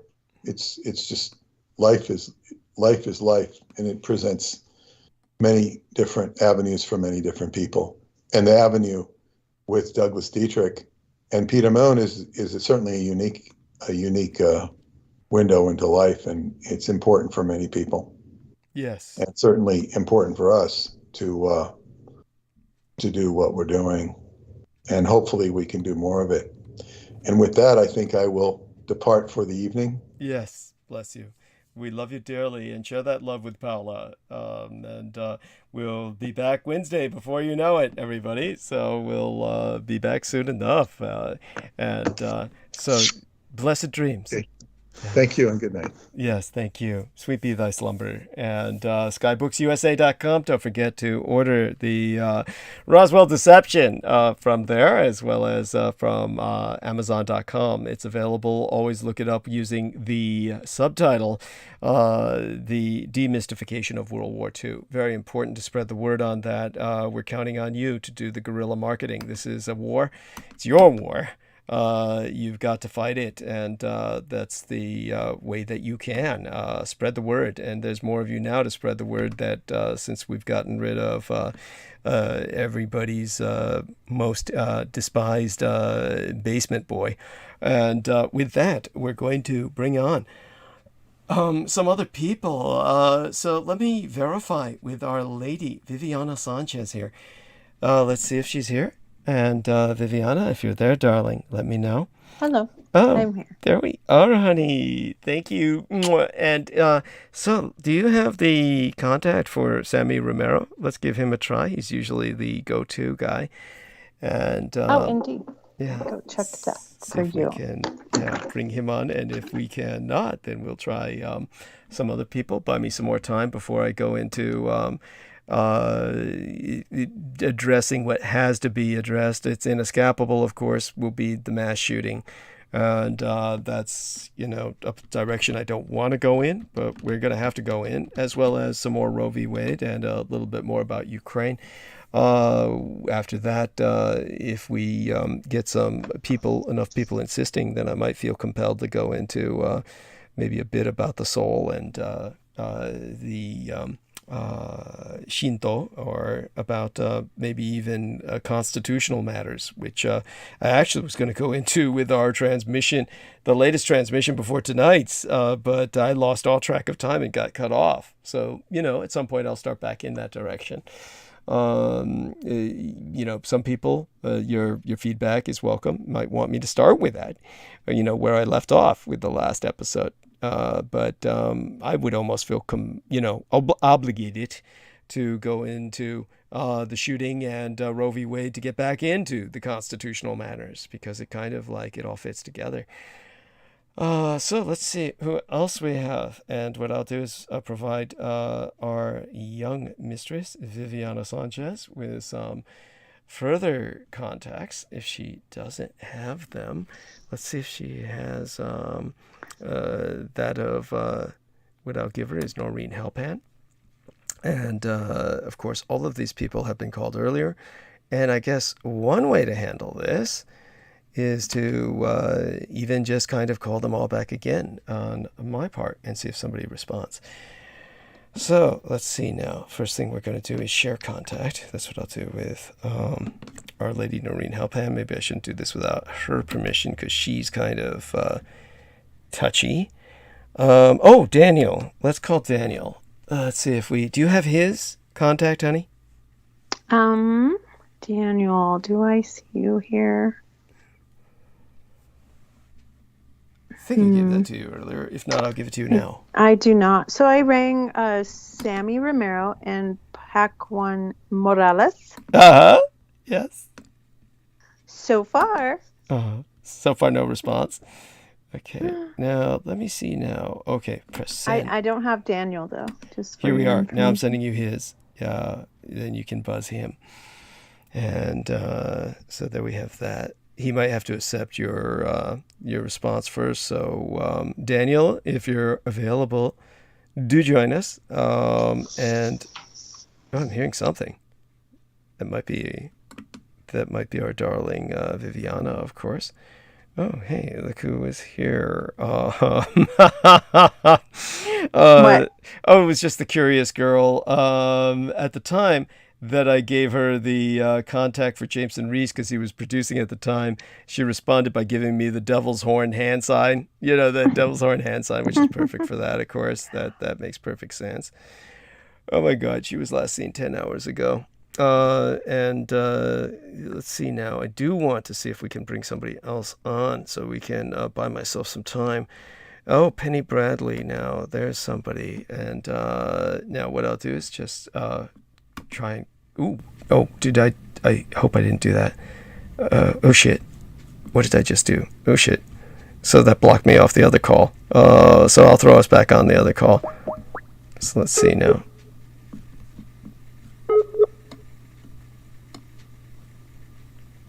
The person whom you're trying to reach is currently unavailable. Okay, so that took care of that. Now I need to call Sanchez back. Viviana. Okay, and you've been removed from the call. You know, I removed myself like an idiot. Okay.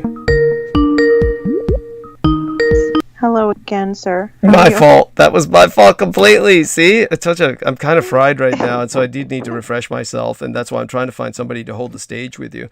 So what happened was that I called Penny Bradley, and that knocked me off this call, which is something that that may happen to you sometime in the future, so just make note of it. Let's see if I can put the share screen on again. Then I can show you the mistake I made. And so just so Our Lady knows, this is basically, I went digging around, and then I saw Penny Bradley. I said, oh, she might be available. And then, put a call there and then fucked myself up. So other than that, it doesn't look like anyone is around, but everybody who was on before, we can try to put them on again. George Knight can tell us how he's doing, see if he's available. It's early in the morning where he's at in England. And at times he's jumped on or asked to be brought on. We will look at our private messages as well, see if anybody wants to be brought on. But in the meantime, we're going to have to start all over again. So this gives us an opportunity to practice. So since I have Viviana Sanchez on now and everybody else has been knocked off because I knocked myself off that call, then in order to add other people, we just start all over again. And that way they know they can jump on if they want. So we'll try that again with Daniel. And you know what? You can do more than one at a time with this sort of thing, I think. Maybe not. Some people you can. There we are. So we were able to tap these two guys at once. See, I went down the line. See if that works with her. See? Are you seeing this?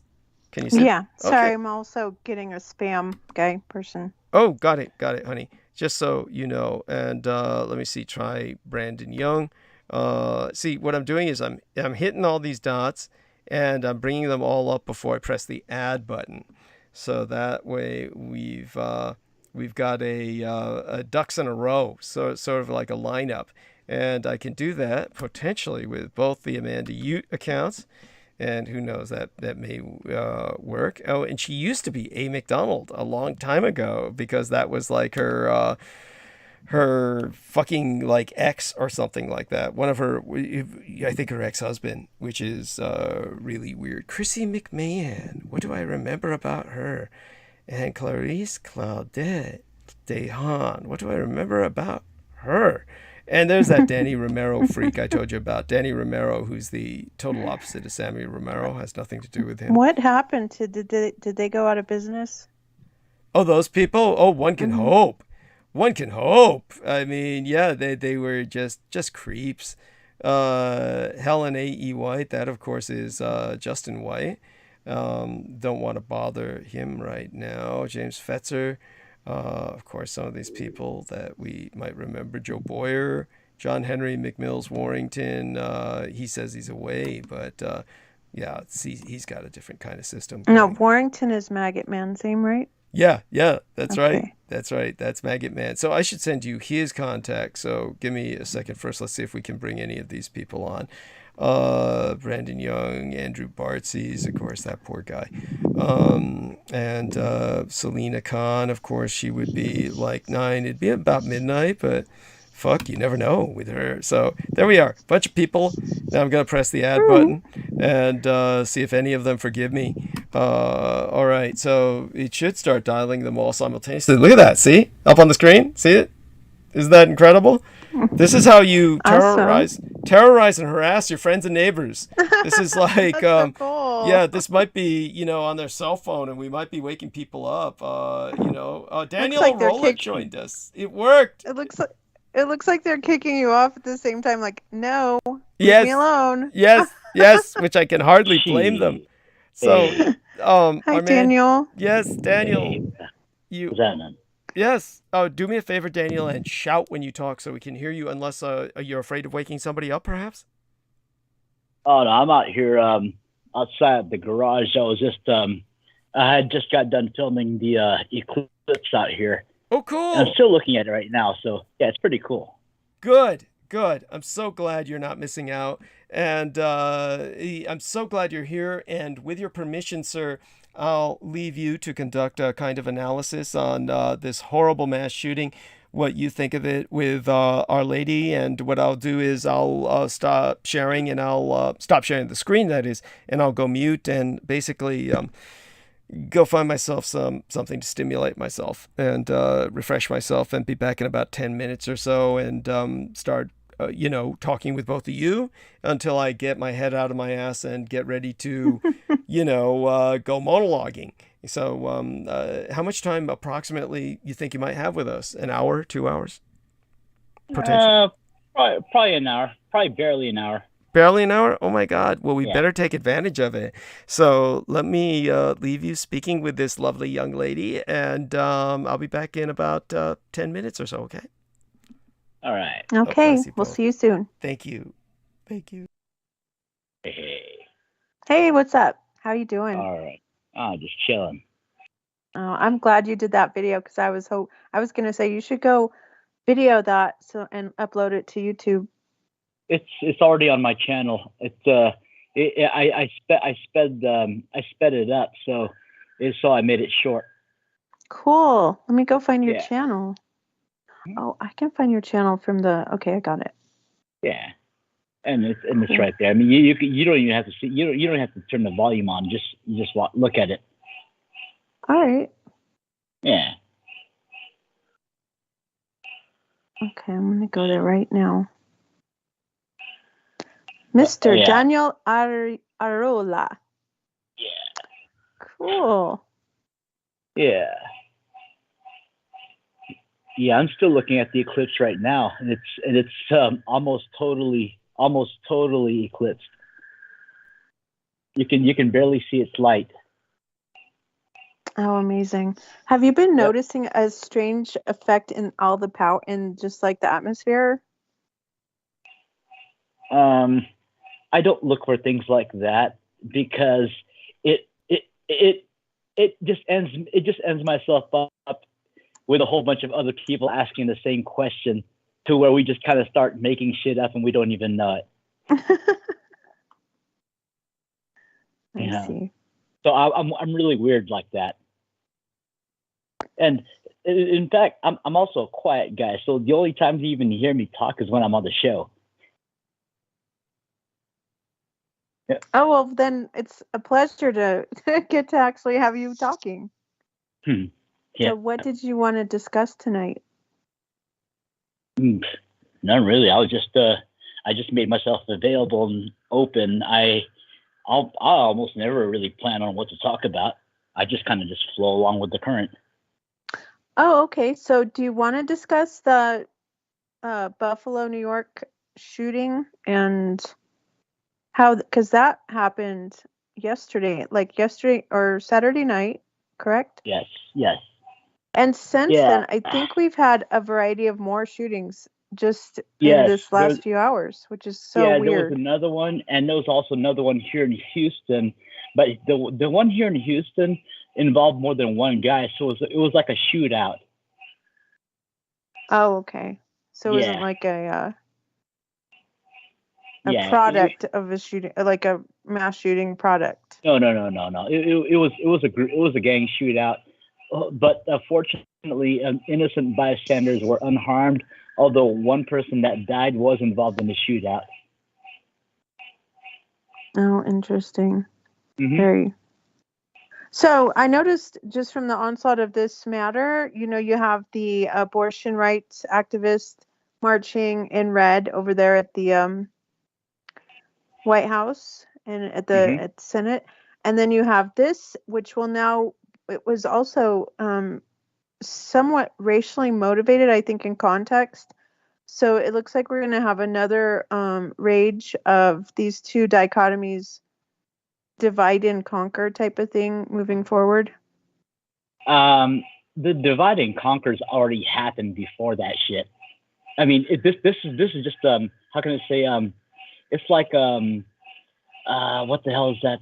What the hell is that word? It's like it's like something that was just pulled out of the factory, to be used at the wrong time, for us, but at the right time for them.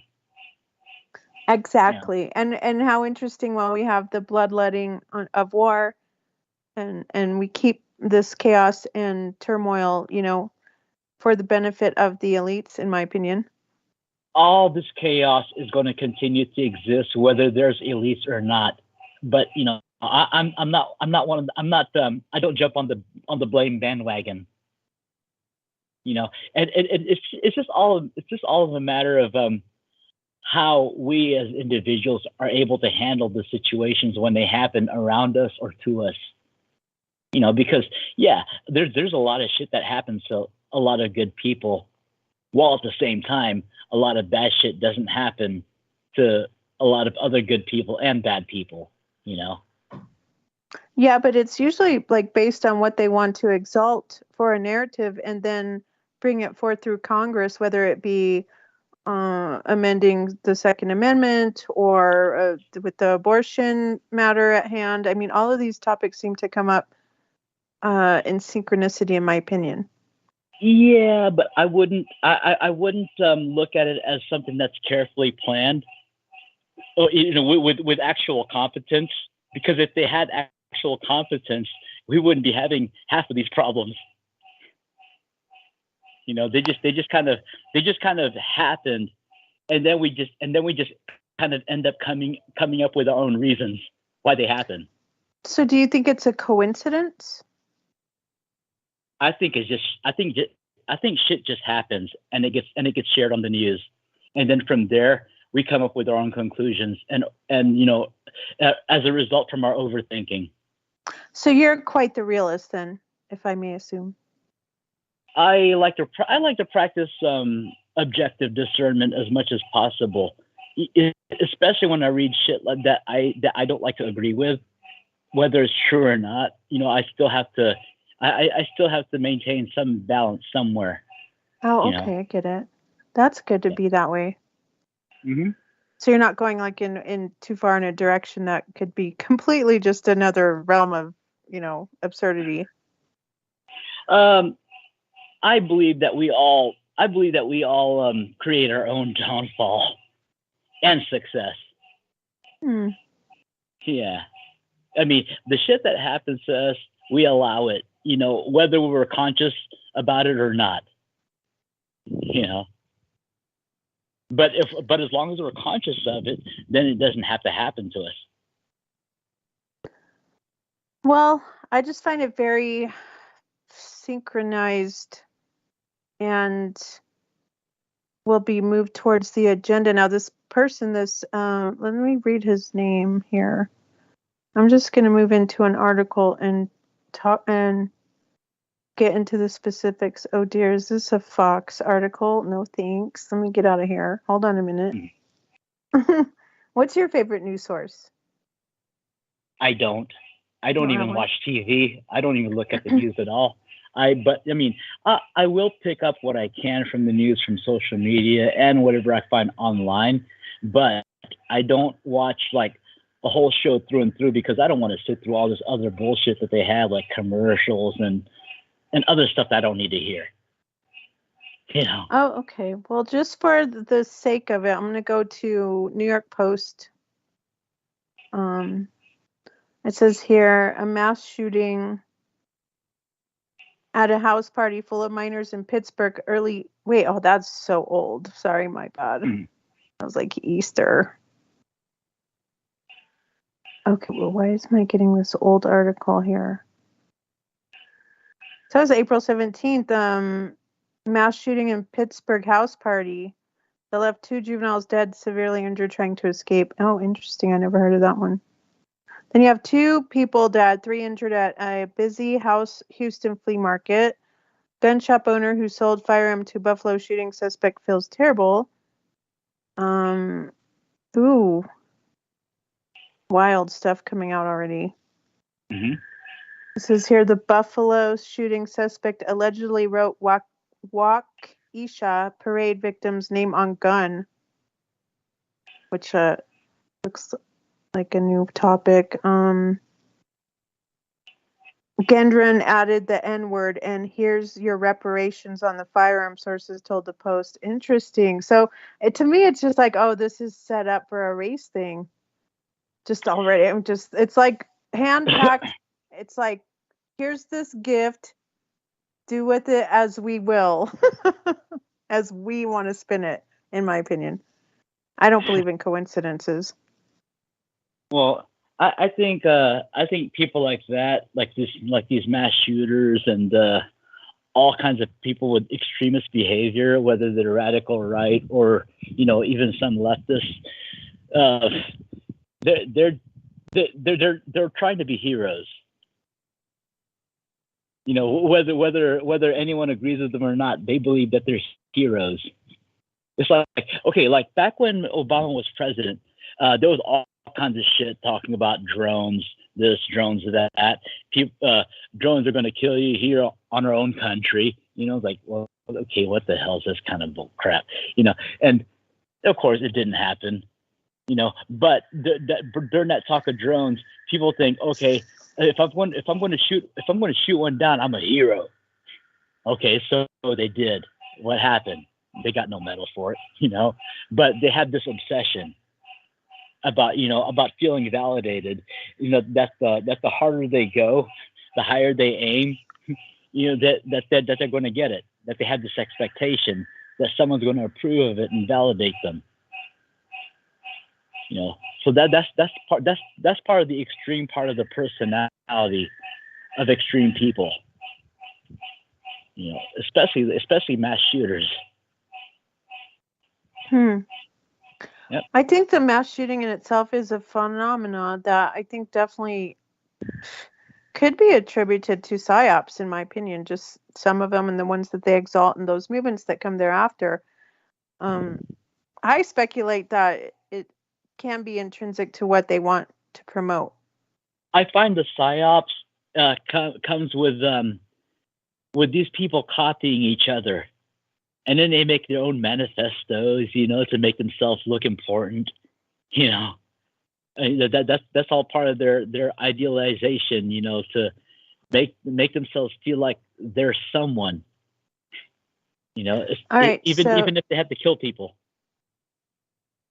Okay. Well, I'm going to read the first. I guess this is like the first article from New York Post. If you don't is that okay with you? Cool. Good. All right.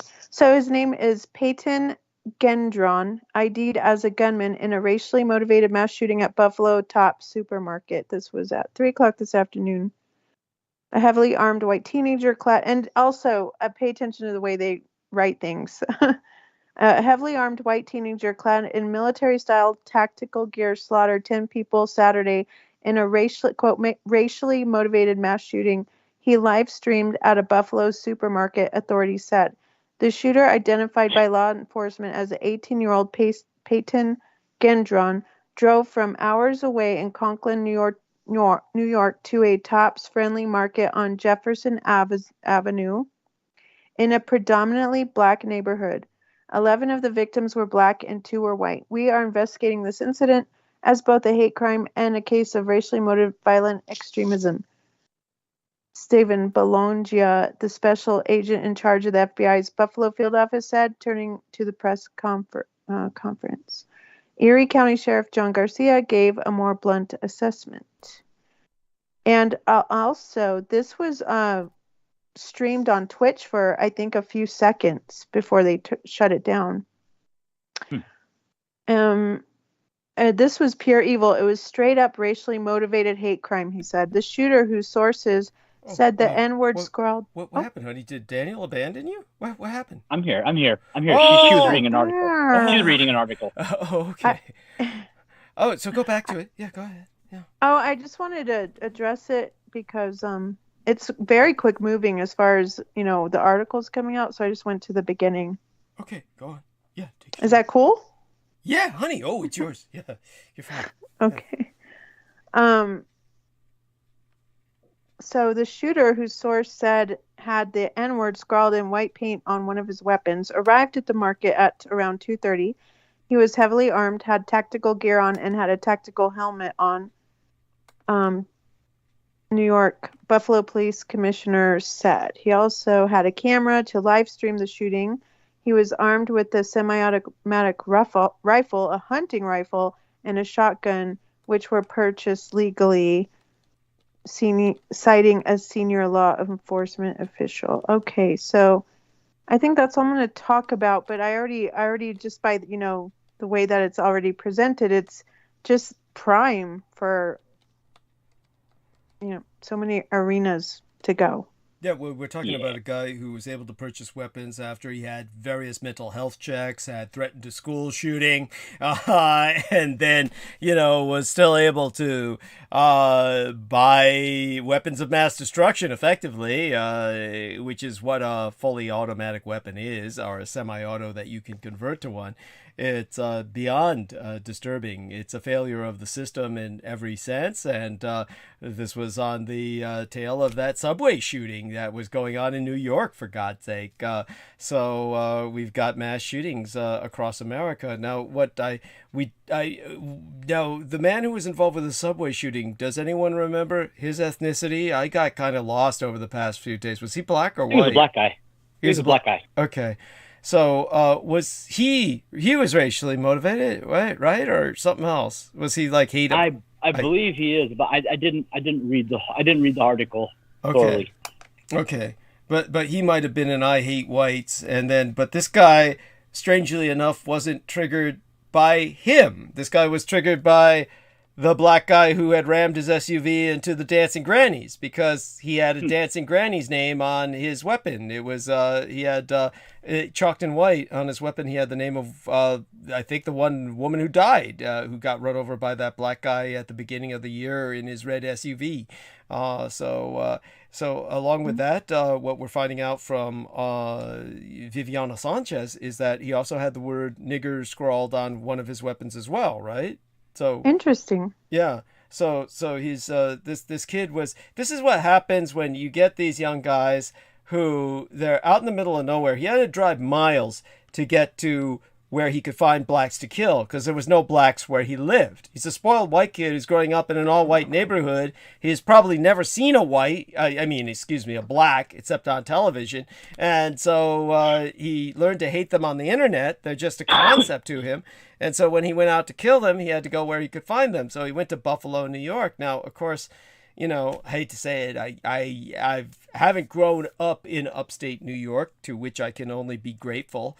But the first thing that came to my mind was, there's blacks in upstate New York, like, you know, there's blacks in Buffalo. Well, when I looked at the footage of the aftermath of this shooting, oh my God, this is like, Jesus, you'd think the entire city of Buffalo was black. It looks like Oakland, San Francisco. It's just, they're all black. And so the only whites, and this is what struck me, it was just awful. Now, I'm in San Francisco. I don't know what it's like where our man lives up in Houston, you know, Daniel Arola.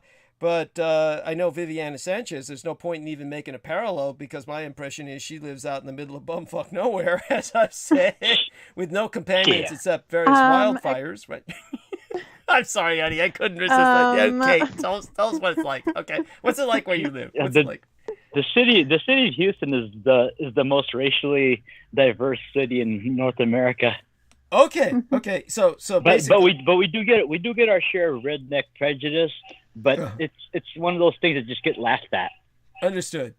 So yeah. But what I can safely assume then is that you have a diverse police force. That basically, that your police force has probably got the colors of the rainbow represented in your police force, or is that not? Yes. Okay. Yes, there are. Okay, so same with San Francisco. But what I saw in this footage, it was just, you were either black or you were a cop. That was what I saw in Buffalo, New York. That's what I saw in the footage. It's just every white person was a journalist or a cop.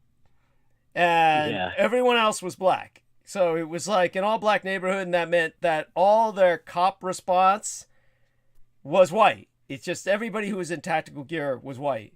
And I found that blew my mind. I couldn't even believe that we still have an apartheid state like that anymore. And so there was one black guy that, based on my professional acumen, was in question. He might have been an FBI agent. He was all dressed in nothing but black. Unlike the rest of the blacks who were dressed in casual clothing, he was dressed in nothing but black. He wasn't a priest.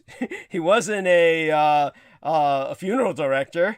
He was chummy with the police, talking to them like he was an equal. So I figured he might be an FBI agent. Yeah, but other than that guy, then every other black there was just a potential victim in a shooting gallery. And everybody who was white was a reporter or a cop. It was awful. I haven't seen anything that disturbing in a long time. So that's the first thing that came to my mind. But in terms of what happened, of course, obviously I'll do my best to follow up. But by the way, both of you take over, continue. I'll just be listening quietly for a few minutes while I gather myself, get my head out of my ass, continue breathing. Okay. While I oxygenate, you two take over. All right, thanks. Well, Daniel, you take the floor.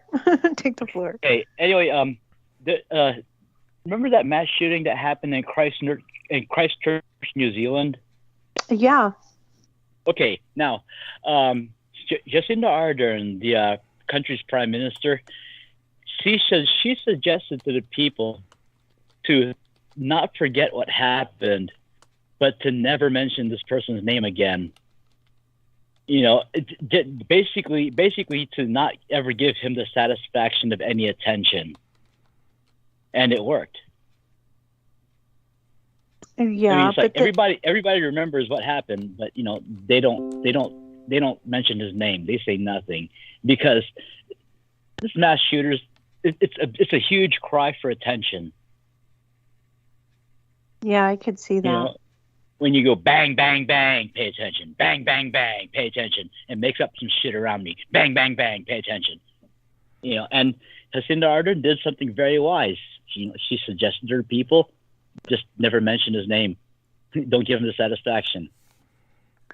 But what are the laws regarding guns in New Zealand? Didn't that actually change after They that shooting? they banned automatic weapons Completely? Yeah.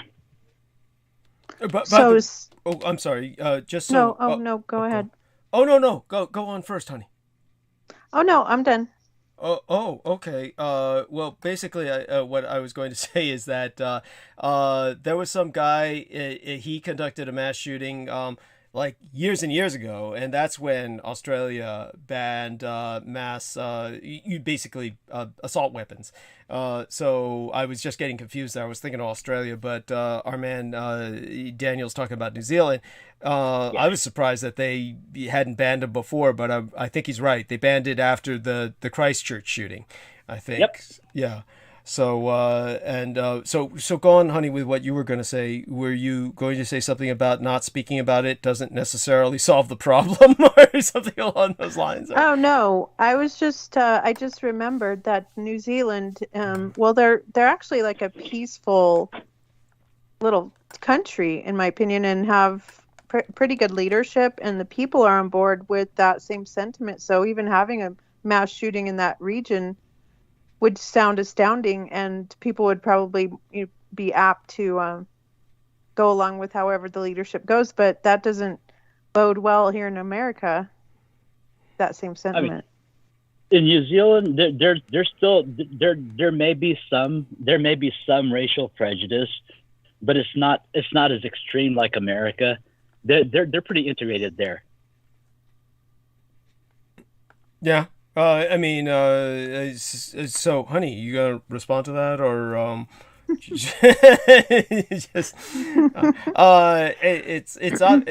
just so people know, of course. Yeah, New Zealand's got its own problems, and their problems are the Maori people who were the original inhabitants are, in a sense, they're pretty well integrated. At the same time, they have an intergenerational trauma, very much like the Aborigines in Australia. It's been very hard on all of these people, like the native Hawaiians in Hawaii. There's a real trauma there with the few that are left. It's to the credit of New Zealand, there are more Maori left than you have Aborigines in Australia and natives in Hawaii, so they didn't annihilate them all. But it's not the New Zealand national anthem is sung in half Maori and half English. Excellent. So excellent point. Interesting. Yeah, very important, and I think that gives some hope. And of course, they have, as Our Lady said, wonderful leadership. I think we can all agree to that. By the way, Diane Hillis-Buchberger brings up that Toronto is a very racially diverse city. Thank God. Yeah, it is. It is, as a matter of fact. So again, let me shut up for a little bit. Both these people will go back to talking. I'll go back to oxygenating myself. And both of you take it from here. Thank you. Okay. Go ahead, Daniel. Oh, you go ahead. Your turn now. Okay. Well, I'm loading a bowl right now at this moment. Okay.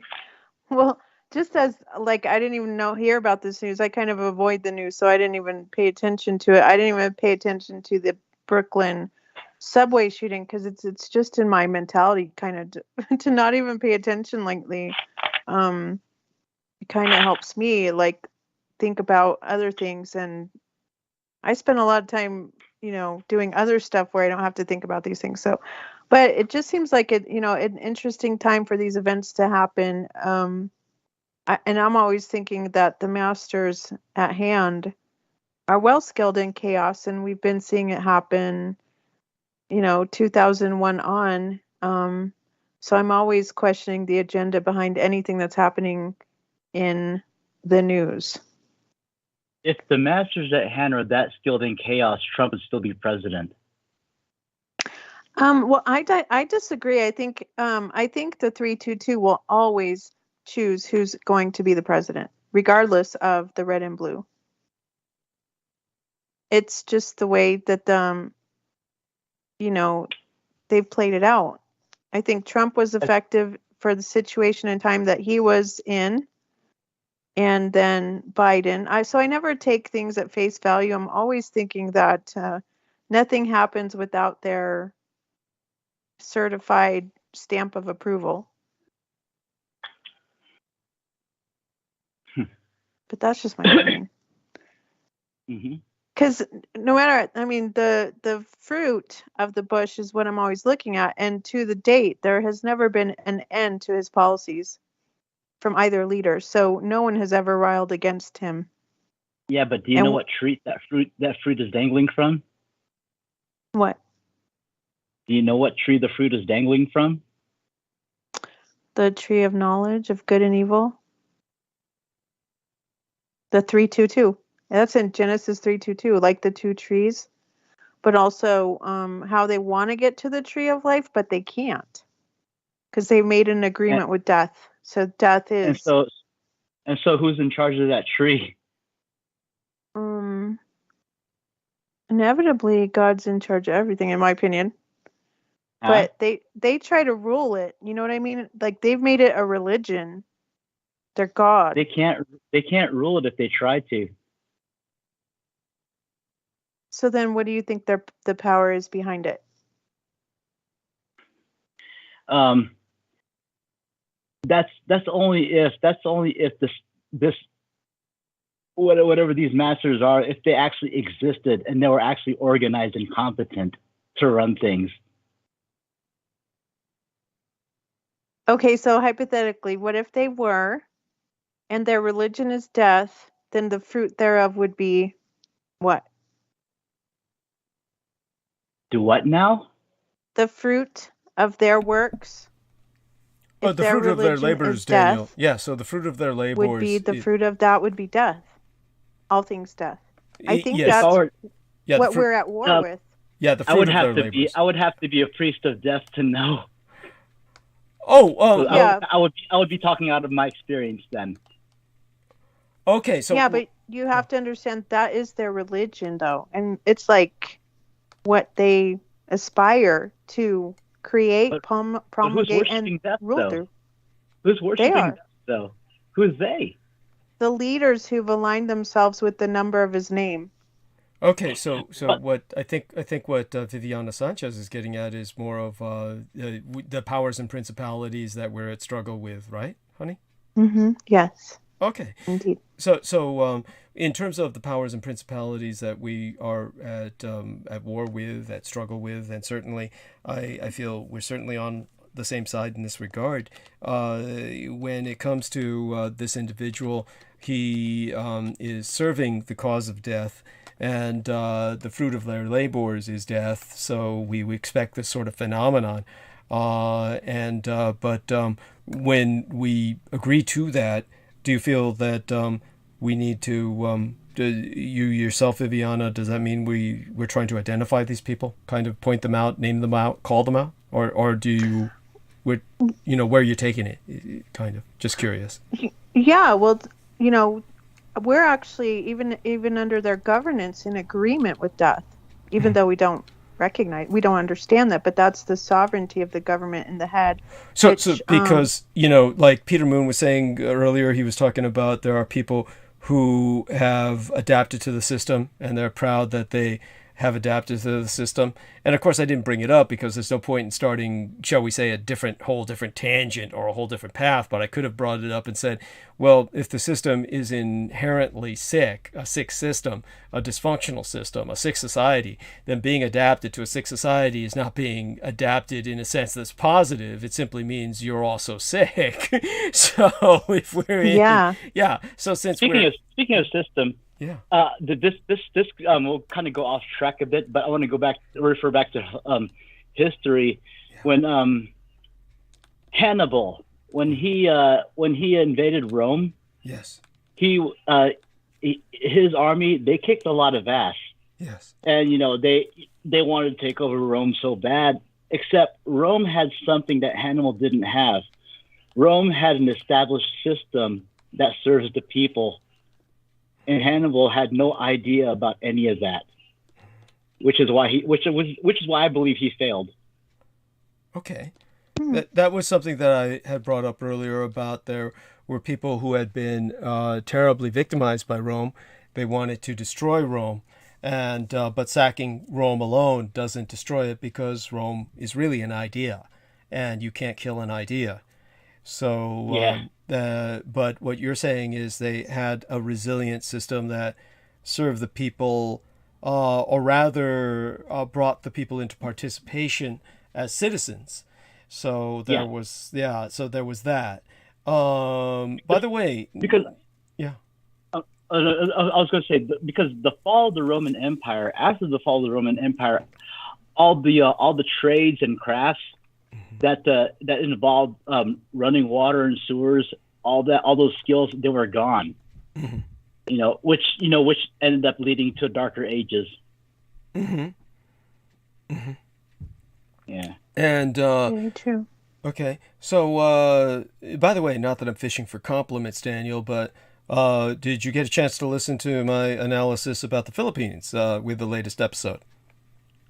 Yeah, I heard a little bit, but I don't remember all of it. But I pretty much agree. Okay, thank you. If you have anything to add to that, by all means, please do so. I'm just fucking glad I don't live there anymore. I am not ashamed to be a Filipino. I am so tempted to hate my own people, but I deny that. I deny myself that desire, that temptation. So, but yeah, there's just so much that I do not miss about that country. Wow. Although I still love the country, but not the people that much. I hear you. It's it's just and for those of you, just a kind of brief, one of the things that I went into was, and by the way, how do we correctly pronounce his name? I'm sorry, I was talking with my grandbrother Beaver about it earlier, and of course when I speak with him, yes, we just go bong bong, but it's really bong bong. And that's actually a legitimate Filipino name. I mean, this is kind of unbelievable to us. Oh my God, what does it mean? It's a very common nickname for like a junior. Okay. Or like a younger member of the family. All right, I got that. So it's almost like a pet name, almost like for but I'd hate to have that name. It's that's got to be like, it may be affectionate for somebody. Oh man, I'm so glad that skipped me. Yes, thank you. Oh my god, and that guy still made it as president. It's Stockholm syndrome. It's fucking Stockholm syndrome, and it's all the it's all the elderly people. That's what the Filipinos are suffering, exactly. And the only thing they know about history is what they memorize so they can pass the test. Yeah. Oh God, so sad. And so in terms of Viviana, by all means, go on with what you were saying. By the way, I of course have picked on your location where you're at. Could you tell us a bit about where you're at? Tell us a little bit about it. What's it like where you're at? Do you even know where I'm at? I know that you're up in North New Mexico, right? Or Arizona. No, you're in North Arizona, close to another state. Like you could just New Mexico, I believe, right? Yeah, we're heading up towards the Four Corners. We're in my region, but the town I'm in is actually, I think, with the university where we're at, like I think, and I'm probably wrong, but I think we're at 600,000. And quite growing. So we actually have the structure here is 70% white. And I was chosen for like a jury duty, and it was for an African American woman. And you know how they say, well, a jury of your peers, but there was not one African even in that pool at all. Oh wow. Which was really sad, but yeah, that's the community, and it's kind of an elitist. It's called the corridor to the Grand Canyon. So we have the I-40 and I-17 that run intrinsic, and we just have a very big population of people who vacation here. But inequality of the income is that of California. So we had to raise our minimum wage so that people could actually afford to live here. Or live just at like all. California. Yeah. Oh my God. And so do you have issues like that over there in Houston, Daniel? No, not really. I mean, the city is so damn big that there's even small cities inside of the city. Right. And there are the wards, which are basically black ghettos.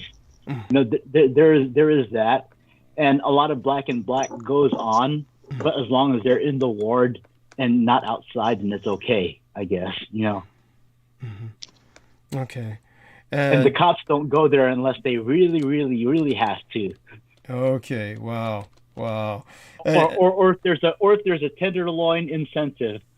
Right. Got it. Oh my God.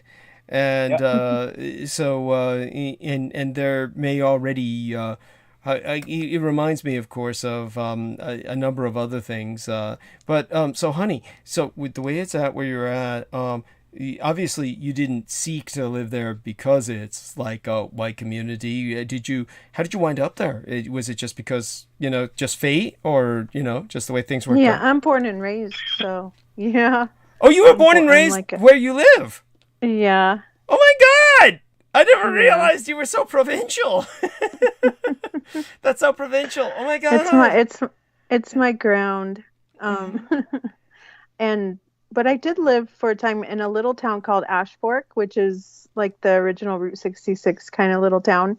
Uh-huh. And my histories there, as far as my grandparents and how they because Route 66 went straight through, so there's a lot of things about this little town. They had a Harvey House, and what's they a Harvey had House?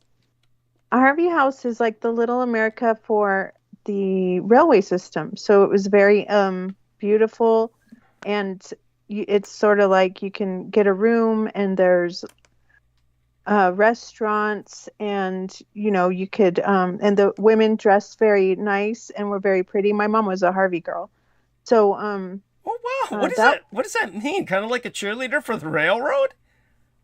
No, they just dressed very prime and proper, and they were servants to the railroad, which was the lifeblood of, at that time, the country. Right. Oh my God, that's incredible. No. I mean, this sounds fascinating. It sounds like, but it sounds almost like Stepford Wife. You've heard of the Stepford Wives, right? But it wasn't like that, of course. It's. I'm just saying. No, it was the fruit of the beginning of the Industrial Revolution, where we saw, people.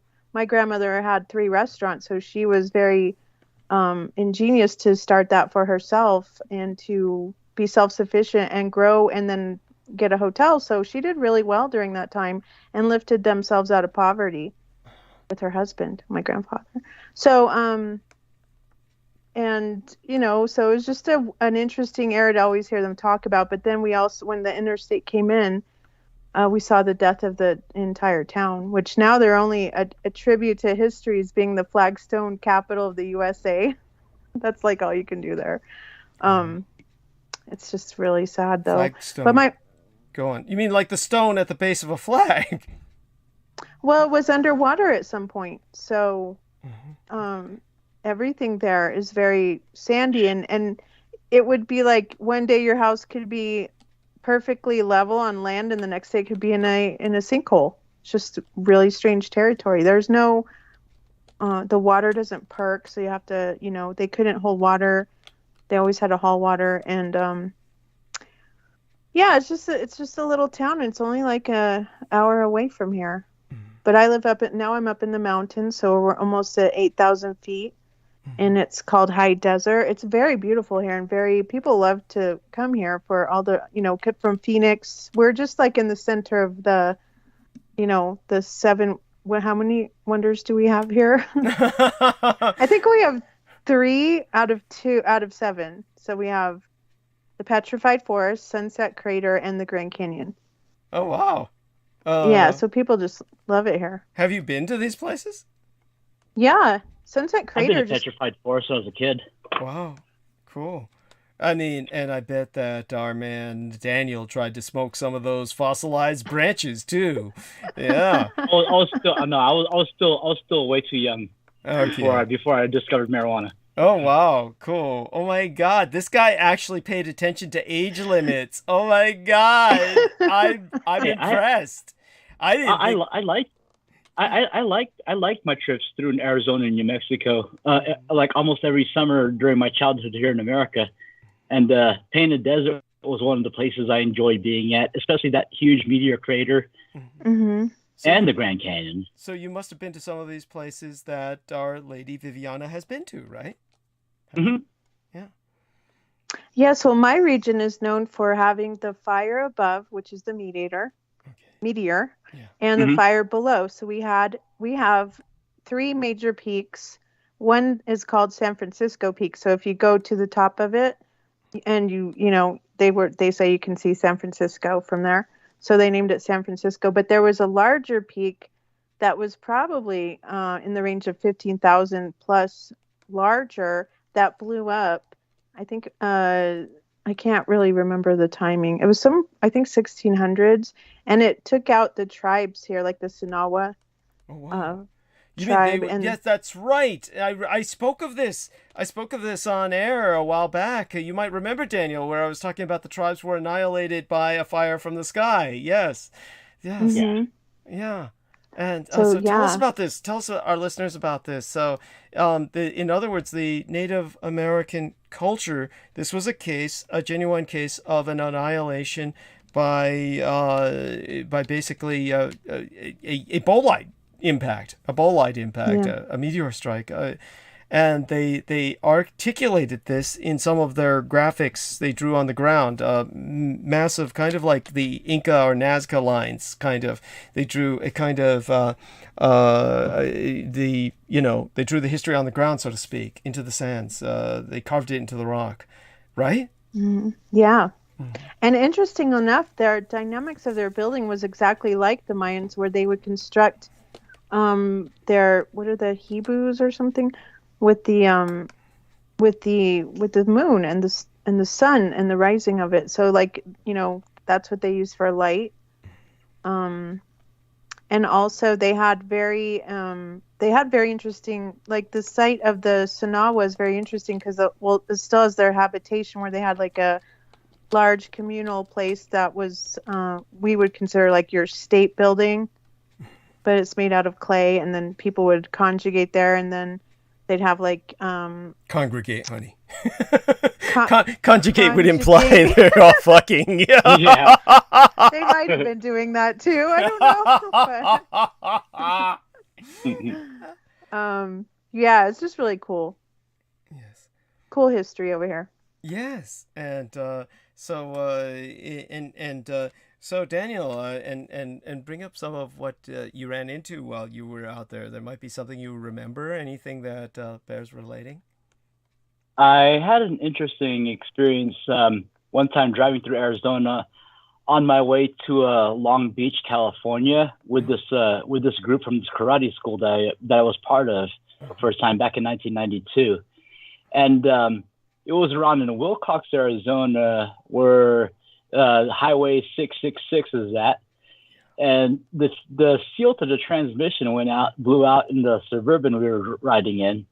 So we ended up staying at a hotel for a couple of days while it was being repaired, and I ended up meeting some native boys.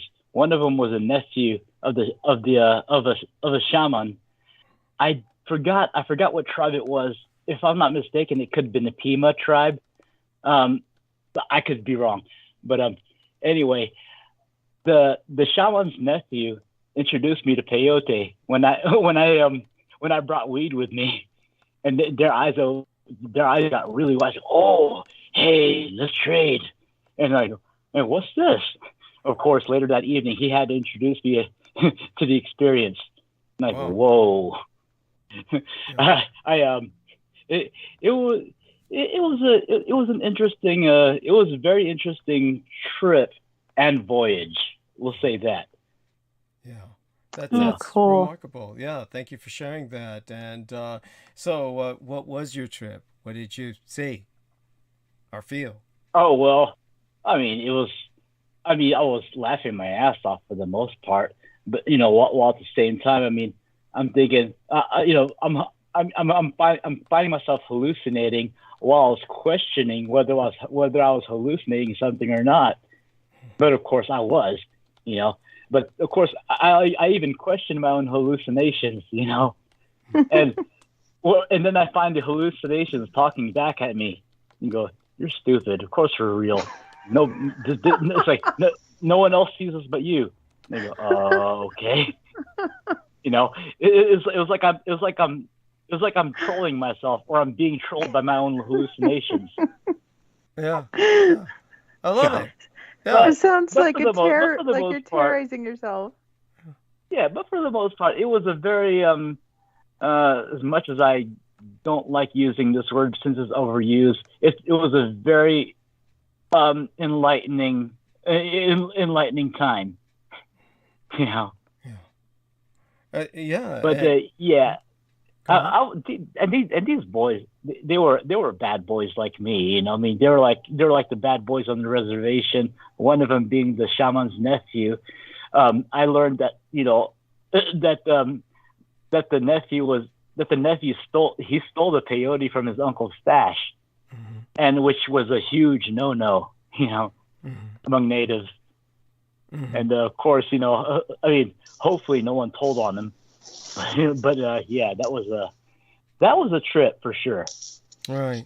And how about you, honey? There must have been some narcotics experiences in the past you might be willing to share. Oh, you want me to go there? Yeah. Let me think of one. Well, I never actually went out of my way to go into nature to experience that, but I have been invited by the Hopis to come, and which is a great honor, is to just come and to be welcome into their community. And I know that they have very private rituals, and just to be invited to come to their, so I think I might try that sometime. It's just a very just driving out there and being in that nature is just something of the spirit that is, it's unexplainable. You have to experience it for yourself. But as far as trips, I think I've done mushrooms and acid in my early years, and I think acid was definitely the one thing I wouldn't do again, only because it was so oh my gosh, it was so we were watching like Predator. We were watching Predator on acid. And it was like so creepy. I mean, it's like everything molded into each other and the whole scenery and it was just so crazy. But I couldn't wait for that trip to be over. And it felt like, I don't know if you ever tripped on that, but you come off and you just feel like this energy is of like this buzzing energy. Whereas like shrooms is so natural. And so the movement of it is so natural that you can move in and out with the waves and experience the natural vibration of where you are. And then of course your mindset matters, the kind of mindset. So you don't want to have like a negative or a depressed mood, but you just move right out of it. It's like you're tripping and then you're sober. Wow. And so you've obviously had some, should I say extensive kind of narcotics experiences. I'm really impressed. No, I mostly dabbled. I had friends who would do it constantly, but I would just try it out. And of course, like if we were going to Sedona or going out in the forest, I would indulge. But no, I've always pretty much handled my intake because I want to experience, but I also don't want to be overtaken by something. Mm-hmm. Okay. Understood. And by that you mean perhaps an entity entering yourself. Walking. Yeah. And and have you ever had that fear, Daniel, or a suspicion that may have happened to you or others? I kind of mock it. Okay. I kind of mock the concept. Okay. Yeah. Oh, so he's anti-walking because he had an experience with one, right? No, because how can I say this shit? I find walk-in to be just another trigger New Age label. Okay. You know, for people to make themselves feel important about, and to have a big discussion over. That's and that's actually what I was thinking too, because I have a friend. Her name is Jennifer Sisk, her old name. So if you look her up, she has like a YouTube channel, and she was from Houston, and she so we became friends on Facebook, and so we had a personal relationship, and then a fallout. So, but later on through the years, I found, well, she came out with this story, and she's a whole different person, and she has this walk-in experience, and now her name is Tanglefoot Sisk, and she goes by Genesis instead of Jennifer. She ties a lot of the Bible in with her new experience. But anyway, you can check her out. She has a walk-in story, and she talked to, who's that guy? You know him, Douglas. I do? Yeah. I can't think of him. He's that British guy that did Max Spears all the time. Oh, Miles Johnston. Yeah, Miles interviewed her. Oh my God. Which you mean is Miles exploited her? Yeah. That's what he does. That piece of shit. Yeah. Sorry to hear she was victimized like that. Well, I question it now, because I actually spoke personally with her again on the phone, and she acted like she couldn't remember anything of our conversations in the past or whatnot. But towards the end, she sounded, it came to her mind, and she remembered, and she spoke to me in the same kind of stance that we had left our friendship off. So it was the same kind of a vile spirit, but trying to be peaceful. So I just kind of think that she might be,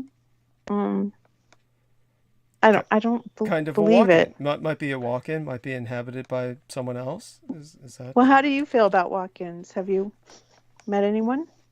Oh, good God. I mean, with the kind of experiences I've had, it's, I can only say, yeah, but it's like, it's too many experiences. It would just bring me, it would bring us into kind of like relating story. But I definitely appreciate what you're saying. Go on. Yeah. I'd like to say that I'm my own walk-in. There we are. Yeah. Well, Len, let me just ask you a generality. Do you think that the experience could be like the fallen angels, or an old soul? Well, I guess they liken it to an old soul transfer, or a transfer from a different dimension that has like a message or something. I think that that's possible. It's possible. But that being said, Daniel, he's biting his tongue. I know he's biting his tongue. I am. Yeah, I am on purpose. Because you're nice. Yes. There we are. Yes. But I'm glad Daniel's being kind. He's being kind, and that's good. Yeah. They probably think they're the indigos personified, right, Doug? Right, Dan? Something like that. Yeah. They're all doing the same damn things, other than claiming that they have Rh negative blood. Yeah. The blood becomes important, and that's almost a kind of elitism. It's my neck. So let me crack my neck a bit. Daniel, are you still able to hang with us a little bit? What time is it where you're at? Sure. Yeah. It is 12:17. Okay. A little, still okay, I think, for you. Yeah, I can hang for a bit. So let me go mute for a few minutes. I'm gonna go crack my neck, and I'll be right back. Thank you.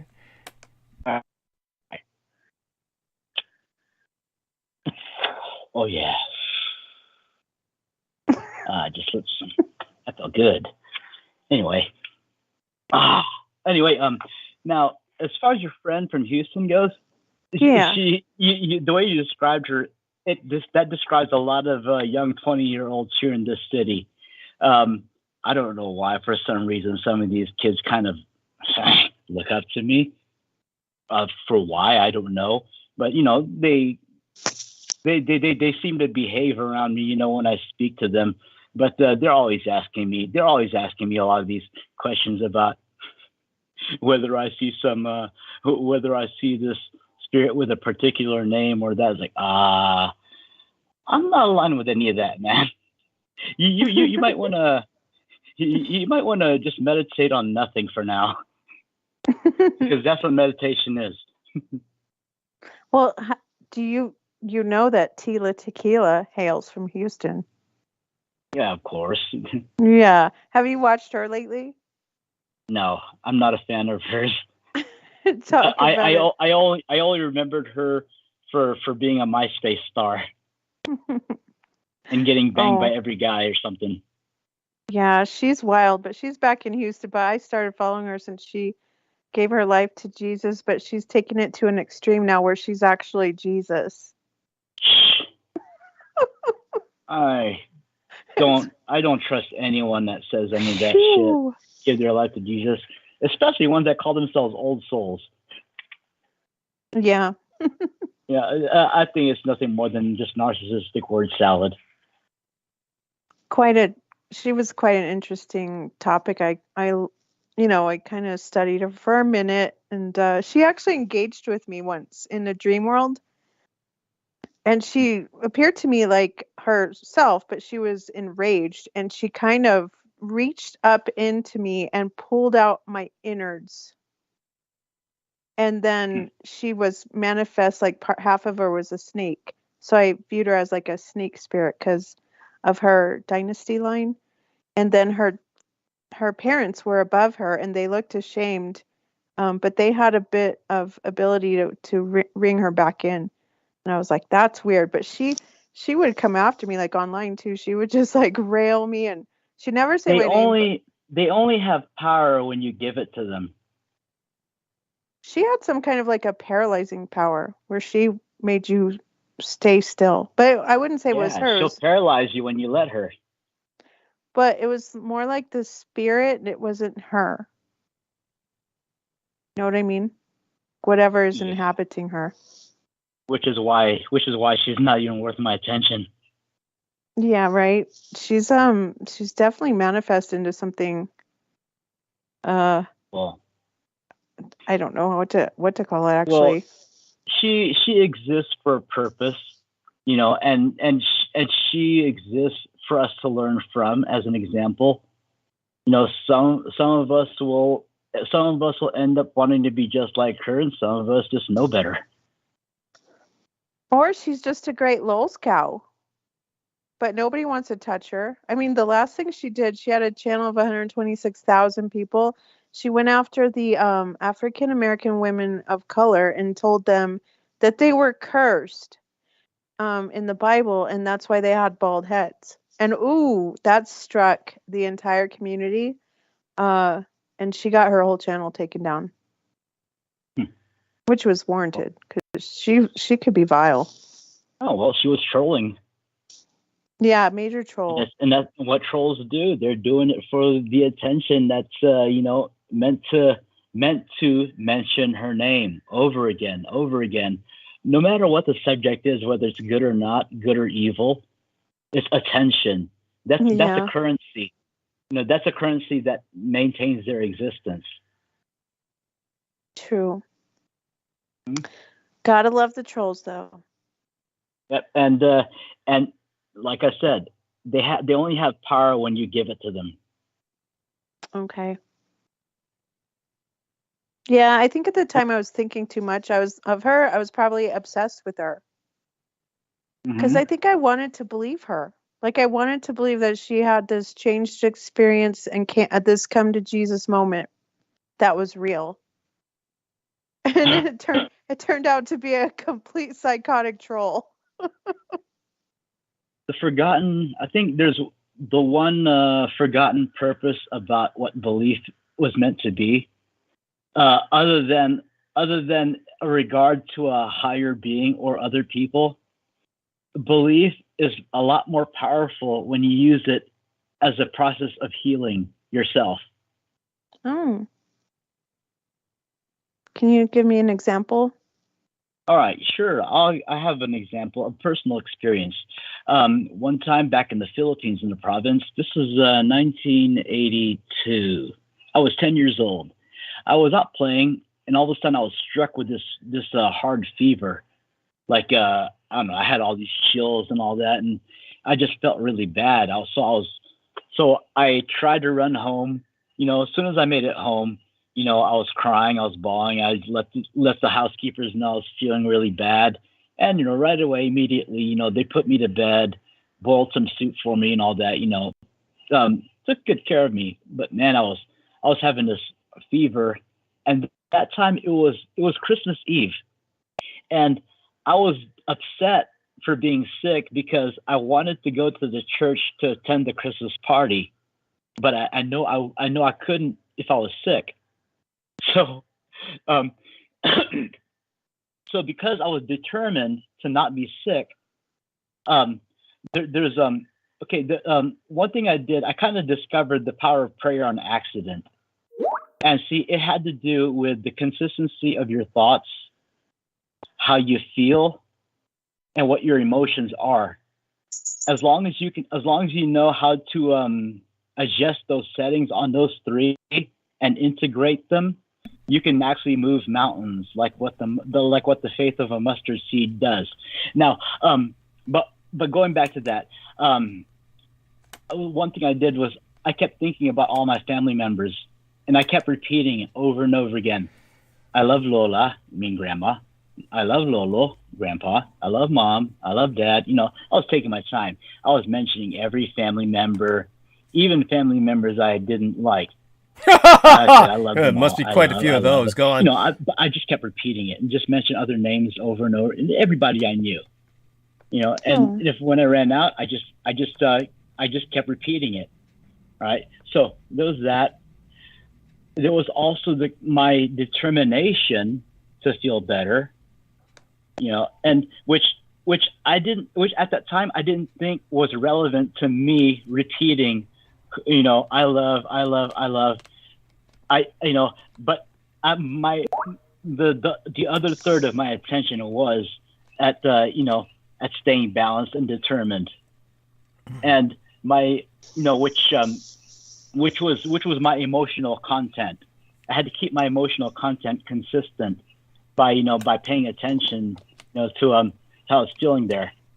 So I drank my soup, you know, I sat up. I didn't lay down because I didn't want to puss out, you know, on the Christmas Eve and miss out on this party, you know, but I just kept repeating it over and over again. This went on for 20 minutes. And next thing you know, I mean, I was drinking the soup. I was already done. I ate everything on the table already, when previously I didn't feel like eating shit or, you know, or drinking.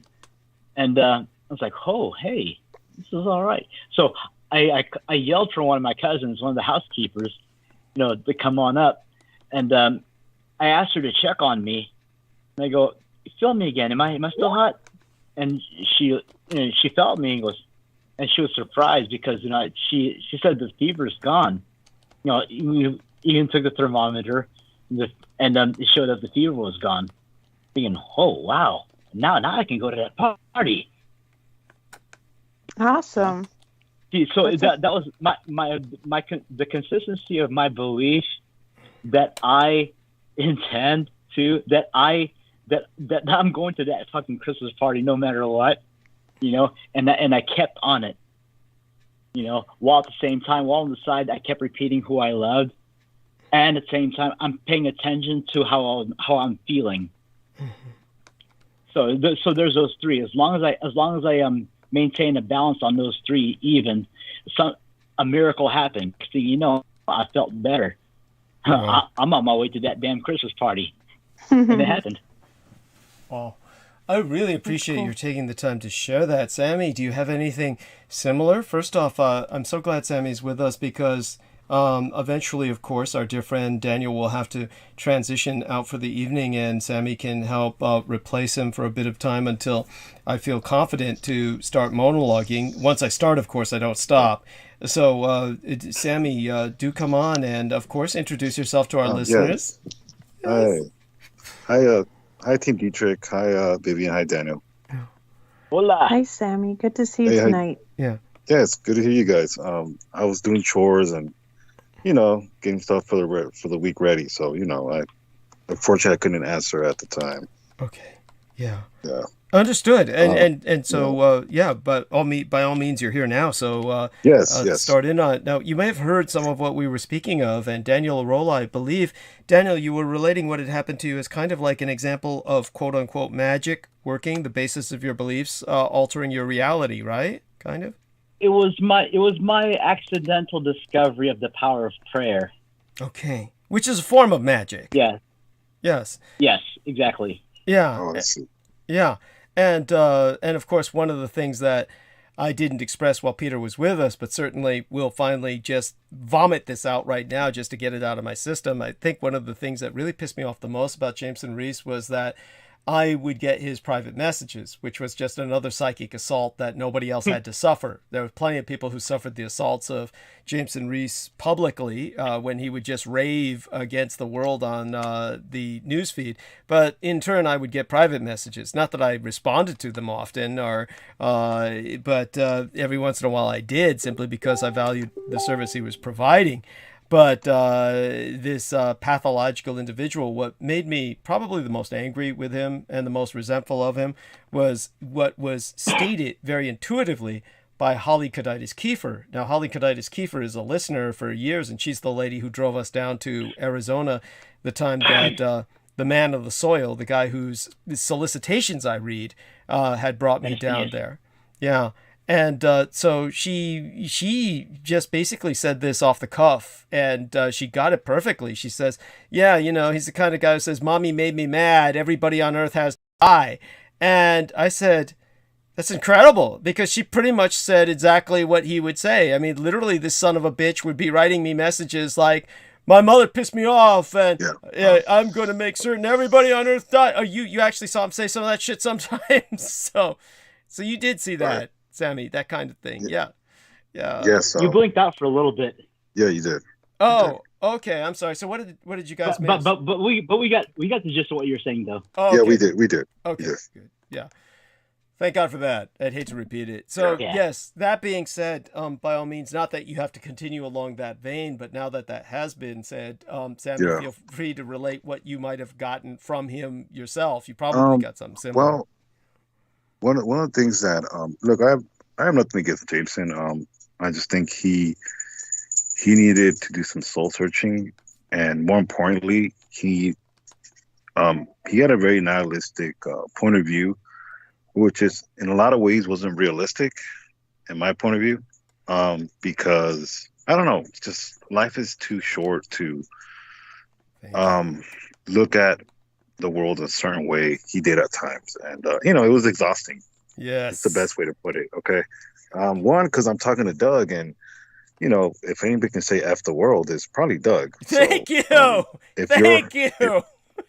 If your outlook is better than his, then you need real problems in your life, and not that he didn't, but it's just not conducive to being an adult, and keyword adult. Because, everybody adults, everybody has to, struggle with priorities. Even with my priorities, with my significant other that I'm with, I have to be sensitive to her. I have to take care of her. I have to do things to cultivate an environment of growing, an environment of, of progression as far as just maturity, not being selfish. That I just think he has things to work on, and just brighten up your life. There's just the fact that you have air in your lungs and you can breathe and interact with people and make friends. Regardless if you think the world is crap, it's just not realistic. I think sometimes he had trouble expressing, valuing your friendship, Doug, or maybe he didn't see how much you offered him. That I just think he needs to just mature more and maybe distance, and as far as being able to realize what he lost and making him a better person, you know. And the reason why I'm talking optimistic, because that's the way I have to view the world for myself.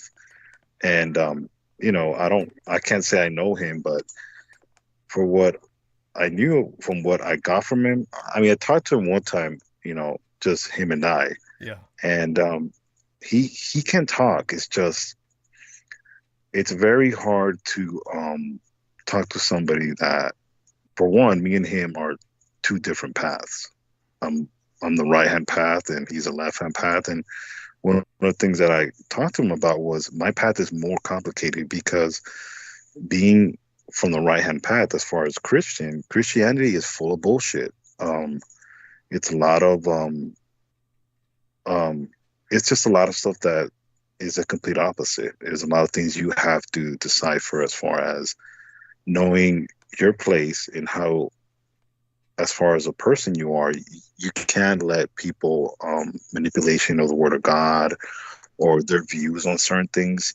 That doesn't make you, because as an adult, you need to understand your limits and how the word of God speaks to you. And how you said it perfectly, Doug, books speak to you, literature speaks to you. You know, so, you know, it's very important to study. It's very important. That's one of the things that I've learned from Salman Sheikh and even you, Doug, that you know, you need to be your own person, but at the same time, you can't, you know, if you want to have friends, you can't, you know, just have that point of view, because part of your transmission is, you know, this is what you do, Doug. This is your livelihood. And I have to, you know, keep that in mind, that I'm representing Team Dietrich, and we're not a bunch of, you know, F the world, I want to kill everybody. You know, that's not what we're here for. We're here for supporting you and kind of a roundtable and discussing the issues that we have, whether it's the world or social issues. But I just think he needs to really do some soul searching and just realize that it's not as bad as you think it is. I just think it sounds very immature coming in the presence of you, because, you know, you can be homeless next month, you know, and, you know, you're not crying. You're not hating the world. It's just part of life. We all, in other words, pick a struggle. I always used to tell my girl, you know, I'm not the best looking man, but at least I know my struggle. I'm not going to be a jerk and not be the best looking guy and be broke too. I can't have it. Yeah, the perfect storm. You know, I can't have all those things, because it's not going to work for me. So, you know, pick a struggle and, you know, understand that, you know, get in line. Everybody has problems. And I just think that it's the type of vibe you want to bring. I think, you know, this, you know, your monologues and your transmissions, people from all over the world listen to this transmission. People in government listen to these transmissions. Whether people want to believe it or not, it's okay, but it is true. So I just think sometimes this is not that type of show. I mean, I'll put it this way. Your monologue, your transmissions, this is what Coast to Coast is supposed to be like. Okay. Thank you. Yes. But, you know, Coast to Coast is all about Bigfoot, who shot Kennedy, is Nibiru still out there, you know, stuff that, you know, it's outdated, in other words. You know, and it's not that there's a time and place, but what I mean is, I just think he just needs to work on himself more, and that's really it. I mean, I just think a lot of the time his outlook, you need to filter yourself. You need to know how to filter yourself. I try to do that as far as me, because then you sound crazy. And I mean, crazy is just, you want to sound coherent. And my dislike of certain Republican senators like Mitch McConnell and some of the other assholes, I don't like them, but I'm not going to say like I want them dead. No, it's just who they represent is the complete opposite of who I am, because I know they don't represent me, in other words. Yeah. I just want to get that clear. People like that do not represent me, and I know they don't represent me. So it's just what it is. And, you know, back to to him, I just think he was misrepresenting you at times with his rhetoric, his outlook, because you're not that type of person where you want to hate the world.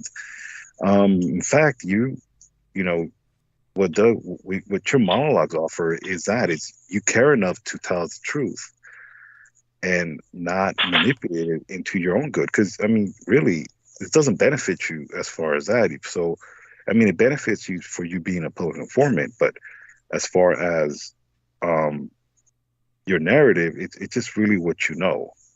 And a lot of the time it's not taken well because it's not what people want to hear. But, you know, things like the Civil War, things of geopolitics, of gender, of the gender war we're fighting, of sexuality, of, you know, all these things that come about, you know, even in my church, you know, that I'm attending right now, the pastor was talking about men need to be men and women need to be women. And, you know, that's a very simplistic way of thinking, but it's not realistic. One, because that's not how the world works. It's like me saying all men need to have six packs. No, I can't. I'm not Daniel Rolla. I can't do martial arts. Okay, I can't. I don't think Daniel has a six-pack, mind you, and even our friend Sean, I'm sorry, not his, Salmon Shake, with all the chin-ups that he does, he still has a gut. It's that bucket of ice cream that he eats every day. Yes. Right now it's only a 4-pack. Yeah. Okay, what I'm trying to say... Yeah, okay. What I'm trying to say is I'm not Daniel Rolla. I don't know martial arts, but what I mean is that's unrealistic in the sense of that. And maybe that's a bad analogy. I apologize, but what I mean is I kind of know what things to take and what things not to take, and understand that a lot of the things that I'm around, even where I'm at, that I can filter out, and that indoctrination is not really a part of my life because I know what's out in the world. A lot of it is through what I go through every day in life, but a lot of it too is what you explained, Doug. Something like when you explained to, you know, the listeners about the Naga. If anybody doesn't know about the Naga, you know, go back a couple of weeks, but, you know, these type of beings that exist in the world that provide knowledge. And yeah, it may seem like a fairy tale, but no, it's quite real in a sense that it may not be in my paradigm, but you have civilizations that are thousands of years old. And my paradigm is, in other words, it'd be very childish of me to say, well, everybody should be a follower of Jesus Christ or you're all going to hell. No, that's not a very healthy way of thinking, because it's just a very narrow way. Maybe my words don't do justice, but what I mean is there's a huge world out there. And if I start thinking that way, then I'm no different than the colonists and the oppressors that were here and that did all these horrible things to the natives. You know, it is what it is. But one of the things that Doug has showed, that one of the reasons why Adolf Hitler was very successful in him positioning himself to survive World War II and, you know, ultimately win, was working with other people that are different than you. Yes. Being comfortable with the reality that we're all different. And many people, you know, hear this and say, what are you talking about? Well, Adolf Hitler aligned himself with colored people. Yes. The Japanese, you know, the Italians, you know, at the end, and, you know, the nationalists, Chinese, and all these nations that he, you know, the Congos that gave the uranium to the Third Reich, you know, all these people of color he aligned himself with. So there's a very huge gap of a narrative that people don't want to mention. The Havara Agreement, where he helped Palestine become Israel. Yes. You know, all these small little nuances that the world wants to ignore, because the reality is he aligned himself with colored people. He aligned himself with people that he may not have the same things in common, but what it is you have to work on the global scale to survive that way. The new markets are global now. It's no longer the United States. It's not. What we are is just a big distribution hub.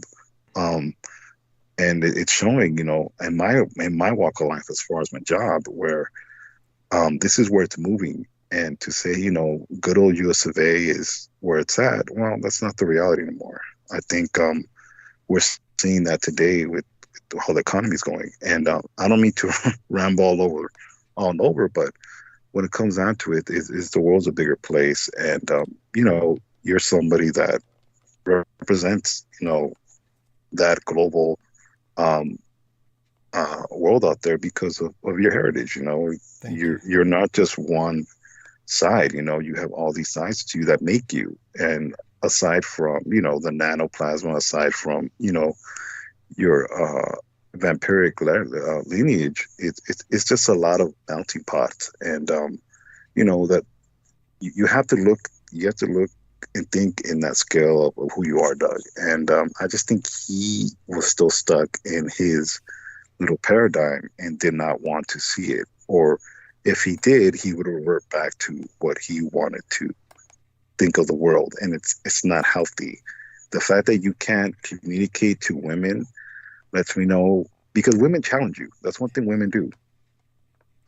They're beautiful. I love women. I wouldn't want the world without women, but women, what they do is challenging you. And if he had a problem with you letting him know, hey, you're going to have to chill out, then you're going to have a lot of trouble with women, because women require you to reassure them, to invest in them, to love them.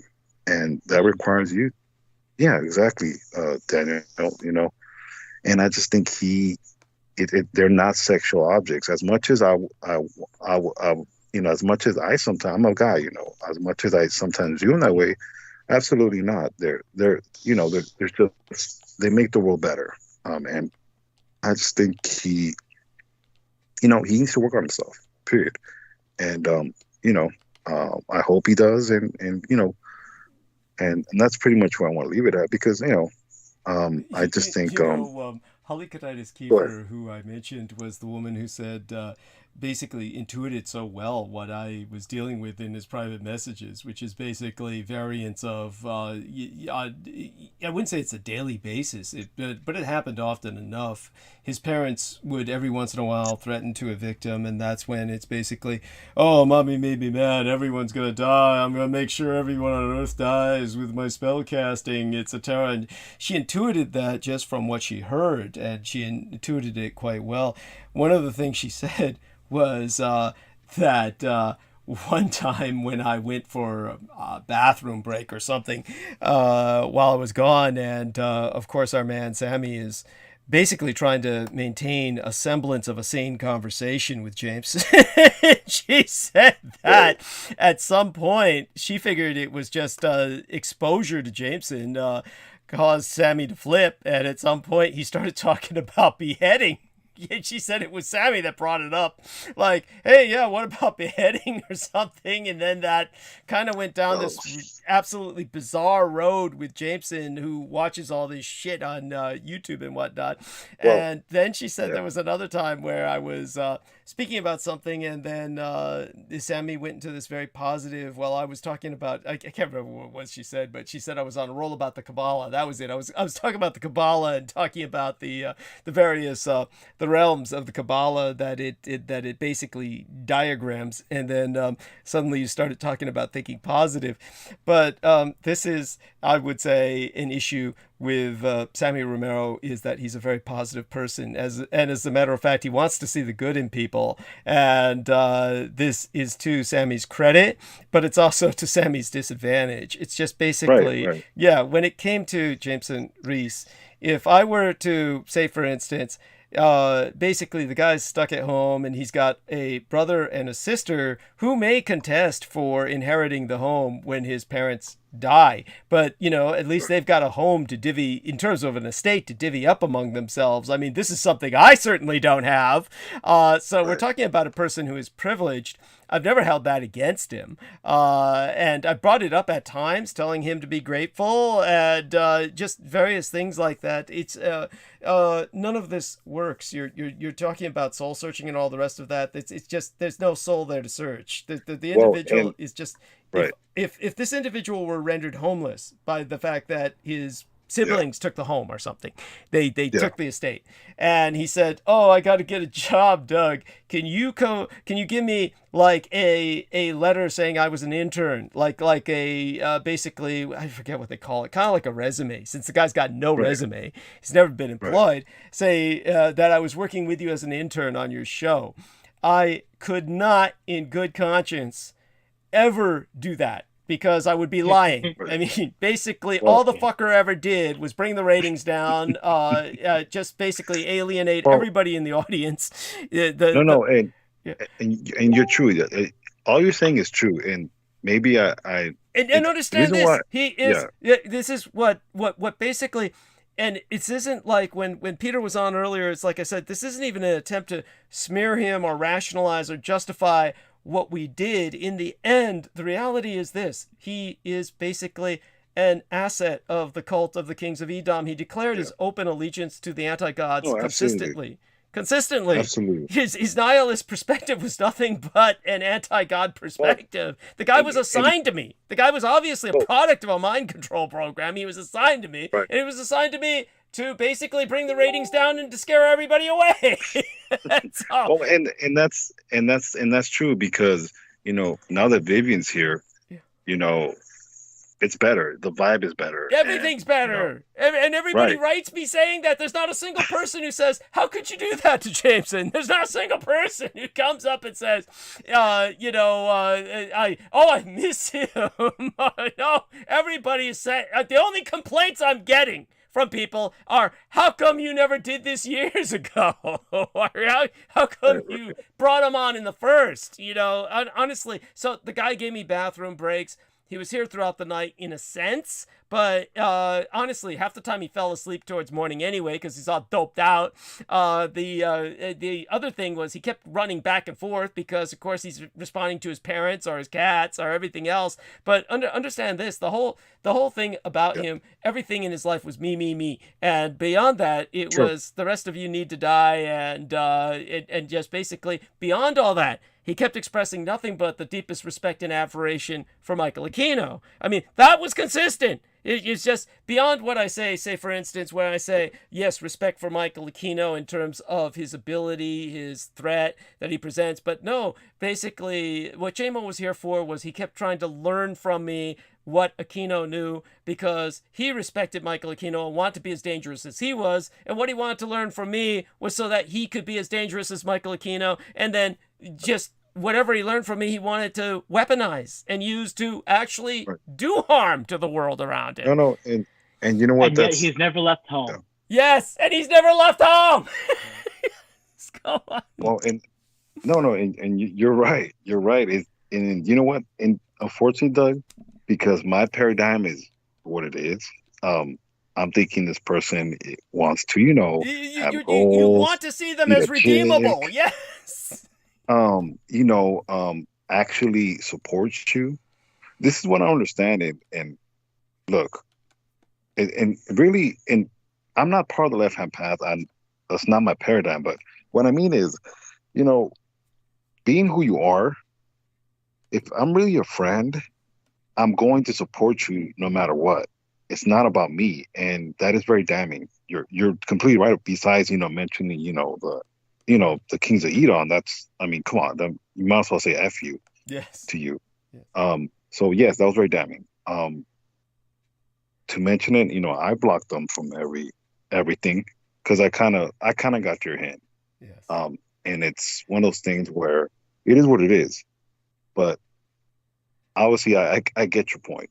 It's one of those things where he is what he is and he's no longer associated. And I just think the show's progressing even further now because it's just more professional. it's more marketable, and your message gets through better, because you're right. Some idiot ranting about he hates the world and he wants to annihilate. I want to annihilate. No. Come on. I mean, who does that, really? I mean, you have people that have careers that listen to you, because a lot of what you talk about geopolitics is very important to people that work in that type of area, like I do. It helps forecast certain things. It is what it is. I mean, information is information, but there's a lot of people that take your information and really put it to use. And it's not always, I want to know about how to bring in Shoggoth and all this. No, that's, you know what I mean? It's just I'm not here for that for you, because it's just not my paradigm. It has nothing to do with me when it comes to that. But yes, you can feel the difference, and unfortunately, because that's been kind of my thing, where I've kind of thought about certain things where it is what it is. Some people are not really worth redeemable, or I'll put it this way, there's just people that even Christ rejected. Yes. Where it is what it is. So anyways. Thank you. I learned something from my first ex-wife when it came to listening to JMO, and of course I listened to him, but what I learned from my ex-wife when she used to accuse me of every time we argued was that I would take everything she said in one ear and let it go out the other. So I made a literal visualization of times when he spoke, when it came to dark subjects, or I did let it filter out the other ear. That way I didn't feel the drain. Yeah. No, I did too, in a sense, but I even caught myself going into subjects that I don't give a damn about. And you try to conversate with people to kind of like, hey, I can adapt to you, but when he tried to adapt to me, Doug, it was almost like, well, what ruined my life was Christ, and I fucking hate it. I'm like, well, Jameson, when I'm in the presence of God, I'm vulnerable. It's not about my ego. It's not something where it's going to harm me. And I'm like, how can you do like that with entities, but you have to give something like your cat, but I'm in the presence of God. I just have to be vulnerable to his presence. I don't have to slice my wrist or blood, blood sacrifice. You know what I mean? I'm two different paradigms. So in a sense, Doug, I do commend you for your patience with me, because yes, I'm here and you're here and Jameson's there. So yeah. I do, thank you for your patience. And believe me, it is worth it. I have told Sammy before, just so our listeners know, that he is one of the rocks of Gibraltar when it comes to a sense of sanity that I have. Daniel Arola is as well, because he's got the light touch, and of course now Viviana as well. By the way, Holly Kadaitis Kiefer, the lady that I was mentioning, who was listening the other night and wondering where suddenly the beheading topic came from, that was raised by Sammy. She says, please tell Sammy I'm down with his point of view on things, with a big heart. So she says that with, thank you, Holly. Wonderful. Love you dearly, honey. Yeah. And thank you, Holly. That subject came because there was a serial killer in Bakersfield that beheaded. He was a prisoner. He beheaded some dude. And interesting enough, he had the same last name as me. So, it was kind of, it was one of those things which the reason why I remember. So actually, strangely enough, it was like I was saying the other when Viviana said something about Sammy Romero, and I thought for a moment there she said Danny Romero, who was the guy who used to run American Freedom Radio, and I was like wondering, what the fuck was she? No relation. Yeah, no relation. And then, of course, there's George Romero, who brought us everything from Night of the Living Dead. He basically brought us the modern zombie concept as popularly understood by the general public. But, Romero is a remarkable name in that there's a lot of people with it. So it definitely, it's fairly common. So you're part of a big band of Romeros out there, many of whom you would never want to relate to, or hope they're not related to you, but others that are fine. Well, Yeah. I mean, George Romero is okay, even though he did the zombie film. I mean, by the time they brought him back after, the original films he did in the 70s, it looked like he'd been sleeping on a park bench for about 20 years. But, he cranked out a few more, and I think he's dead now, or undead, one or the other. But, yeah. At least it's not Ramirez, because there's, Richard Ramirez and all this. So, pretty close, though. It's pretty close, so. Yeah. Yes. Yes. Well, so Daniel, it's probably almost time for you to get to bed, but not that I'm chewing you off, but I mean, as far as I'm concerned, you can stay all night if you want, but are you going to be taking off any minute? We're heading towards the top of the hour in 2 minutes. How are you feeling? Actually, I'm going to have to get ready to get going, because I'm going to finish some of these chores up before I go tend to my lady. Understood. Well, we love you dearly, and share our love with her, okay? All right. Okay. Aww, okay, guys. That's incredibly sweet. It was good to talk with you, Daniel. Good night. It's been fun. It's been real. Talk to you later. Yes.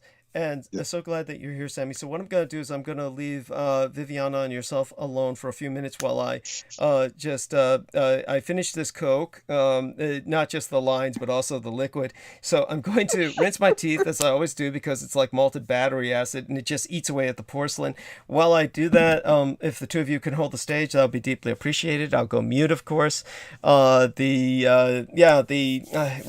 it? Just one other thing I can think of to bitch about, just because I'm venting, catharting. It's one of these things that when it comes to, I think we've pretty much expressed the majority, pretty much everything, almost, not everything, but it's always hard to be comprehensive, but the general audience understands, and I hope they understand, my need to cathart and to vent about that sort of thing, because obviously, as Sammy says, I was very patient with this individual for years, knowing what he was, which of course he was somebody who was sharing the fact that he was basically part of a program, because his memories, basically what he said about, I had this psychiatrist that was a handler, and everything else that he brought up, the fact that he was monitored at all. When you're being gang stalked at that intensity, you're basically an asset, because they're like, they're keeping an eye on you because you're an asset. It's something, and not only that,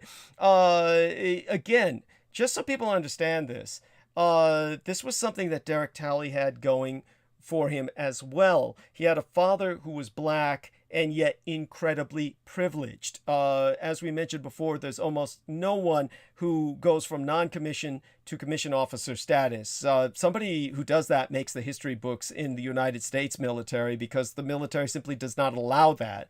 So it is something so rare that you're more likely to win the Congressional Medal of Honor than you are to switch from non-commissioned to commissioned officer status. And yet here's this black guy, Derek Talley's father, who did that. And so that meant that, of course, he made the sacrifice of handing Derek Talley over to a program. And to anyone who doubts that, Derek Talley exposed himself when he basically began to present to us out and out impossibilities, physical impossibilities. Now, Paquan Morales, who was in the Marine Corps as I was, has validated with me on air. But basically, he was saying, oh, yeah, we had this guy who was pulling jelly donuts out of his backpack after miles of hiking, which, first off, is just, it's impossible in so many ways in Marine Corps boot camp. You can't smuggle food in or out. Jelly donuts are enormous to hold jelly. They're just big globs, and they're incredibly fragile. You can just bring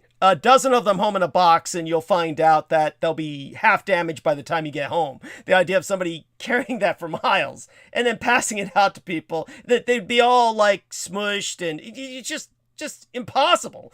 And then this guy's saying, yeah, and then he said, when I presented, well, that's exactly the plot of Full Metal Jacket, and he's like, yeah, it was. And I'm like, and this doesn't bother you that your experience was exactly what was shown on screen, except maybe a little different, even more unbelievable? And it's like, oh, nothing to say. He just avoided it by changing the topic onto something completely stupid. And, he's obviously a program victim. And so, same with Jameson Reese. In his case, instead of a father who went from enlisted to this sworn officer commissioned, this guy instead has a family that owns their home. I mean, he lives on Staten Island. His father and his mother own their home. That's like, so he is, at this point in economic history in the United States, he's above middle class. He's basically at the highest level of middle class you can get in America, like upper middle class. This guy's upper middle class. He's like the American dream he's living.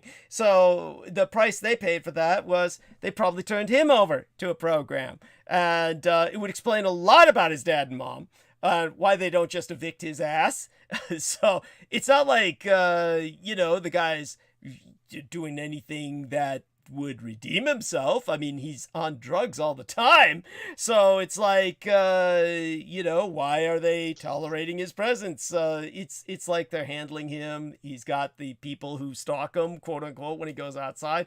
And not all of that is delusion either. He's being monitored because he's an asset, and it has been since a child. And the fact that he knew about Aquino, the fact that he sought me out because of Aquino, because he was seeking out Aquino, that's how he found me, then, all of it just adds up. So he was an asset. And then when he got here, of course, and volunteered his help, then what does he do? Then his job is to make me look as stupid as possible, which, of course, in a sense, I certainly cooperated in that effort. But, whatever. I have to have, needed my breaks. I do the 12 hours. And, of course, Peter Moon was saying, oh, why don't you do it shorter? Well, the problem is the topics are too. The reality is just too all-encompassing. You can't cover history or current events in a soundbite. It takes hours. It takes hours. And everybody who listens knows that. And, but such being said, I'm going to leave the stage to these two wonderful, beautiful people. And honestly, Viviana was putting me in my place about her environment. I was making jokes that, she was living out there where her only neighbors were the ongoing wildfires. But, apparently it's a lot. She lives in basically like a super extended white gated community. That's like, holy shit. Pleasant enough where she's never really left, except once in her life. Oh my God. Yeah. Well, I hope if you ever do come out this way, that you would, I'm surprised I didn't see you when I don't know what we to were say. driven down Not to Arizona. check me out, but Yeah. Were you like ever considering seeing us when we were going down to that Arizona thing? That was yeah, I was. Yeah. Yeah, but you were going to Tucson, which to me is so far. Tucson's Understood. really far. Understood. and honey, oh my God, that was like, what a nightmare. But I am considering taking a West Coast train ride up to Oregon. So oh, wonderful. Oh, I'd wonderful. love to stop. My brother's there near you. I have a brother great. near So that San might Francisco. happen. Yeah, that Then might I have happen. I have a good friend in Reading. So I was thinking about like stopping in and then on my way to Oregon. Sounds good. Sounds good. One of my plans. Yeah. Wonderful. So Yeah. So yeah, when might that be? the train also stops here too, just so you know if you're ever in the area. Oh, wonderful. Wonderful. That's I'm not sure yet. I'm still seeing if it's even a possibility at this point. Got it. Okay, so I'll leave you in Sammy's hands, and he's a knight in shining armor. Both of you. Absolutely. Yes. Such a ladies' man. Oi. He is. Yes. Incredible. Yeah, that's because he doesn't go around saying, I want to kill everybody. Everybody must be. Yeah. I don't think my girl would be with me if I was doing that. So, yeah. Yeah. Well, she's very lucky to have a man who's understanding thank you. and very much in tune with and balanced. I love how you are very balanced in everything you talk about and speak about. And of course, you're giving him the benefit of the doubt and we're all on a journey to find out who we are. And Right, so right. I hope him the very best as well. Yeah, I did too. I think Doug is on the money on that. I think he has a more knowledge, intimate knowledge than him. I don't. In fact, you know, I have to let Doug take the lead on this, and it is what it is. I have no problem with that. I just think his audience is going to get better, and I just think, in a way, he was right that these subjects are very important. Doug has talked about the Spanish Revolution a couple months ago. Mm-hmm. Did you ever listen to that show? No, but I'd love to. Very, very interesting. As far as how he puts into how America actually volunteered to go and fight in the Spanish Revolution, which I didn't know about. So, you know, stuff like that, where he connects some of the small details that kind of explain how things are in America. You know, I know that's kind of putting it a little broad, but, you know, it's a very good transmission. But anything you want to know about me? Well, let me think again. Where are you located again? I'm in Los Angeles. Oh, I live in okay, Los Los Angeles, Angeles. Okay, Yeah. cool. How's everything there right now as far as you know? Right now we're in kind of like the gray area of trying to get out of the pandemic. One of the things that's kind of the controversial thing right now is the whole mask mandate, where pretty much people don't want to do it no more, which is understandable. And the thing is that some businesses enforce it, some businesses don't. And like, for example, where I work at, they're trying to enforce it, but I'm the type where I'm not going to go out of my way. One, because people do get hostile. People do get, you know, they don't want to do it. And, you know, for my safety and for the people that I manage, I tell them, you know, if they don't want to do it, then, you know, they don't want to do it. Just, you know, keep your distance and, you know, just be polite. I think approach is always key. You don't want to approach somebody, you know, trying to be their parent when it's not. So, you know, little small things like that where I try to advise them to kind of take that approach where when you're approaching someone with their mask, do it friendly. Do it like you want to, like you're helping them, you know, or if they don't, then they don't. Because that's one of the things right now in the job market right now, it's understaffed pretty much. The job market right now it's very understaffed. I think at least the friends and family that I know, because a lot of people that were working in clerical jobs or in office, they're working through their home now, and a lot of people like that. And there's benefits, and then there's cons. And right now the job market, I mean, there's jobs out there. That's one of the things that kind of made me scratch my head about JMO. That kind of made me, you know, think about it, where he wasn't employed, and obviously he had his reasons, but, you know, as an adult, you kind of want to be out there and, you know, interact with the public. I think that's very healthy in a sense that kind of forces you to have people skills and, you know, polish you up as far as, you know, every day you interact with new people. It I don't know, to me, it keeps me a little bit more saner and understand that my life is not complete crap like you see others, you know? Oh, cool. So are you like in management? Yeah, I am. Oh, okay. I am. So you have to lead. You're a born leader. I think Well, that's a nice approach, but you also don't have the government any longer backing you on the mandate, so you have to have a kind of even keel. Well, when it comes to quote unquote management, the level where I'm at, because my company our company is big, so I manage to the level of my sanity, meaning what I can control, I manage. What I can't, I don't. And I'm so happy I'm not in the corporate level, because it's a rat race. People backstab each other, and people take themselves way too seriously when they don't need to, and when they do, they don't want to. So one of the things that I've learned is try to make things as simple as possible, as in, treating each other with respect, learning the job objective, and, not overcomplicating things in the sense that, oh, well, I'm quote unquote management and you're my subordinate.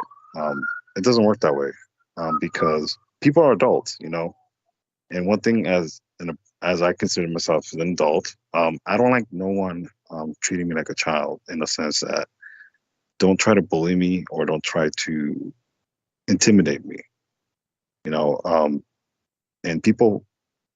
most people actually want to work with you and follow your lead, because, you're understanding in the sense that, yes, it is a company, but I'm just a number as well. I always have to keep that in mind too. I don't consider myself quote unquote the company, I think that's a good way to that's very fair. That's cool. I'd like to work under you. I'd be like, hey, he's chill. Well, it's one of those things where thank you. It's because I've seen it in the sense where people try to be the company man, and I'm not saying that's not needed, but I've also seen where people are completely alienated. They alienate themselves. And I understand there's professionalism and there's a job, but I like to be hands-on. I like to do things, to me, it helps me problem solve as best possible. And what I deal with is I deal with a lot of hazardous materials, meaning if you want to ship anything worldwide and that involves hazardous materials like, I don't know, paint or some type of acid, anything to do with something that can, quote unquote, be harmful to a plane, like if it leaks, anything hazardous, considered hazardous. That's one of my specialties that I have to inspect and do all the mumbo jumbo work that is needed to have it on paper that is safe, quote unquote, which, nothing's really safe, but, on paper it says it's safe. So, that's kind of comforting. But, there's a lot of detail involved, a lot of detail that is very, it's overly, it's a lot of it's like, it's too much, but, regulations are regulations, right? And when I have to deal with shipments that are thousands of dollars, people get upset. Oh, why are you stopping my shipment? So on and so forth. I have to revert to the regulations as far as what they did wrong. And, you find out what companies are not following the regulations, or they just don't. They go off of memory. And, they change constantly. They change every month. So, I always refer to the regulations. So when it comes to people that I manage, it's mostly, I just tell them the objective of what we do and what we don't. I'm not the type where I micromanage in the sense that I need to know where you're at every waking moment. It's more of don't take advantage, in the sense that if you need to step out, let me know. And if there's an emergency, just basic things where I don't want to be on you, but if I have to, then I have to. And then, I just move you to someone that is responsible for that. And that's very key too. When you're in management, know your limits, in the sense that who's responsible for what and who's not. Because, a lot of people in management do that, where they try to throw everything on you when you're not supposed to. But anyways, anything you want to add? Yeah, I could see that you make it a point to understand the need and then delegate it respectively in the right direction. So that's cool. And I sometimes have to roll my eyes because, people want, excuse my language, people want to get jerked off in a sense of management. They want to feel like they're important. And sometimes I know the answer and I know the solution. So, you try to, quote unquote, stroke their ego or make them look good. but really I'm not plugged into making it my life. You know what I mean? A lot of people they want to make certain things their life. What the pandemic has taught me is it's a bunch of bull. That you do what you can do and you finish out the objective, but when you try to if you live off of promotions and you live off of quote unquote climbing the ranks, that's a very sad life, because people really take it personal when they don't get a promotion, when they don't quote unquote get acknowledged. And you know, that's not a very good life to have, because you're never going to be good enough to quote unquote the upper echelon. It's not realistic. You know what I mean? It's not a good way to live life. You want to be your own person, and you want to have goals outside your job, whether it's, you know, walking your dog in the park, or, you know, a hobby, something that can, and how Doug put it in a couple of transmissions, you want to have a third space. I like how he kind of named that, where you need to have a third space of where you can put yourself in, where you're not a raving lunatic, when you're not a raving lunatic and you hate the world. You know, kind of decompress. Like what I try to do is I make time with my significant other, and you know, try to make her feel wanted. You know, because I like to feel wanted, and I like to project how I want to feel too. You know, you have to reciprocate what you want, and taught things out, and you know, things that I've learned. You know, I'm 35, so I've learned that, you know, relationships require work, and you have to continuously, you know, talk about things. And I don't like to talk about things. That's one thing I have to admit. As a man, I don't like to communicate. But you know, I've learned the advantages of doing that, because it does eliminate a lot of insecurities that you face. And you don't want insecurities to pop up at the worst time. Very cool. That's true. Yes. We do need to be secure consistently, even if it's like, okay, you know, I know you said you loved me like yesterday, but can you just make sure I understand, like, I am like the only one, right? We're weird like that. It's like, you just take me seriously? I mean everything I say, but still find myself insecure at times with other people, because you just never know. Well, even me as a man, it actually helps me, because I don't like to communicate. I have to be honest, I don't. But you know, women, you know, do get attached to you. Women, through, you know, intimacy, women become a part of you, and there is, you know, Doug talked about this, and I have to use Doug because it's a show. You know, he talked about how his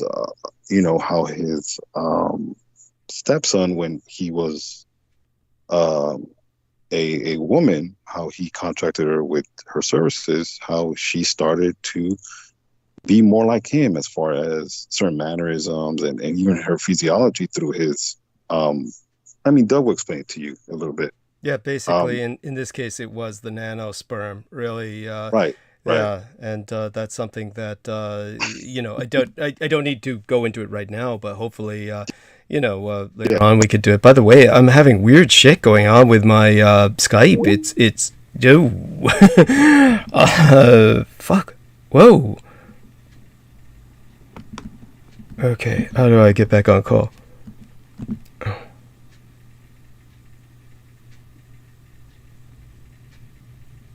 Whoa.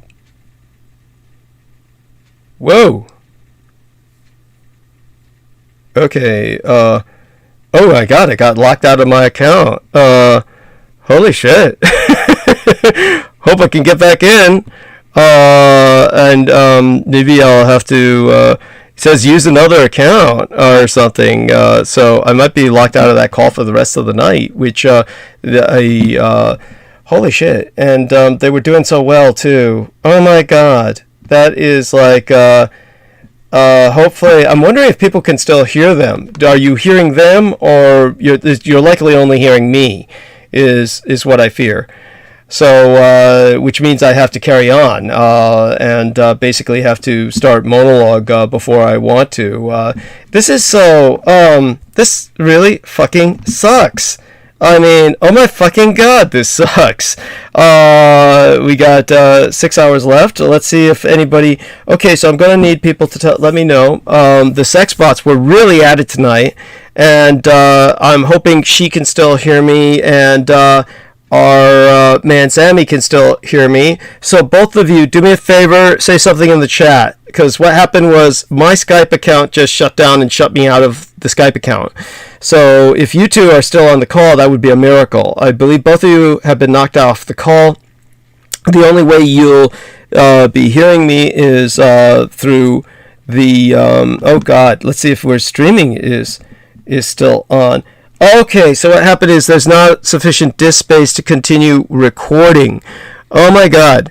So we're streaming, but there's no recording. So what's going on, we'll upload, and we'll have to I'll have to contact my 3D graphics modeler to help me empty the space that's in my computer so that I can continue. Oh, this so fucking sucks. So that I can start the stream again. Oh my fucking god.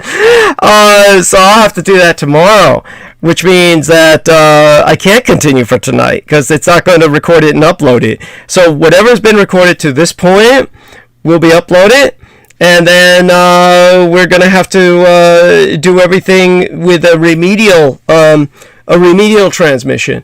Either tomorrow night or Wednesday night. It might just be Wednesday night, since Wednesday is like pretty much tomorrow. So, oh my god, that sucks. So what happened is but I don't know what happened with the Skype. So there's insufficient disk space in my computer to hold the episode.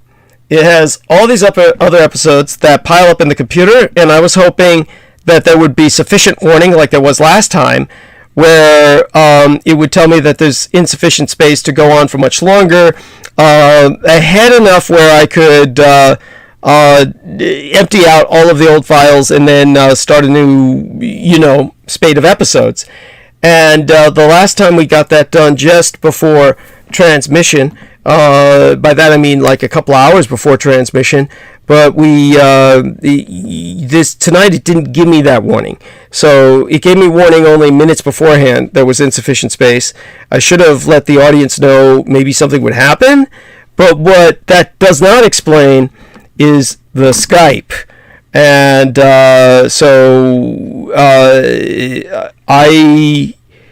why I would be knocked off Skype is beyond me, and so that's frightening almost. And then I'm going to we're going to see if I can reclaim my Skype and or open another account, which would be not impossible, but I'll need some adult supervision with that, and that's always provided best with a shared screen, when this will require my 3D graphics modeler basically. Okay, so what I'm going to have to do, people, is end the stream for tonight, and I'm so sorry about that.